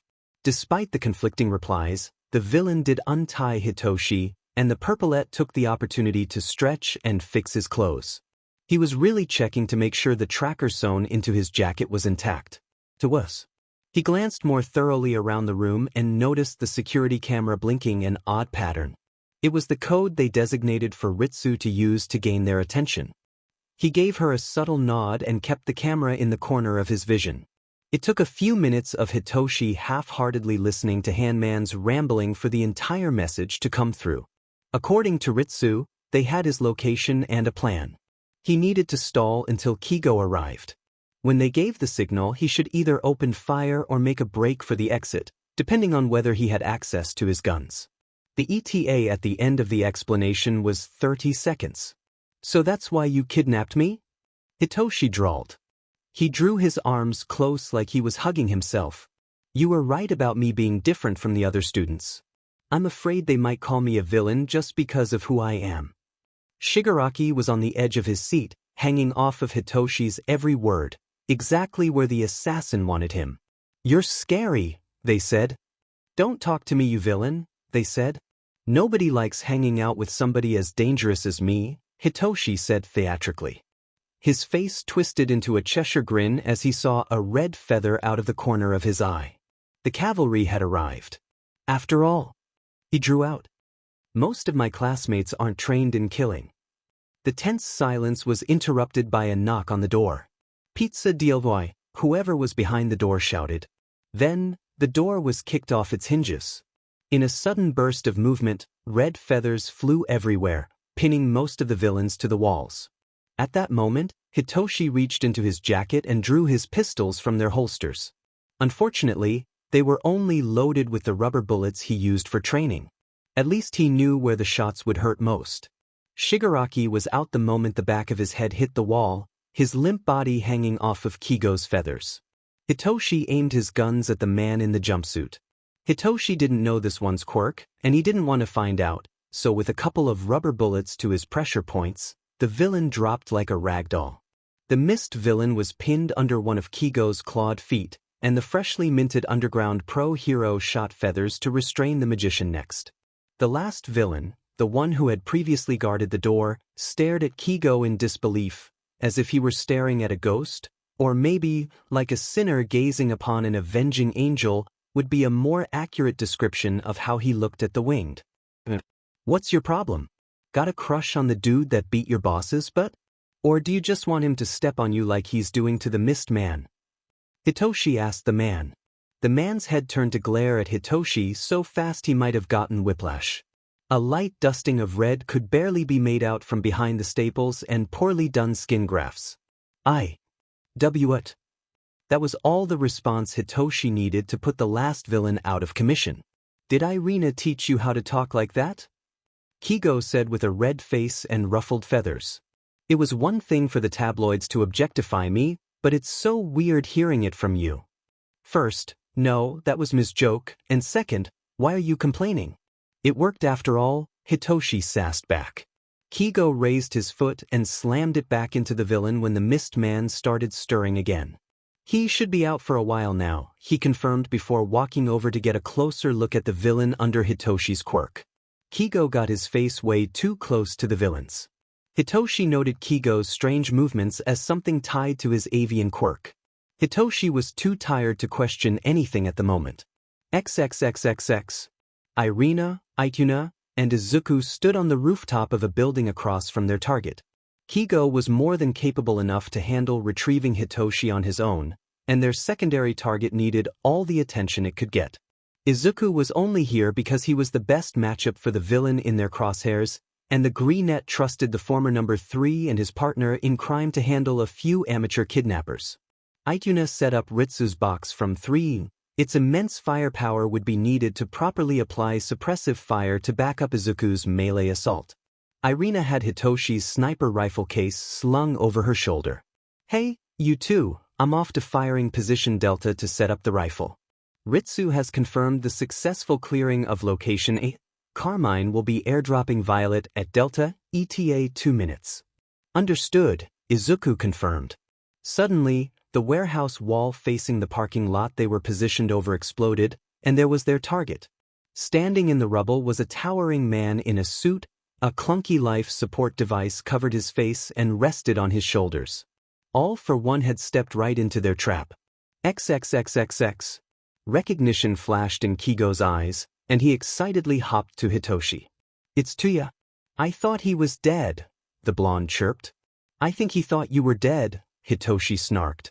The black-haired man, now identified as Tuya, was sitting on the chair Hitoshi used to be tied to, motionless in shock. He had been released from Hitoshi's quirk a solid 40 seconds ago. Tuya blinked and his eyes refocused. Kigo? What the F is going on? Crazy purple kid. What the F is happening? His piercing blue eyes pleaded for an explanation he would never receive from the teenager. Kigo practically pounced on Tuya in his excitement. You're alive. I missed you so much, the avian shouted in glee. Where have you been? How did you end up here? Kigo gained a conflicted expression as he grabbed Tuya's hands. He was careful to make sure the talons that had finally properly grown in didn't scratch the already marred skin of the Tuya's burnt palms. "Tuya," he murmured in a low tone, "why are you with the villains? I really hope you have a good explanation for this." There was a tense silence for a moment. "I was bounty hunting. There were a lot of people with prices on their heads here, and while it's not my usual MO, an infiltration was the best way to scope out the weak spots of such a large group of dangerous individuals," Tuya said solemnly. "I know it falls into a legal gray area, and you'll probably have to take me in for—" Hitoshi and Kigo shared an incredulous look before promptly bursting into hysterical laughter. Tuya, for his part, was once again shocked silent. "God, what hypocrites we'd be if we got mad at you for bounty hunting." Kigo laughed. "Oh. Hey Kigo, are you going to arrest me or Ituna for attempted murder first? Or maybe Irina and Zu for actual murder? Huh?" Hitoshi wiped a tear from his eye. "I'd have to arrest myself first and let Denki take the rest of you in." Kigo joked back. Wait, Tuya interjected and stood up.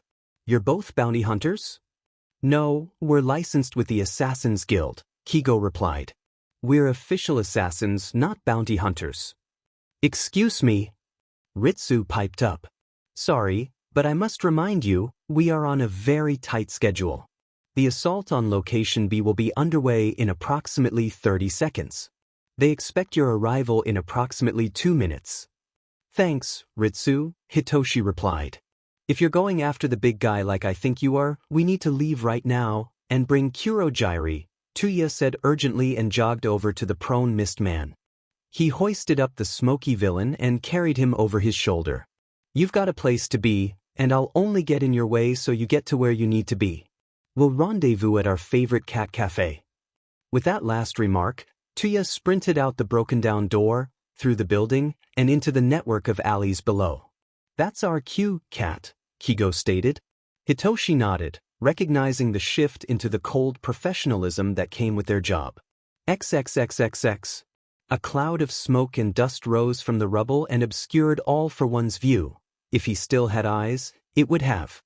Suddenly, with the heat signature sensing quirk he used to see in fights, he saw bright sparks of lightning. The heat from the plasma diffused in the dust, wreathing his attacker in a menacing glow. What a sight it would have been to behold!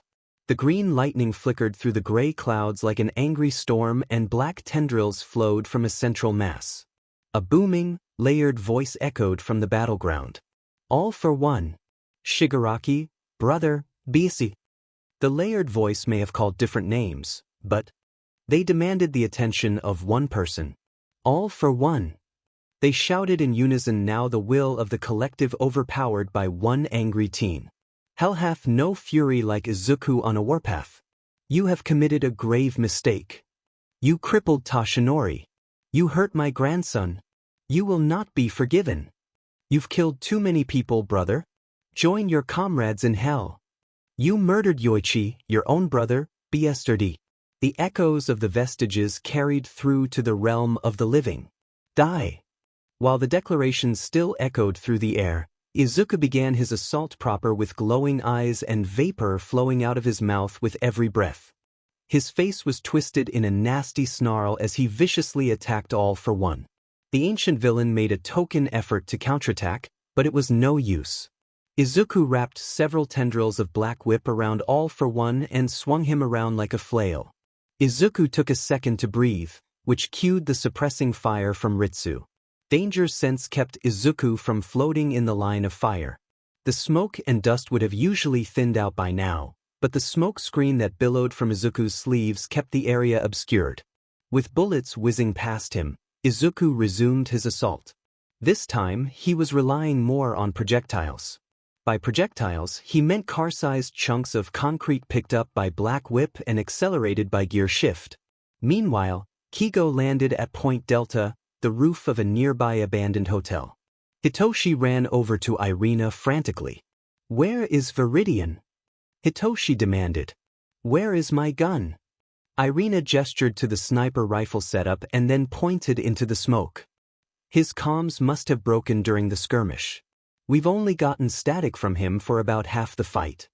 Hitoshi almost didn't hear her mutter, "Not like we couldn't hear what he was saying from here anyway." XXXXX.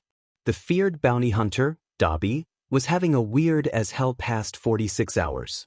First, his plans go kaput because the group of merry idiots he infiltrated decided to go fight a bunch of children in the woods, and then only 3 of them made it back.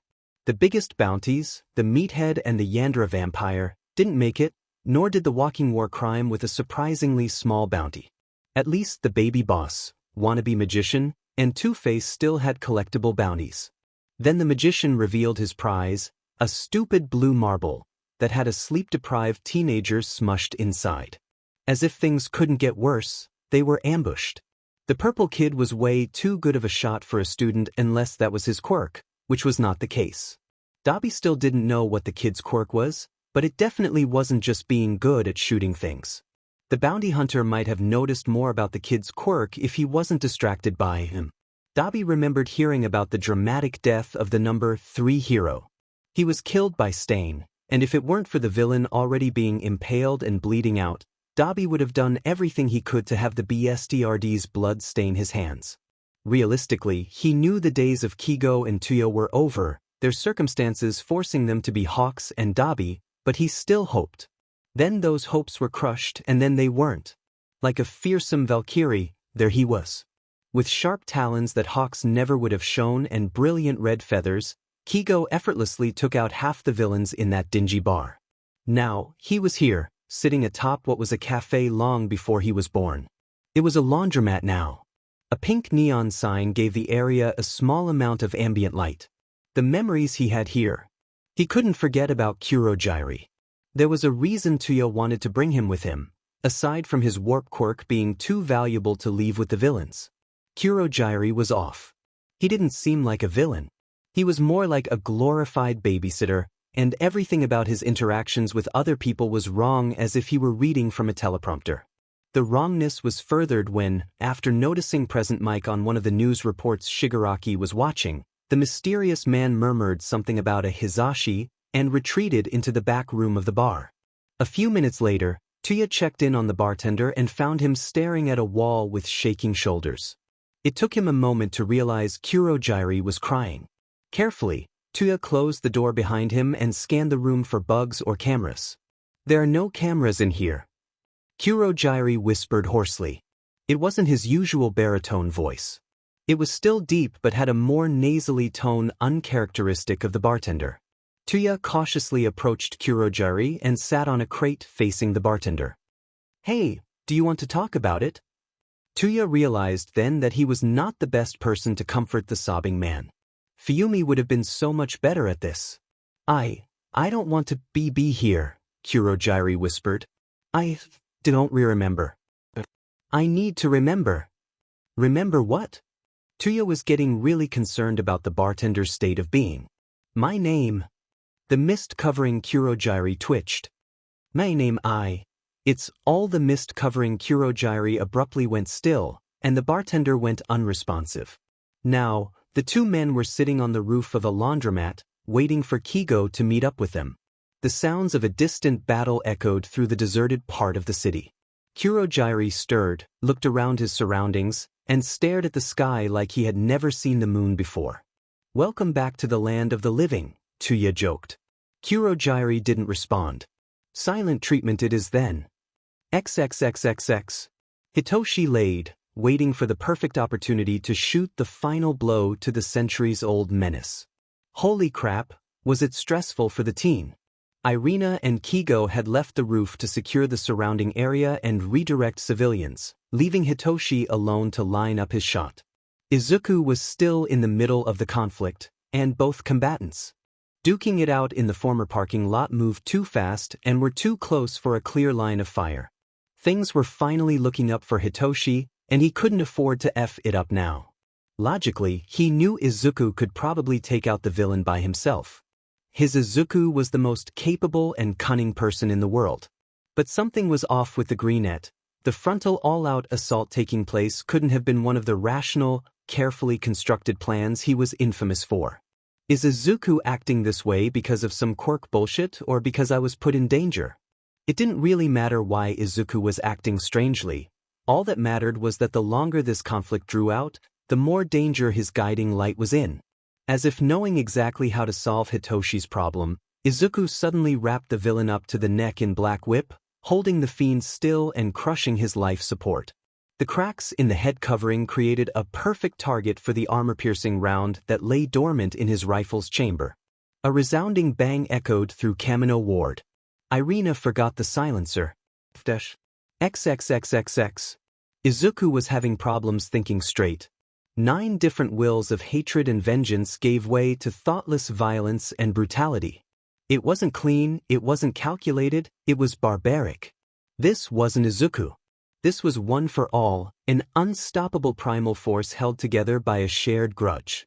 A sharp pain from danger sense cut through the haze and alerted him to a presence atop a nearby rooftop. Izuku could spot the glint of a gun barrel pointed in his general direction. He was directly between the firing position and All for One. Not a good place to be standing. Izuku's critical thinking finally overtook the voiceless rage, and he lunged to the side. The overwhelming strength of One for All cracked the ground where he pushed off. Float lifted him a meter off the ground, and he grabbed hold of a concrete pillar with Black Whip and shot back toward All for One, using his momentum and the elasticity of Black Whip to swing around the villain.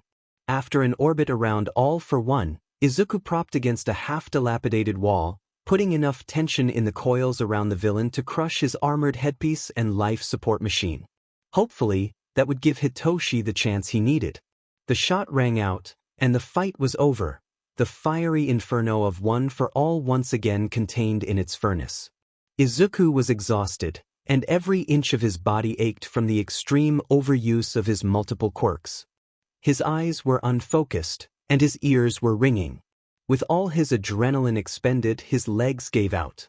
Just before he hit the ground, he was caught in lanky arms. "Heizu, it's over. We did it. He's gone." "Ichitoshi." Izuku replied tiredly. "Yeah. Don't ever get kidnapped like that again." Hitoshi let out a huff of amusement. "Let's get out of here before the press shows up." "Yeah. XXXXX. Kurogyri had been unresponsive for at least 3 minutes when the bang of a gunshot echoed through the area. Not a second later, the bartender began screaming in agony, his misty body spasming and misshaping at sporadic intervals. Tuya immediately abandoned his sitting position to try to help, not that he knew how to help in this situation. Natsu would be way better at this than me, that medical nerd. After a few seconds, the misty man stilled. "Kurogyri? You alive, man?" Tuya asked hesitantly. Kurogyri was unresponsive. Having no idea where any part of his pulse point would be, Tuya placed a hand on Kurogyri's chest to make sure he was still breathing. Much to Tuya's relief, Kurogyri was still alive. Wingbeats announced Kigo's arrival. Tuya looked up from where he knelt next to Kurogyri to the blonde descending from the heavens rimmed in the neon pink ambient light. He was stunning, with an easy smile and a content jaunt. "Hey, Tuya, the mission's over. Mind explaining why this one guy was worth not arresting?" Kigo queried as he made a soft landing. Tuya stood up and stretched. "This is Kurogyri, but I don't think that is his actual name. He was there the entire time I was undercover, but he never had a bounty put out on him. He wasn't there of his own volition. I think the big boss did something to him." Tuya looked down to check on the bartender and was startled. Pale skin was revealed where the mist had receded, and a man's face was partially obscured by the metal plates that held Kurogyri's fluid form together, light blue cloud-like hair peeking out underneath the remaining smoke. "Oh my god," Kigo whispered. "I second that," Tuya muttered. XXXXX. Ms. Inko was not happy about her son turning up, passed out and battle-worn, in the arms of an equally disheveled-looking Hitoshi.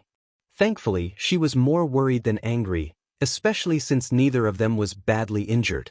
After a shower and a hot meal, the two boys looked significantly better. Izuku flopped on his bed, and Hitoshi followed him shortly afterward. Hitoshi rolled over to stare up at the ceiling. "I love you, Zu, my guiding light. Whenever I feel scared or don't know what to do, you are there to keep my head on straight." Izuku huffed out some laughter and rolled over, too. I already knew that, Hito.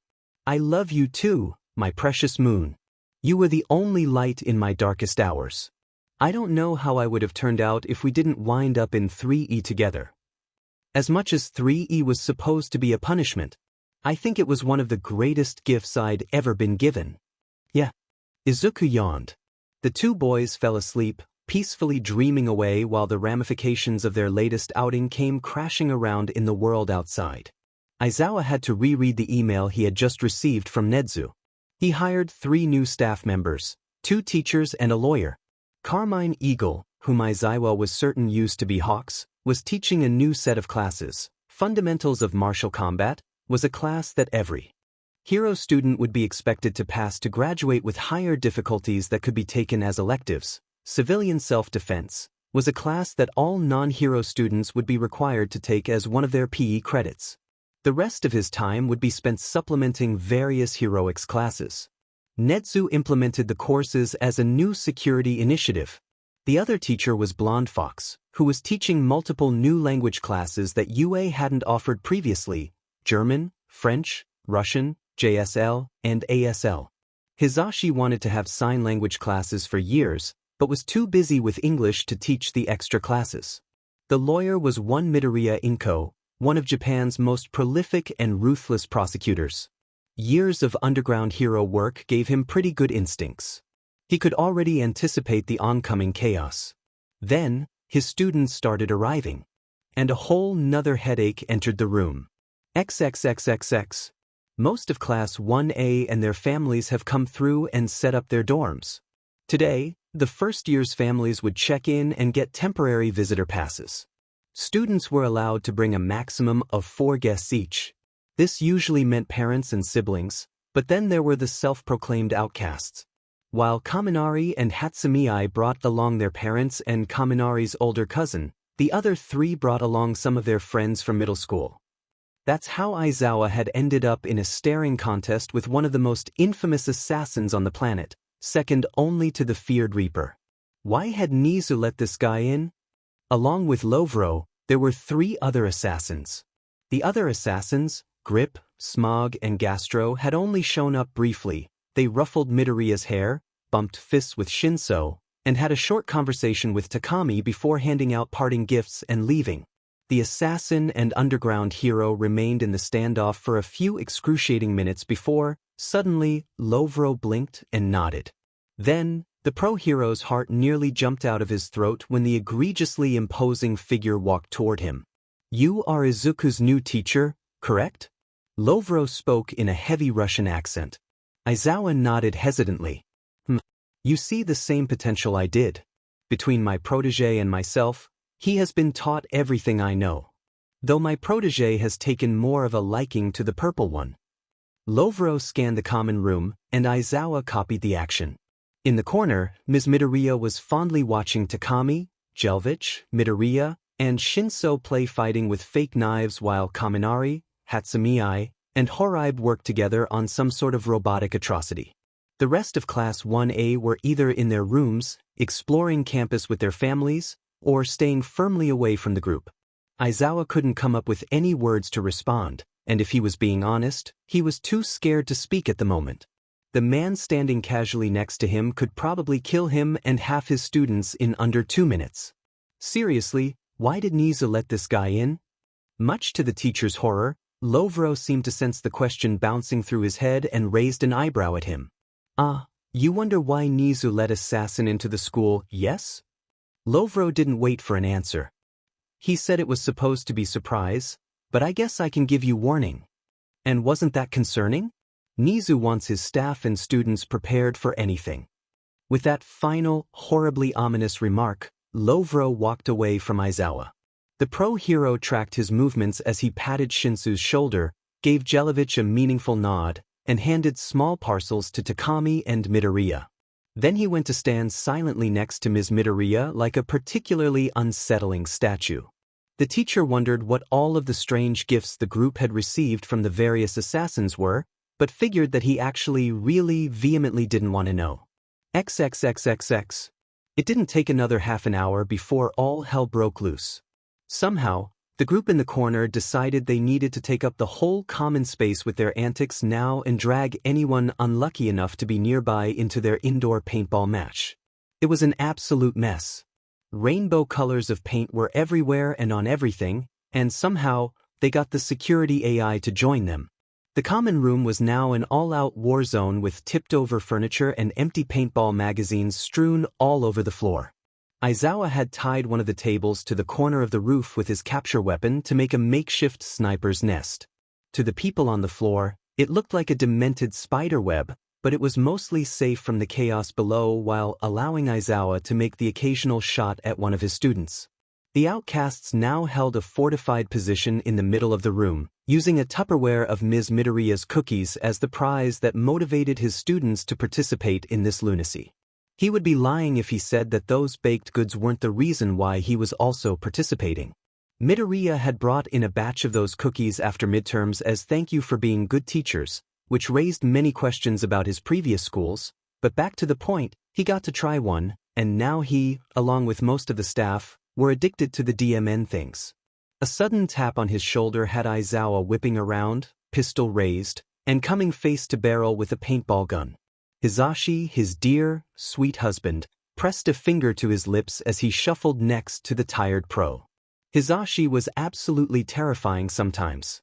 Most people forget that just because quirks are one way doesn't mean their wielders can't do the opposite. Hizashi was cunning, sneaky, and smart, but most fell for his present mic persona, a true logical ruse. Then there was Tsukachi, who could lie through his teeth without anyone processing that just because you can't lie to him doesn't mean he couldn't lie to you. Oddly enough, he can't lie to himself. Aizawa learned that interesting fact after a particularly rough case that left them trying to find answers from a god neither of them believed in at the bottom of a bottle. Anyway, Hizashi, who was among the many staff members who fell victim to Ms. Midoriya's baked goods, bright, brilliant Hizashi was aiming a paintball shotgun at his beloved students. At this point, Aizawa was convinced that those DMED cookies could spark a war. The blonde quickly signed to him, "Cover me and I'll share the cookies with you," before leaping from the nest, painting Aishido, Kaminari, and Siro's backs neon yellow. Aizawa activated his quirk to halt Bakuga's charge and shot a paintball at Tokoyami's center mass. Hizashi closed in on the fortress of couches and vaulted over the cushioned barrier to tackle Takami, holding the paintball gun to the aviant's chest. Shinso aimed to take out the intruder when a loud bang came from the corner. Aizawa dropped the table to swing from one of the light fixtures and intercepted his student. Now, with two hostages, the Outcasts yielded to the two pro-heroes and handed over the Tupperware. The duo made an expeditious retreat, but before the elevator doors closed on their ascent, Aizawa glared at his paint-covered class. "You have 3 hours to make this room spotless." How had he and his husband ended up in a paintball firefight with 22 teenagers, his 2 new co-workers, and the AI who controls the security turrets over 24 cookies? XXXXX. Aizawa, for once, wasn't the one having an aneurysm over his students' ludicrous behavior. It was also the first time he'd ever seen Ms. Joke so shocked that she couldn't crack a joke about the situation. Today was the provisional licensing exam. It wasn't the start of the exam when his students broke off into groups of about 5, or when the Outcasts group ambushed her students, taking out the second years within the first 2 minutes of the exam. It wasn't even when his class took charge of the rescue operation with a textbook set up compliant with the procedures EMTs followed, courtesy of the new curriculum. No, it was when Gang Orca burst in as the mock villain for the exam, and how the Outcast group reacted. Within 4 minutes, Gang Orca was dropped by that freaky technique Midoriya used in the final exams and seems to have perfected by now. The sidekicks playing henchmen were taken out by rubber bullets suppressing fire and electrified whip cracks courtesy of Shinso and Kaminari. This exam was far more difficult than previous ones, likely because the HPSC still had no idea who took down the league and eliminated their leader. Aizawa had his suspicions about that, a particular encounter in a hospital hall before the incident coming to mind. The commission assumed it must have been a different, more powerful group of villains. It was so illogical.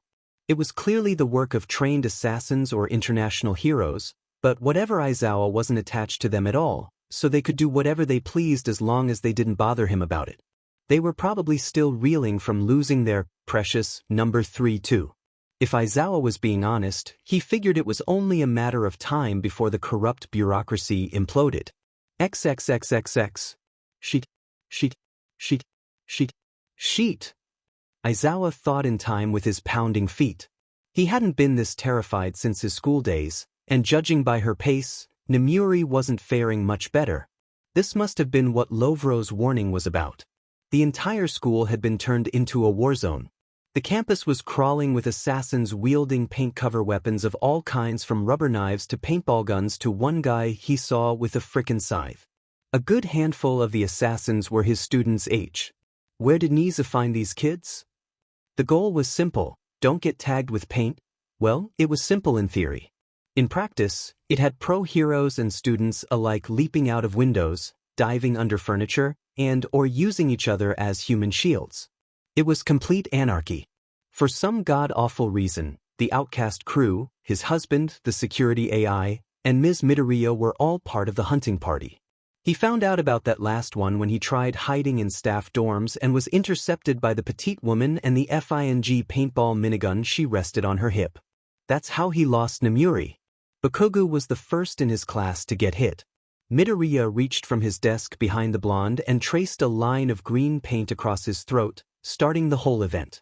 Next came a spray of purple paint that eliminated 12 other students from the hunt. Then his husband hung upside down from one of the vents and started aiming at any of the students that remained, and that was Aizawa's cue to start running. During his mad dash through the hall, he saw Vlad King get jumped by a kid with red hair that jammed. Was that a wasabi packet? Up the hero's nose. Then, like straight out of a cyberpunk thriller movie, the walls began to open up, revealing at least 20 turrets in this hallway alone with really big guns. That was when the underground hero went for the nearest window, smashing through it and using a nearby tree to swing from using his scarf, Siro pulling a similar move. Unfortunately for his student, he was shot in the back by a blonde girl wielding a gun that looked oddly similar to one of Shinsu's. Through the windows, he could see a blue-haired boy, or was that a girl, take on the big three along with a green-haired girl with a similar hairstyle to the boy and another teen that he couldn't quite make out. He saw another student get hit by a baseball thrown by a kid yelling something along the lines of, "For Koro Sensei," and yet another student get jump-scared by a creepy-looking teen. Then Aizawa tried hiding in the staff dorms and, well, let's just say they were firmly off-limits. By now, it was clear that the only way to safety was to escape campus grounds. The gates were too obvious and had a ton of turrets that the security AI could use to pelt him into the dirt with paint. His best bet would be to scale the wall. There was one area behind one of the training fields that had a blind spot in the security cameras. He found it during his early years in teaching to get away with sleeping during his off-PR dis before he realized that Nizu couldn't care less when he slept as long as he got all his work done and was present for all the classes he taught. He was almost there when something caught his shoulder, spattering red paint across his face. One of Takami's feathers whizzed past him, red paint lacing its edges. "Wow, you almost escaped. Good job, you're the only one who's made it this far." The blonde chirped from where he hovered about 8 meters behind him. "Well, I'll let you know that the staff who have been caught are gathering in the teacher's lounge." And with that remark, the feathered hero soared off. About 12 minutes of walking and a 5-minute climb up the size of UA's main building. Like hell he's walking through that sheet show. Aizawa finally made it to the teacher's lounge. He flopped lazily on one of the couches and groaned. Sitting in a nearby chair, Yagi chuckled. "I see you're the last to join us." That comment made Aizawa take stock of the room, and surely enough, there were the rest of his co-workers who weren't in on the slaughter. Some of them looked worse off than others. Midnight was drenched in mint green paint, Vlad had a puffy red nose and watering eyes, and Powerloader's hair was singed. Then there was Yagi, who had slits of gray paint between his eyes, across his throat, and on his chest over his heart. The soon-to-retire pro caught his questioning glance and nodded solemnly. "I was the second person eliminated after young Bakugo. Lovro got me at nearly the same time while I was enjoying some tea." Yagi rubbed at the now-dry paint on his neck with a small frown. "To think I'm so vulnerable now, and now that the greatest threat to the students in Japan has been squarely dealt with." I think it might be time for me to retire soon. I should speak to Nizu about this. Aizawa nodded his agreement. Having Lovro eliminate Yagi so quickly and thoroughly was probably meant to serve as a wake-up call to the number one. Though that raises concerns about how the masses will feel about losing the number 1 and 3 heroes in the same year. God, that's going to be an absolute mess. XXXXX. In the midst of cackling over the utter chaos the former 3E and their assassin friends were causing, Nedzu sneezed. Across his desk sat the single most terrifying entity he had ever encountered. Its emerald eyes boring into his soul, searching, cataloging, and analyzing his every detail, his every flaw. Posted on its either side, like a king's soldiers, were 2 other figures garbed in hooded clothing, colored deep purple and mustard yellow respectively. The cute cat ears and silly axolotl gills should have dampened their intimidating visages, but they only made dread pool in his gut. These were no ordinary schoolchildren. However, they were still children, and if they wanted to be his interns, they'd have to earn it. Truthfully, he was going to turn them away, especially since he only invited Midoriya. And he only invited Midoriya to convince him to give up one for all to a more suitable successor. After finally meeting the elusive teen, Night Eye was certain he was in no way fit to be the next symbol of peace. Axo. Could I have a moment alone with him? There seems to be something he wants to discuss in private. The icy undertone in Midoriya's voice was ominous and threatening, making Night Eye's skin crawl. The 2 boys leave as Midoriya turns his full attention to the pro hero. As soon as the door clicks closed, Midoriya continues, "You wish to speak about one for all, correct?" An astute observation, but one he was expecting. Toshinori went on and on about how cunning and smart his successor was. He also warned Night Eye about how intense the boy could be as well. The former sidekick had no clue what made All Might pick such a morally compromised successor. A kid like this was more suited to work with Nizu or some underground hero than somebody as bright and awe-inspiring as Toshinori. This travesty could not be allowed to continue. You are thinking too loudly. Are you going to spit it out, or do you just want my response? How crude. Night Eye swallowed the lump in his throat and, at last, spoke his mind. You are unworthy to be the next symbol of peace. You should give up one for all to a more suitable successor. Midoriya blinked at him uninterestedly. Is that all? Is that all? What about this is mundane?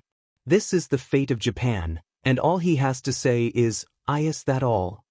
Night Eye physically recoiled away from the teen before him in disgust and horror. Oh wow. You really are clueless, huh?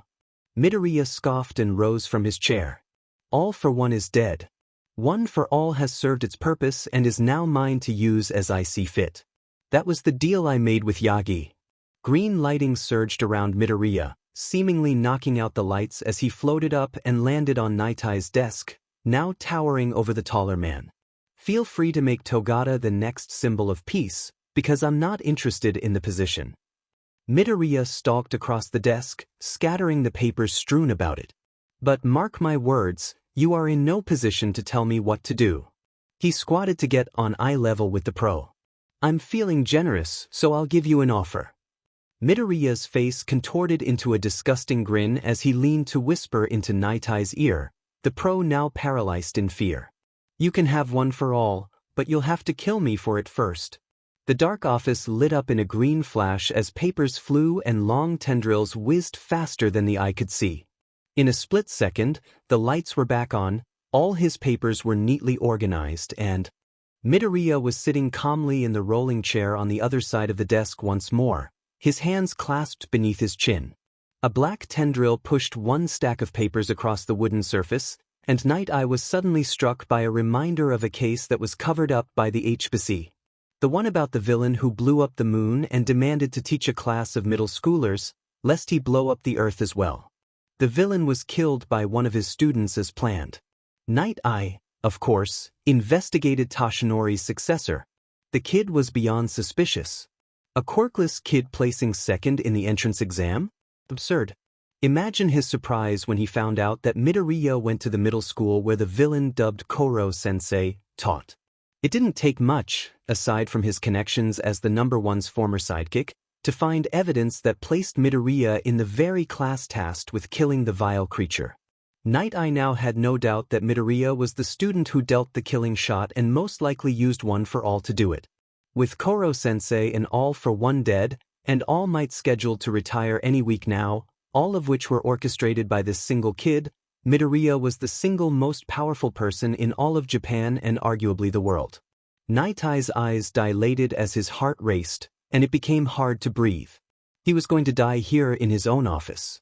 A soft tap to his forehead cut through the oncoming panic attack, the cool touch of one of Midoriya's tendrils focusing all his attention on the teenage assassin. I have no reason to kill you. You're more valuable to me alive, and nobody would ever believe you if you told them, except for maybe Eraserhead or Hawks. I know Eraser is suspicious of me, especially after the attack on the training camp, and Hawks was the one who taught us how to fight. But I doubt Eraser would do anything about it, and nothing is going to bring back pro-hero Hawks.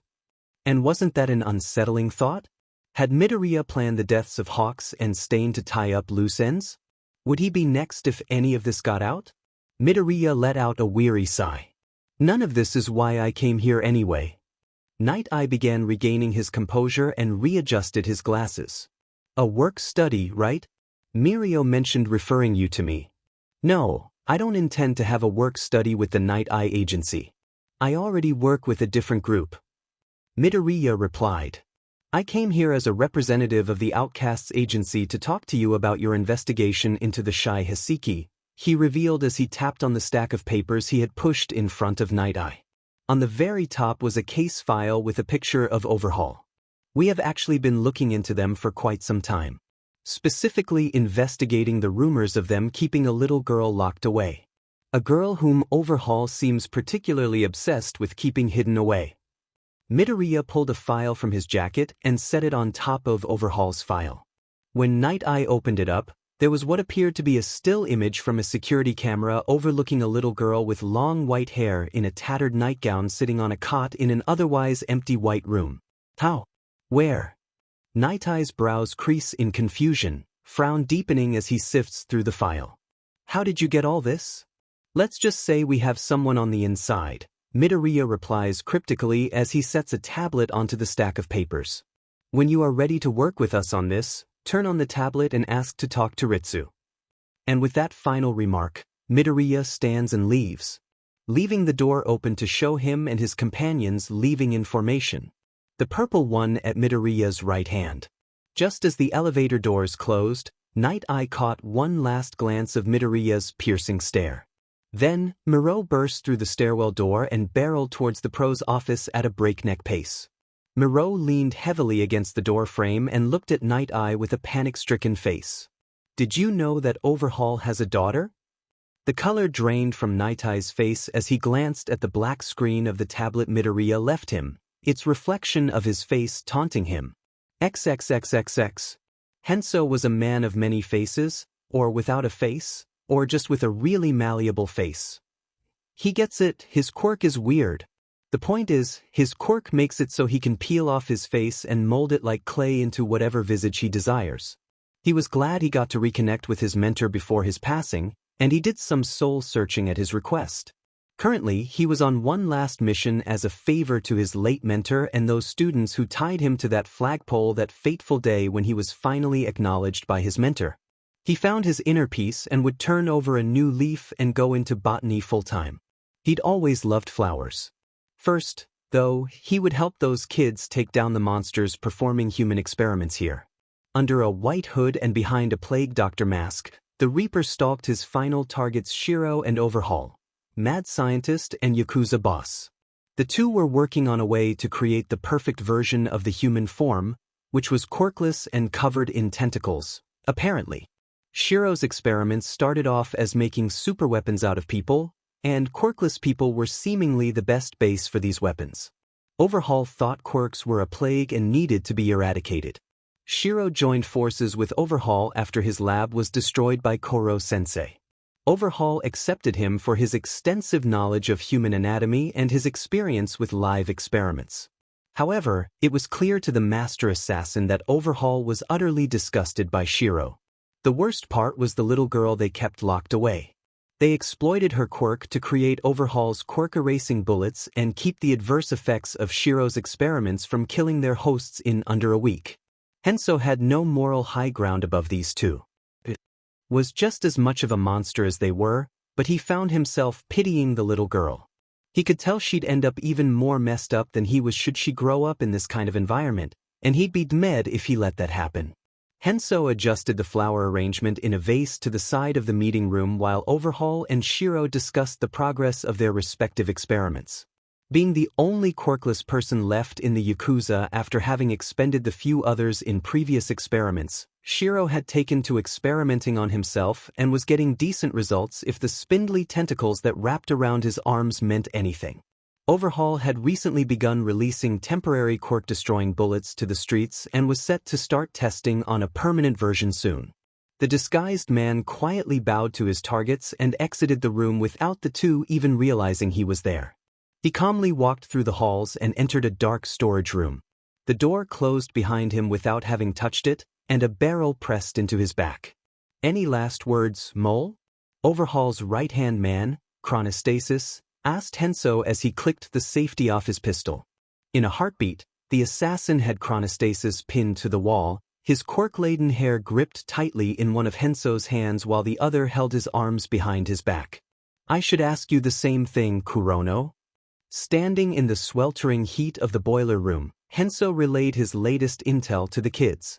No doubt, Overhaul would notice the disappearance of his right hand, and given that Chronostasis had found him out, it was only a matter of time before he became the next abstract art installation painting the walls of this dreaded compound. Leaving the boiler room and heading to the barracks for the night, Henso observed and catalogued the movements of the various Yakuza grunts that bustled about the underground complex like a colony of ants. A colony that Henso did not belong to. Those kids better hurry up. Their time is running out. XXXXX. Night Eye sat at the middle edge of the massive U-shaped table. The large arc was occupied by a large group of pro-heroes, all facing a wall with an enormous set of screens. Displayed across all the screens was a white logo of a grinning face, silhouetting the six figures standing before them in the dark room. "Thank you all for gathering here.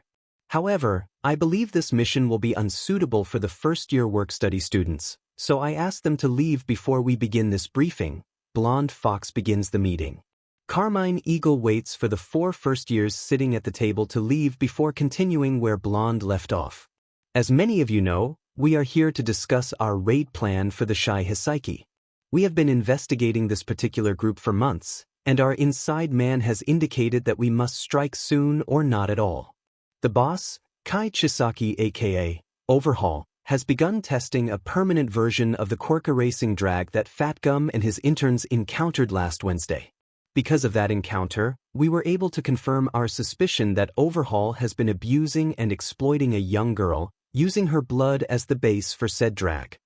Mirio clenched his fists under the table in guilt, shame, and rage. If only he'd just taken Eri when he had the chance. I will leave it to Ritsu and Viridian to explain the details of the plan. Some of the overhead lights switch on, revealing to the gathered pros the young face of their strategist for this raid. "I thought you said we weren't involving any of the first years," Rocklock exclaimed, pointing an accusing finger at Blonde. "Just the first-year work-study students," Blonde Fox corrected. "Exactly," Izuku agreed. "I am not a work-study student for the sake of this mission, and I expect you to respect my status as the organizer and primary strategist of this raid." "You're just a kid," Rocklock complained. "If you do not wish to cooperate, you may leave." Midoriya turned to a security camera in the corner of the room. "Ritsu, could you contact Freeze Frame? I know she's on an important mission, but we may need her should Rocklock leave the raid team." Dragoon Hero, Ryukyu raised her hand and asked, "Isn't Freeze Frame an assassin?" Midoriya tilted his head. "Did I forget to mention there are assassins on the raid team? I could have sworn I told everyone this is a mission conducted under the International Assassins Guild, not the HPSC. I guess it was rude of me to assume Daylight Heroes would be as okay with working with us as Underground Heroes usually are. If you are uncomfortable with this, you may leave." To Izuku's mild surprise, nobody left, not even Rocklock.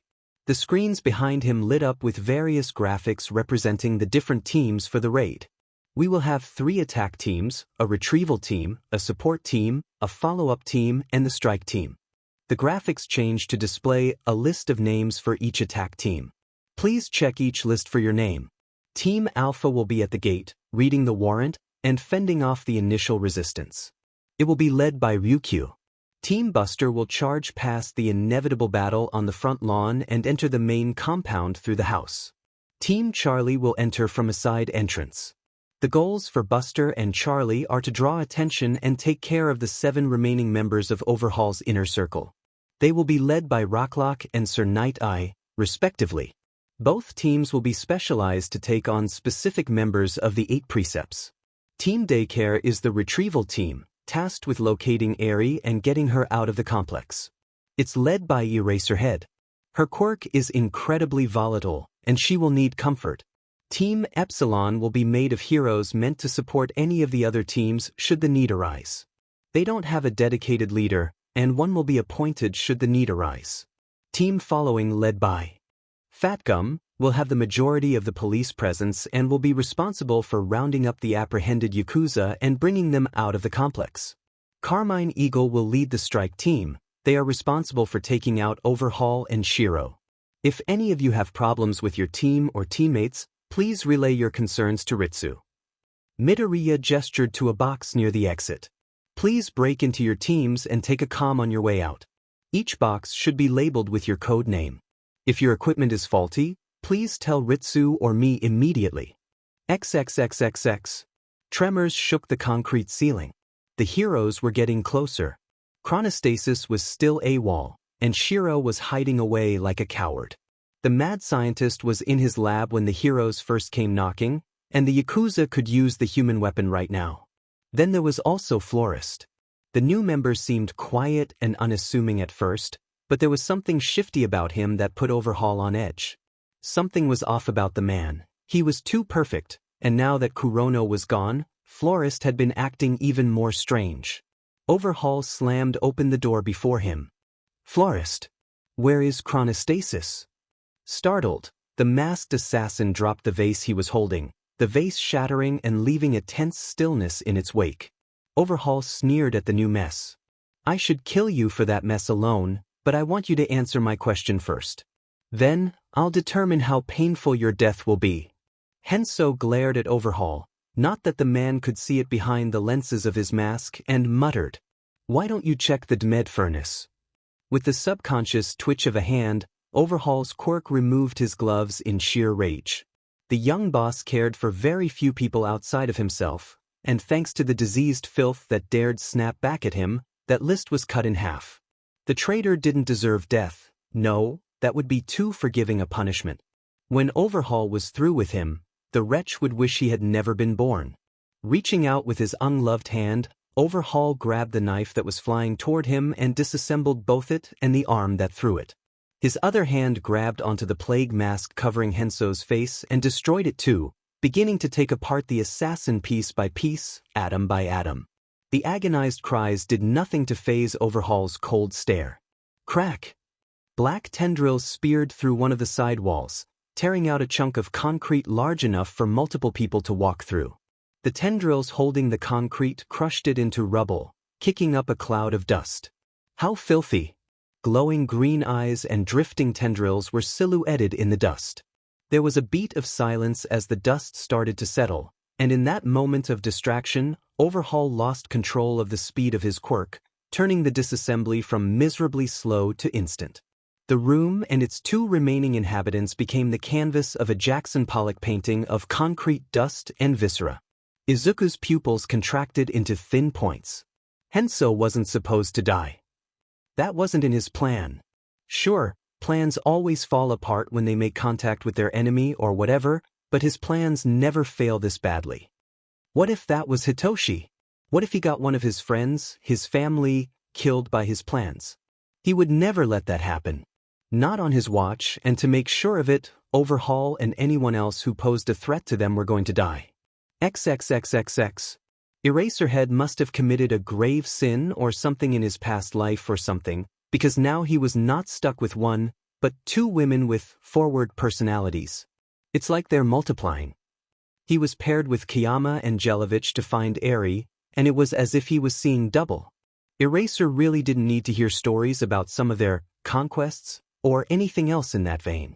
For once, could the fates have mercy on his soul?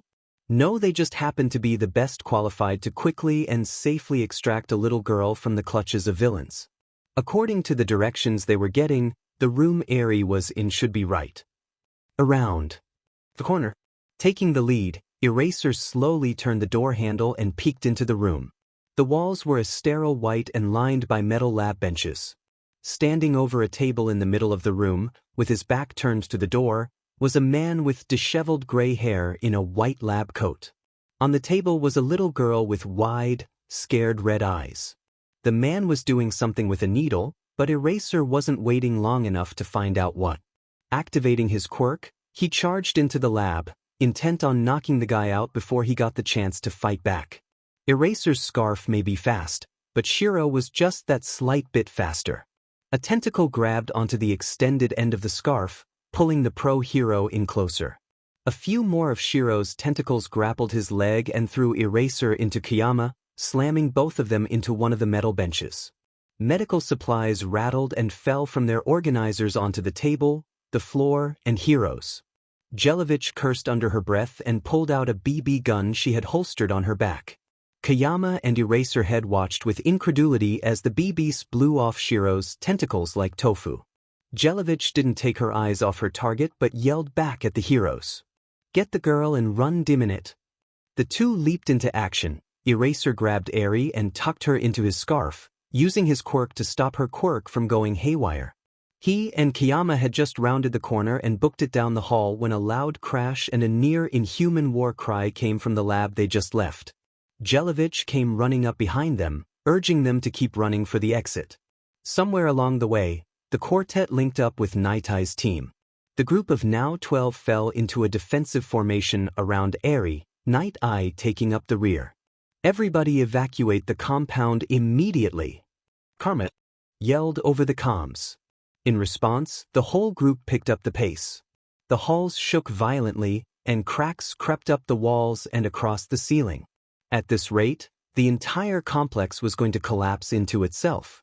Intermittently, different groups confirmed they had made it out and performed head counts. Nearly everyone had made it past the crumbling courtyard and onto the street, but because he was in the back, Knight didn't quite make it out. The former sidekick was on a ledge, just barely unable to reach the asphalt. The air slowly cleared at the center of the massive sinkhole. In the center was a twisting mass of eldritch horror, and standing right before it was Midoriya. Sometime shortly before the evacuation order, Overhaul had disassembled himself and Shiro, fusing the two of them into an unholy abomination. XXXXX. Overhaul was to die, so declared Midoriya, and thus became the new purpose of One for All. Izuku's will was the will of the quirk, the center of unrestrained entropy. Unbeknownst to the Greenette, Yoichi's original quirk wasn't simply the ability to pass on quirks. All for One could both give and take quirks. Why would One for All be too different? It clung onto the previous user's quirks with a vice-like grip. All for One may be a kleptomaniac of a quirk, but One for All is a hoarder with no checks and near infinite power. Quirk singularity was a hell of a thing. Sheer, unrestrained power radiated from the epicenter in Izuku's heart, and the event horizon rested in his palms. The floor creaked as small bits of rubble drifted towards Izuku. Light itself bent around the singularity. It would be such a shame for a quirk as wonderful as Overhaul to go to such waste. Izuku charged. The air pressure from his movement alone blasted Overhaul through 3 rooms. He would rid the world of this threat. And maybe he could keep his quirk as a trophy. XXXXX.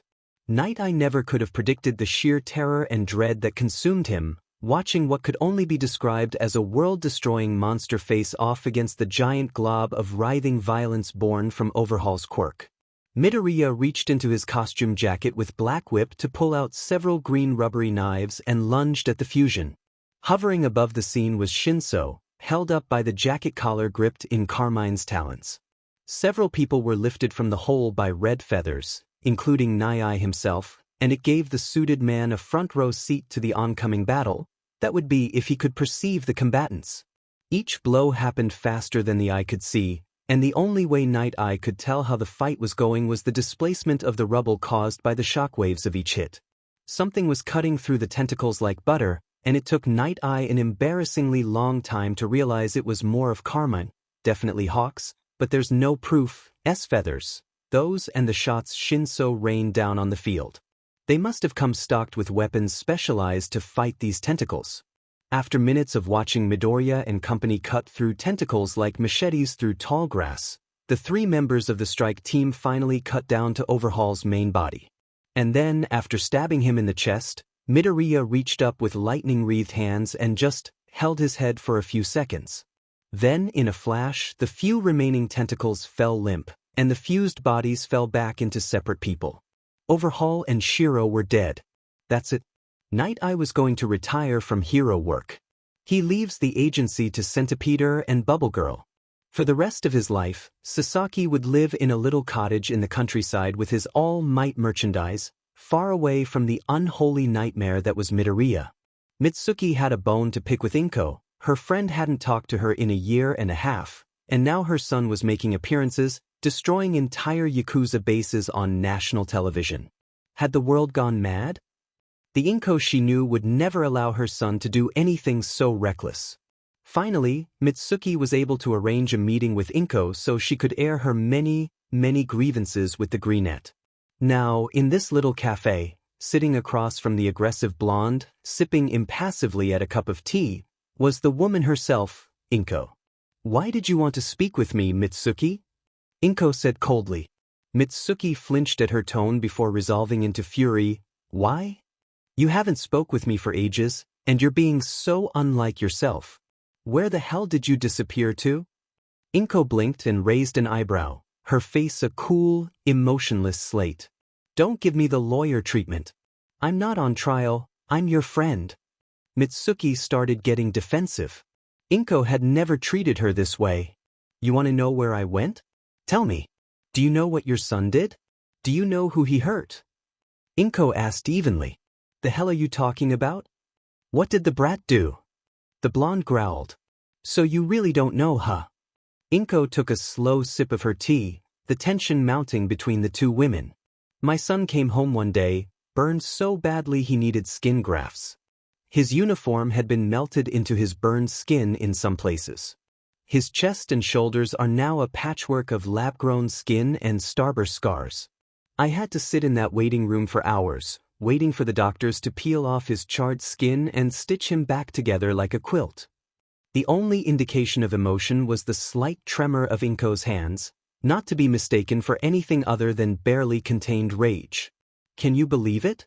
Inko spat. "Even after all of that, my sweet baby boy still tried to defend your son. He refused to tell me who did it. But there was only one person it could have been.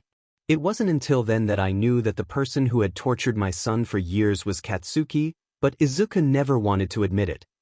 Sighing, Inko deflated a bit. "I couldn't do anything other than get him out of that school, so we moved. I sent him to a prestigious middle school with a special class for quirkless students, or students who face discrimination. At first, I was concerned for him, being in such an unfamiliar environment, and I knew those students were likely not treated well by the rest of the school, but I hadn't seen Izuku happy like that since he was 4. He had friends and teachers who cared about him. He's thriving and powerful, and I've never been prouder of him." Mitsuki was still speechless. How was she even supposed to respond to this? Inko grew a small smile. "I wish we could still be friends, but I don't think that will be possible anymore. I cannot forgive your son, and it wouldn't be fair to either of us to always have to dance around that. I'm not alone anymore, though. I have my own friends and support network. You won't have to worry about me." A commotion came from the rest of the cafe. A crowd was forming around the TV mounted on the upper wall. Inko and Mitsuki had a clear view of the screen as chaos unraveled across its pixels. "Huh," Inko intoned. "I guess they're already starting." Mitsuki shot a horrified look at Inko as the woman got up and adjusted her suit, picking up the briefcase she had hidden under the table. "I must go. I knew they were starting soon, but I wish they had given me an exact time. Inko turned to her former friend.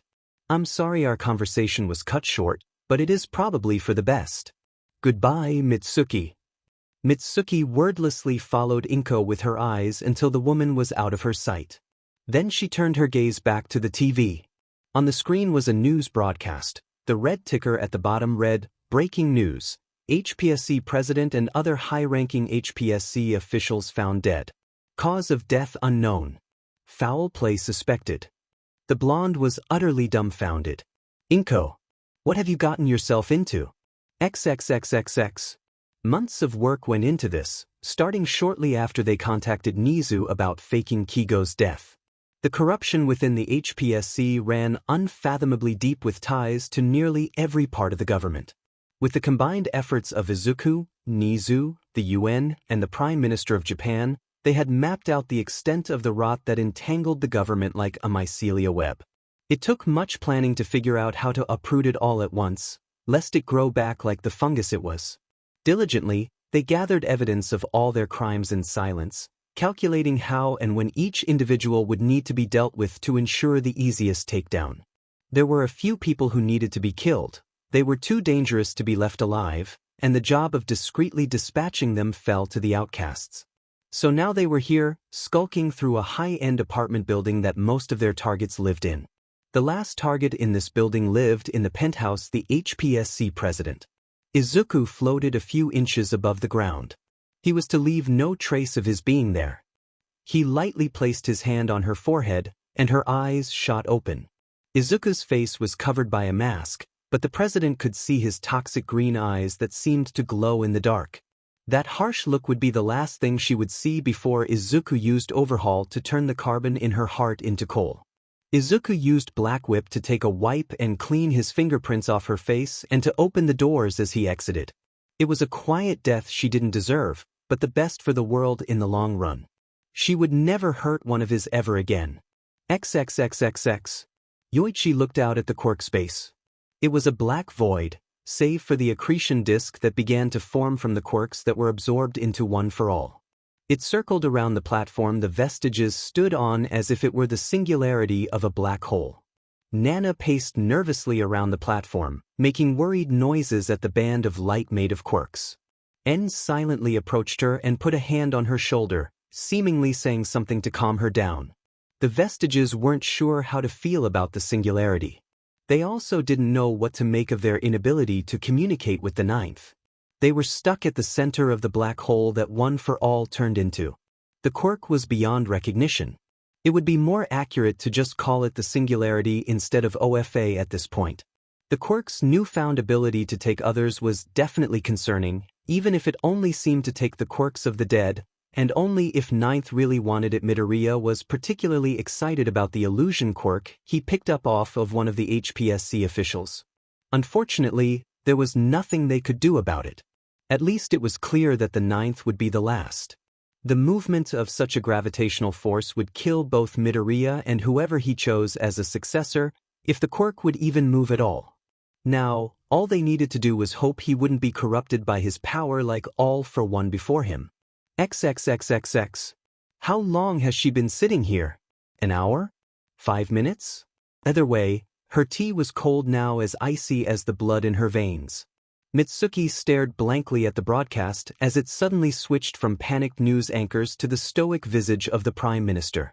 He was a plain man with a stern face, chosen by his fellow party members for his strong stance on weeding out corruption. The current majority party had risen into power along with growing unrest from the public over hero society. Mitsuki was just glad it wasn't the Hearts and Minds party. Something about their party leader gave her the creeps.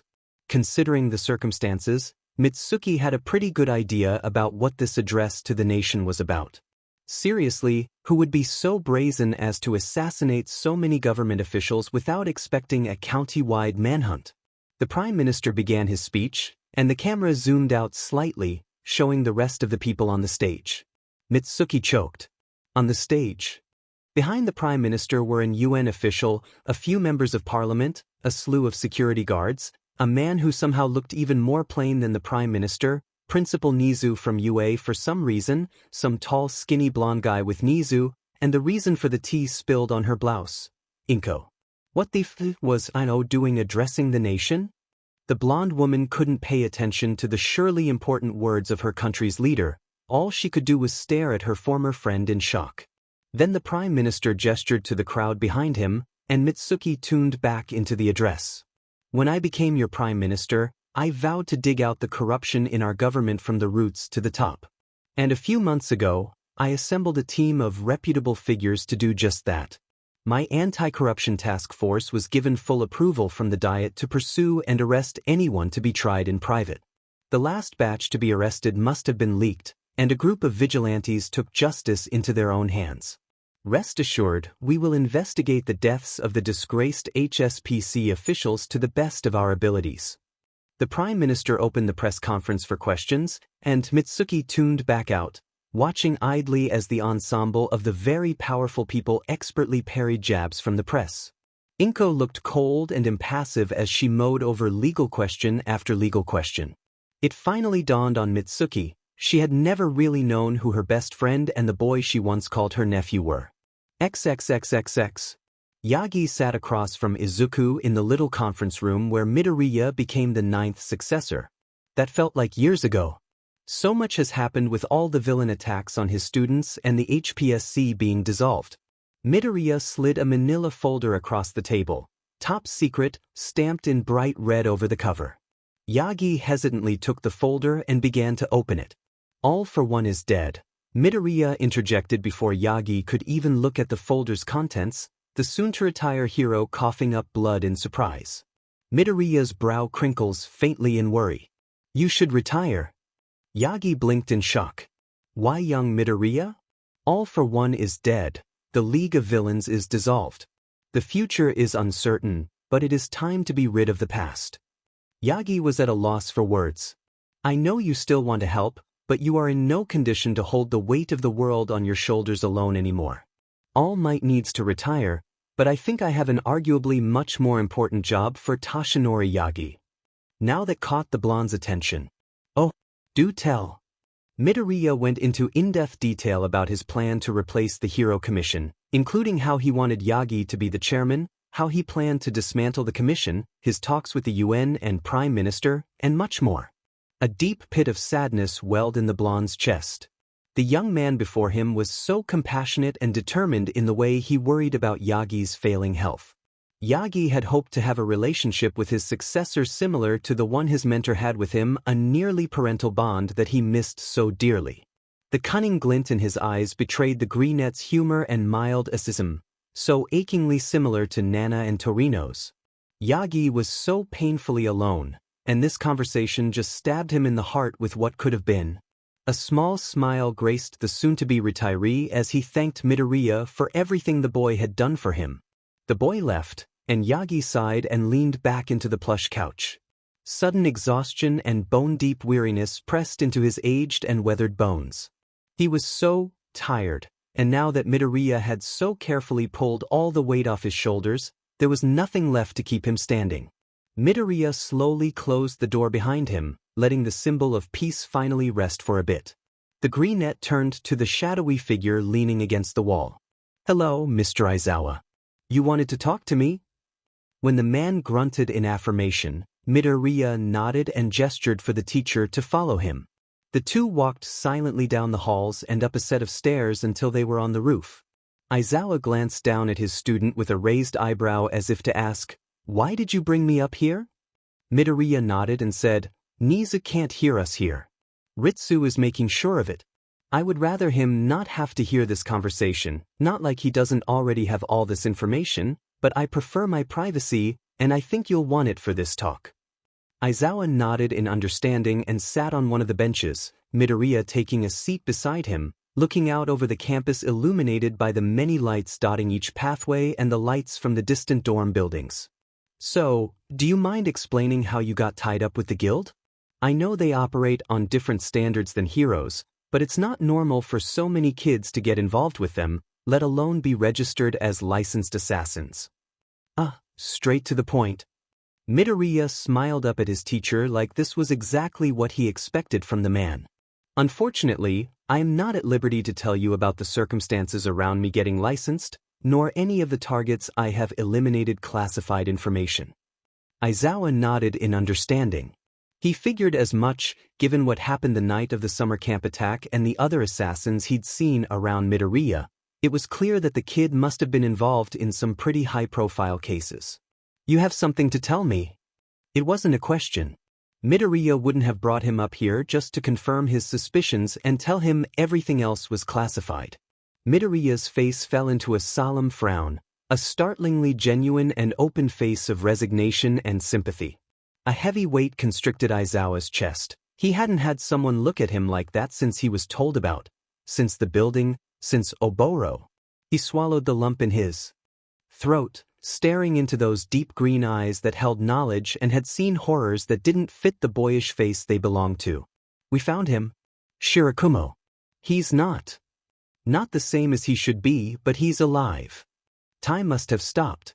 It couldn't be true, but Midoriya wasn't lying. Midoriya was an excellent liar, but this wasn't him lying, not with that look. Not with that openness that he'd never seen from the kid before. Midoriya gripped Aizawa's wrist, which had settled on his shoulder. His grip was firm and comforting as he continued, "We have him in recovery." His mind was heavily altered by a variety of quirks, and many of his memories are lost. We have a team working on deprogramming and trying to restore what might be left of who he was. I don't think he's ready to see anyone right now, but later, if you'd like to get in touch with him again, feel free to find me, Kigo, or any other member of our team. You can also ask Ritsu to get you in contact with us, and we'll try to arrange something for you, Kayama, and/or Yamada. You three are the only people from his past that we're able to contact. The two of them stayed like that for a minute, Midoriya firmly grounding the shaking man next to him. Would you like me to tell the other two, or would you like to do it yourself? Midoriya said softly. Aizawa scoffed, sniffed, then shook his head, glancing back out at the horizon where the sun had almost completely set. No kid, I can tell them. He scoffed again. Look at me, needing one of my own students to comfort me. How pathetic. Midoriya moved his hand from Aizawa's wrist to his shoulder, and a kid really shouldn't have eyes like that. What kind of hell has he been through? How much blood was on his hands? Did he spend all night trying to scrub it all away like Aizawa did sometimes? After another silent moment, Midoriya nodded as if satisfied that Aizawa wasn't going to fall apart the moment he left and walked to the roof access. The door shut with a soft click, and Aizawa broke down. Not a minute later, his husband burst through the door, shouting without his quirk, "Oh my God! Are you okay? I just got a text from Ritsu that you were up here, and it was an emergency." Hizashi looked like just sprinted across campus and up 6 flights of stairs, which he probably had. Aizawa clung to his husband with a vice-like grip and sobbed. Hizashi just held him like that until he calmed down enough to walk back to the teacher's housing, where Namuri met them in their apartment, bottle of wine in hand. The three of them would need more than just that to get through the night. Thank everything that it was a Friday and they'd have all weekend to get over their hangovers. Knowing Midoriya, he did that on purpose. XXXXX. It took months, but Bakugo was finally able to corner Deku. Something was seriously wrong with the nerd. After disappearing for a year, he comes back with a creepy friend, an even creepier quirk, and a sharp lethality that feels so wrong coming from someone who used to cry over stepping on an ant. Trying to reconcile the weak, quirkless crybaby with this fierce, intelligent strategist gave the blonde a migraine. Bakugo had Deku pinned out back behind the dorm building, just out of view of the cameras, so that Monokawanabe Beach couldn't rat on him. Deku didn't seem fazed or surprised in the slightest by his current situation, only raising an eyebrow in question as if to say, "The hell do you want? I'm busy but willing to hear you out." Red eyes glared into green. Bakugo growled. Who did Deku think he was, insinuating that he was the one in charge of this conversation? "What the F happened to you, Deku?" he demanded.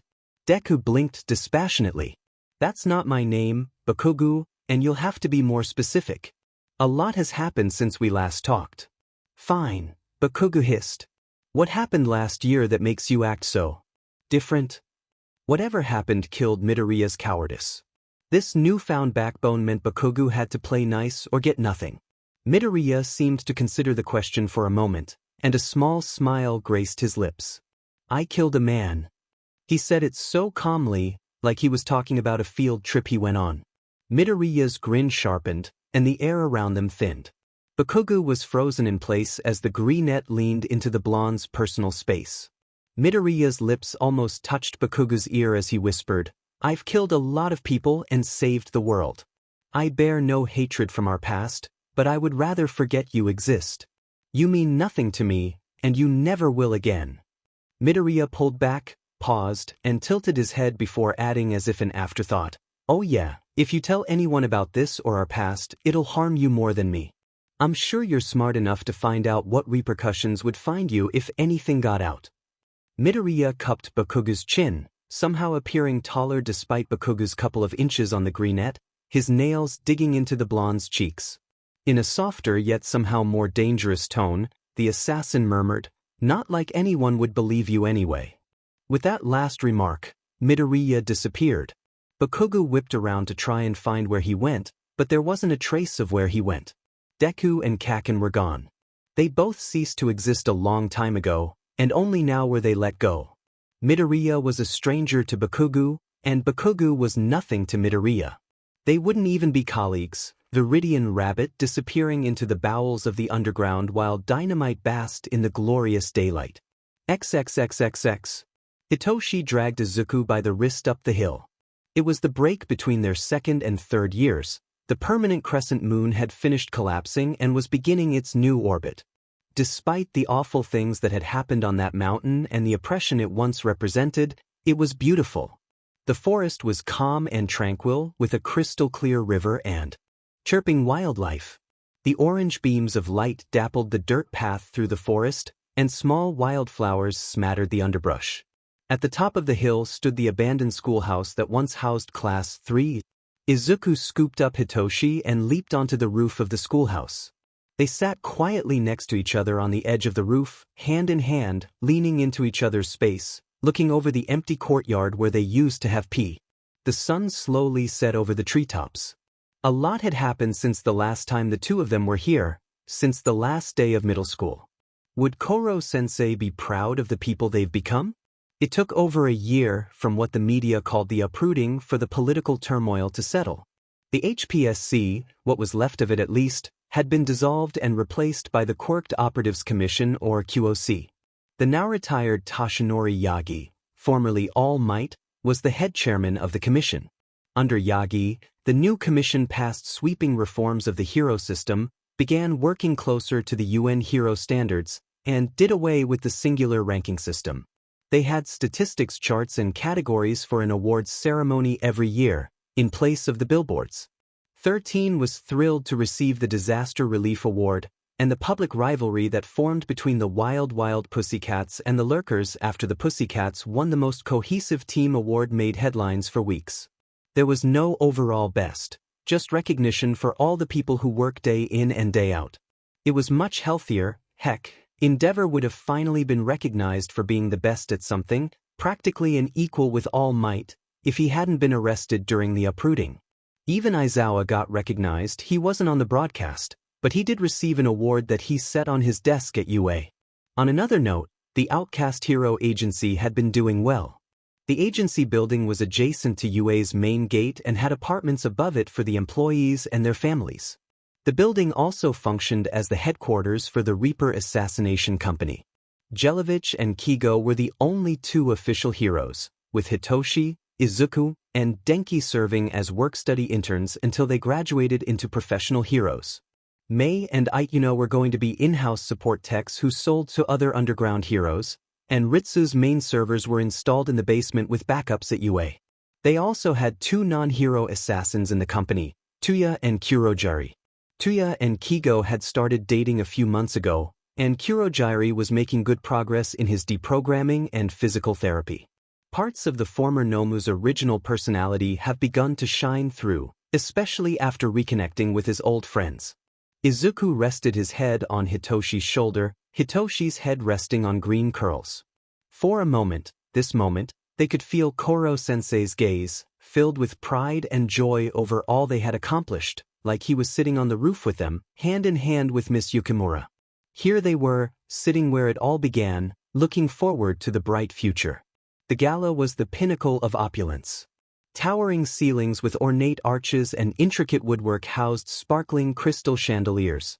The dance floor was populated by men and women in fine suits and elegant dresses chatting and waltzing across the hardwood. The tables had pristine white tablecloths, and servers hurried about with trays of expensive champagne and hors d'oeuvres. The guest list was quite exclusive, invitations reserved for politicians, CEOs, and the ultra-wealthy. Attendance hadn't been quite the same since the uprooting. Many of the annual guests had been arrested or assassinated that day. Rikiya was glad he hadn't been outed when Trumpet was arrested during the uprooting. Not even Skeptic knew about the operation, even with his extensive spy network. Thankfully, his position as the Grand Commander was one of the MLA's best-kept secrets. Rikiya glanced up to notice a pair in front of him. He must be having an off day, because he didn't see them approach.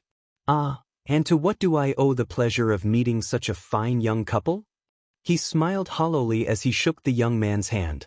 Oh, the pleasure is all ours, the young man said with a polite smile in return. He wore a well-tailored suit that perfectly complemented his gelled purple hair and lilac eyes that hid behind simple browline glasses.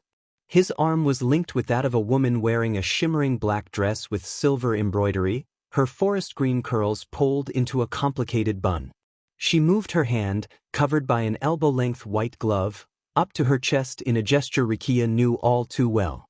His smile grew genuine with the knowledge he was in good company. Though he had curiously never met the two of them. They must be relatively new, but they were surely valuable assets to have made the guest list to this gala.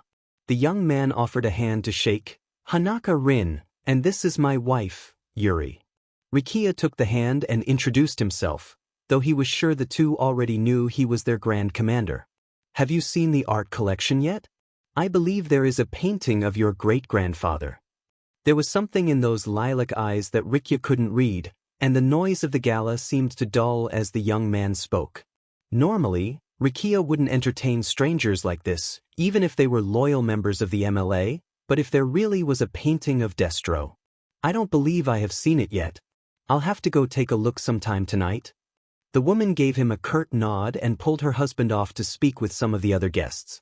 He didn't feel the little prick in his ankle, didn't see the thin black tendril as it retreated under the woman's dress.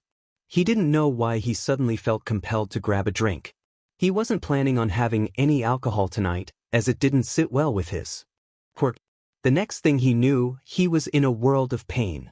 Rikiya heard glass shattering, but didn't feel it cut through his trousers and dig into his knees as he collapsed. People around him shouted, and the ballroom was flooded with security personnel. In the ensuing scramble, nobody saw the young couple that snuck into one of the adjacent halls and leapt from a window. Nobody saw them float gently to the ground outside the banquet hall and slip into a nondescript gray car. Izuku slumped in the passenger seat. Why did the gala have to be today? Now we're going to be late. Hitoshi sighed and exchanged his fake glasses for a pair of sunglasses before turning to his partner. I'm sure none of our classmates will care about us being late. Izuku blinked, suddenly realizing something. Wait a minute, you never told me which class reunion was today. Both of them were supposed to be this month. Well, Hitoshi's voice had a mischievous lilt to it. Class A's 7-year is tonight at the Lunar Pavilion. Even as Hitoshi put the car into drive and pulled out of the parking lot, Izuku knew that wasn't the end of it. Hitoshi was hit with the full force of the look, only made worse by the sharp winged eyeliner and shimmering eyeshadow framing Izuku's eyes. Hitoshi cackled but didn't give in. Hitoshi Midori-sensei, what did you do? Izuku said sternly, and Diamond, he pulled the full name card. But Sweetkins, I wanted it to be a surprise. Izuku's glare didn't falter. Given, Class E's tenure is also at the Lunar Pavilion. Also tonight, and Hitoshi had that self-satisfied smirk that meant he knew exactly what he was doing, and Izuku wanted to slap it off his face, but he loved that face too much, and he was also driving. You're unbelievable, Izuku grumbled and pouted. And you're unbelievably adorable. Every day I wake up next to the love of my life and think, wow, I can't believe I get to do this every day. You can't just say stuff like that. Izuku shouted. Hitoshi chuckled happily. I do almost every day though. You literally mentioned it in our vows. You and your dumb, pretty voice and perfect jawline and sweet words and Izuku screamed into his palms. Why did I marry you? Because you love me. I love you. Love you too. When the two of them pulled into the parking lot and got out of the car, it was already dark, and Hitoshi's sunglasses had migrated to his suit jacket's pocket. The pavilion and the surrounding courtyard were illuminated by strings of cafe lights, and plastic folding tables were strewn with snacks, crockpots, and desserts. They had decided on a potluck. Some of Class A were in their hero costumes, having just come from patrol. The rest of Class A and Class E were in casual clothes. It was surprisingly relaxed considering the utter chaos the two classes got up to during their school days. Denki waved them over to where he and Mei were chatting with Ida, Todoroki, Mina, and Kirishima. Hey guys. What took you so long? Wow, you're fancy. Denki knew they had attended a gala earlier, but he wasn't really in the loop of all the assassin stuff they did. He did a lot more public hero work than they did. Even if he was still considered underground, he did his patrols at dusk and out in the open. Amber Axolotl had a bit of a local cult following. Kirishima smiled at their approach before doing a double take at Izuku. Wow, Mito bro, or Mito, sis? Kirishima gaped and awkwardly moved in an attempt to gesture to Izuku's chest without coming off as rude. He's still a man, Ijiro, Todoroki huffed quietly. This is just him being confusing again. He's done this a lot. But Kirishima's face grew red with embarrassment as he gestured to his own chest, then in Izuku's general direction. Mei doubled over with her witch cackles, and Denki patted her shoulder, shaking his head in amusement. You know, it's not that hard to pad out a bra, Izuku snarked with a hand on his hip. Between that and the corset, I think I make a pretty convincing rich housewife. Ida seemed to have stalled sometime during their conversation and was in the process of rebooting, only to crash again at Izuku's latest remark. I smelled mischief. Walking up to their group with a plate of sweets in hand was Karma, with Nagisa trailing a few steps behind him. The redhead blinked and sized up Izuku. Hitoshi, you got yourself a pretty one, huh? He said with a joking smirk. Hey Nagisa, I think Izuku's definitively taken the title of most likely to be mistaken for a boy. But we're both boys, Karm. Nagisa froze in shock when he finally got a look at Izuku. You are a boy, right? No, I'm a mouse, Izuku deadpanned. Of course I'm a boy, and you dress up as a girl for a mission one time. You have done this several times, Midoriya. Todoroki intoned. Mina finally looked up from her phone. Looks like Yamamo's not going to make it. She got called in to handle a murder case that happened at a gala with a bunch of greedy rich folk. She huffed in annoyance. They couldn't have called some other hero. There's plenty running around right now. Oh, nice dress, Midababe. Thanks. See, somebody can be normal about my outfit. Izuku pouted.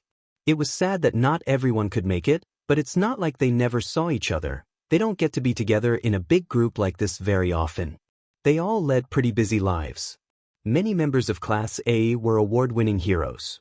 Karma was a successful lawyer, and Nagisa was a middle school teacher.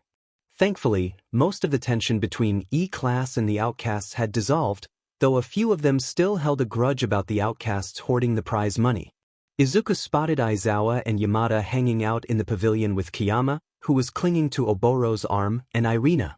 Kigo and Tuya were off doing who knows what together. Apparently, they had been planning whatever it was for over a year. Apparently, Oboro wanted to be a teacher when he was in high school, so it was pretty ironic that he was the only one in that friend group who wasn't a teacher. He finally got his hero license, though, and while Loud Cloud would never get to properly debut, the obscured hero, Nimbus, was making quite the reputation in the underground. Oh my god. Midababe, is that a wedding ring? Why didn't I get invited to the wedding? Mina shrieked. We had a small wedding. My mom and the Outcasts were the only ones we invited. We didn't want it to be a big deal. Izuku said sheepishly. Sorry, I forgot to tell you though. While packing up his office at UA, ready to step down and pass the school on to Aizawa, Nedza sneezed.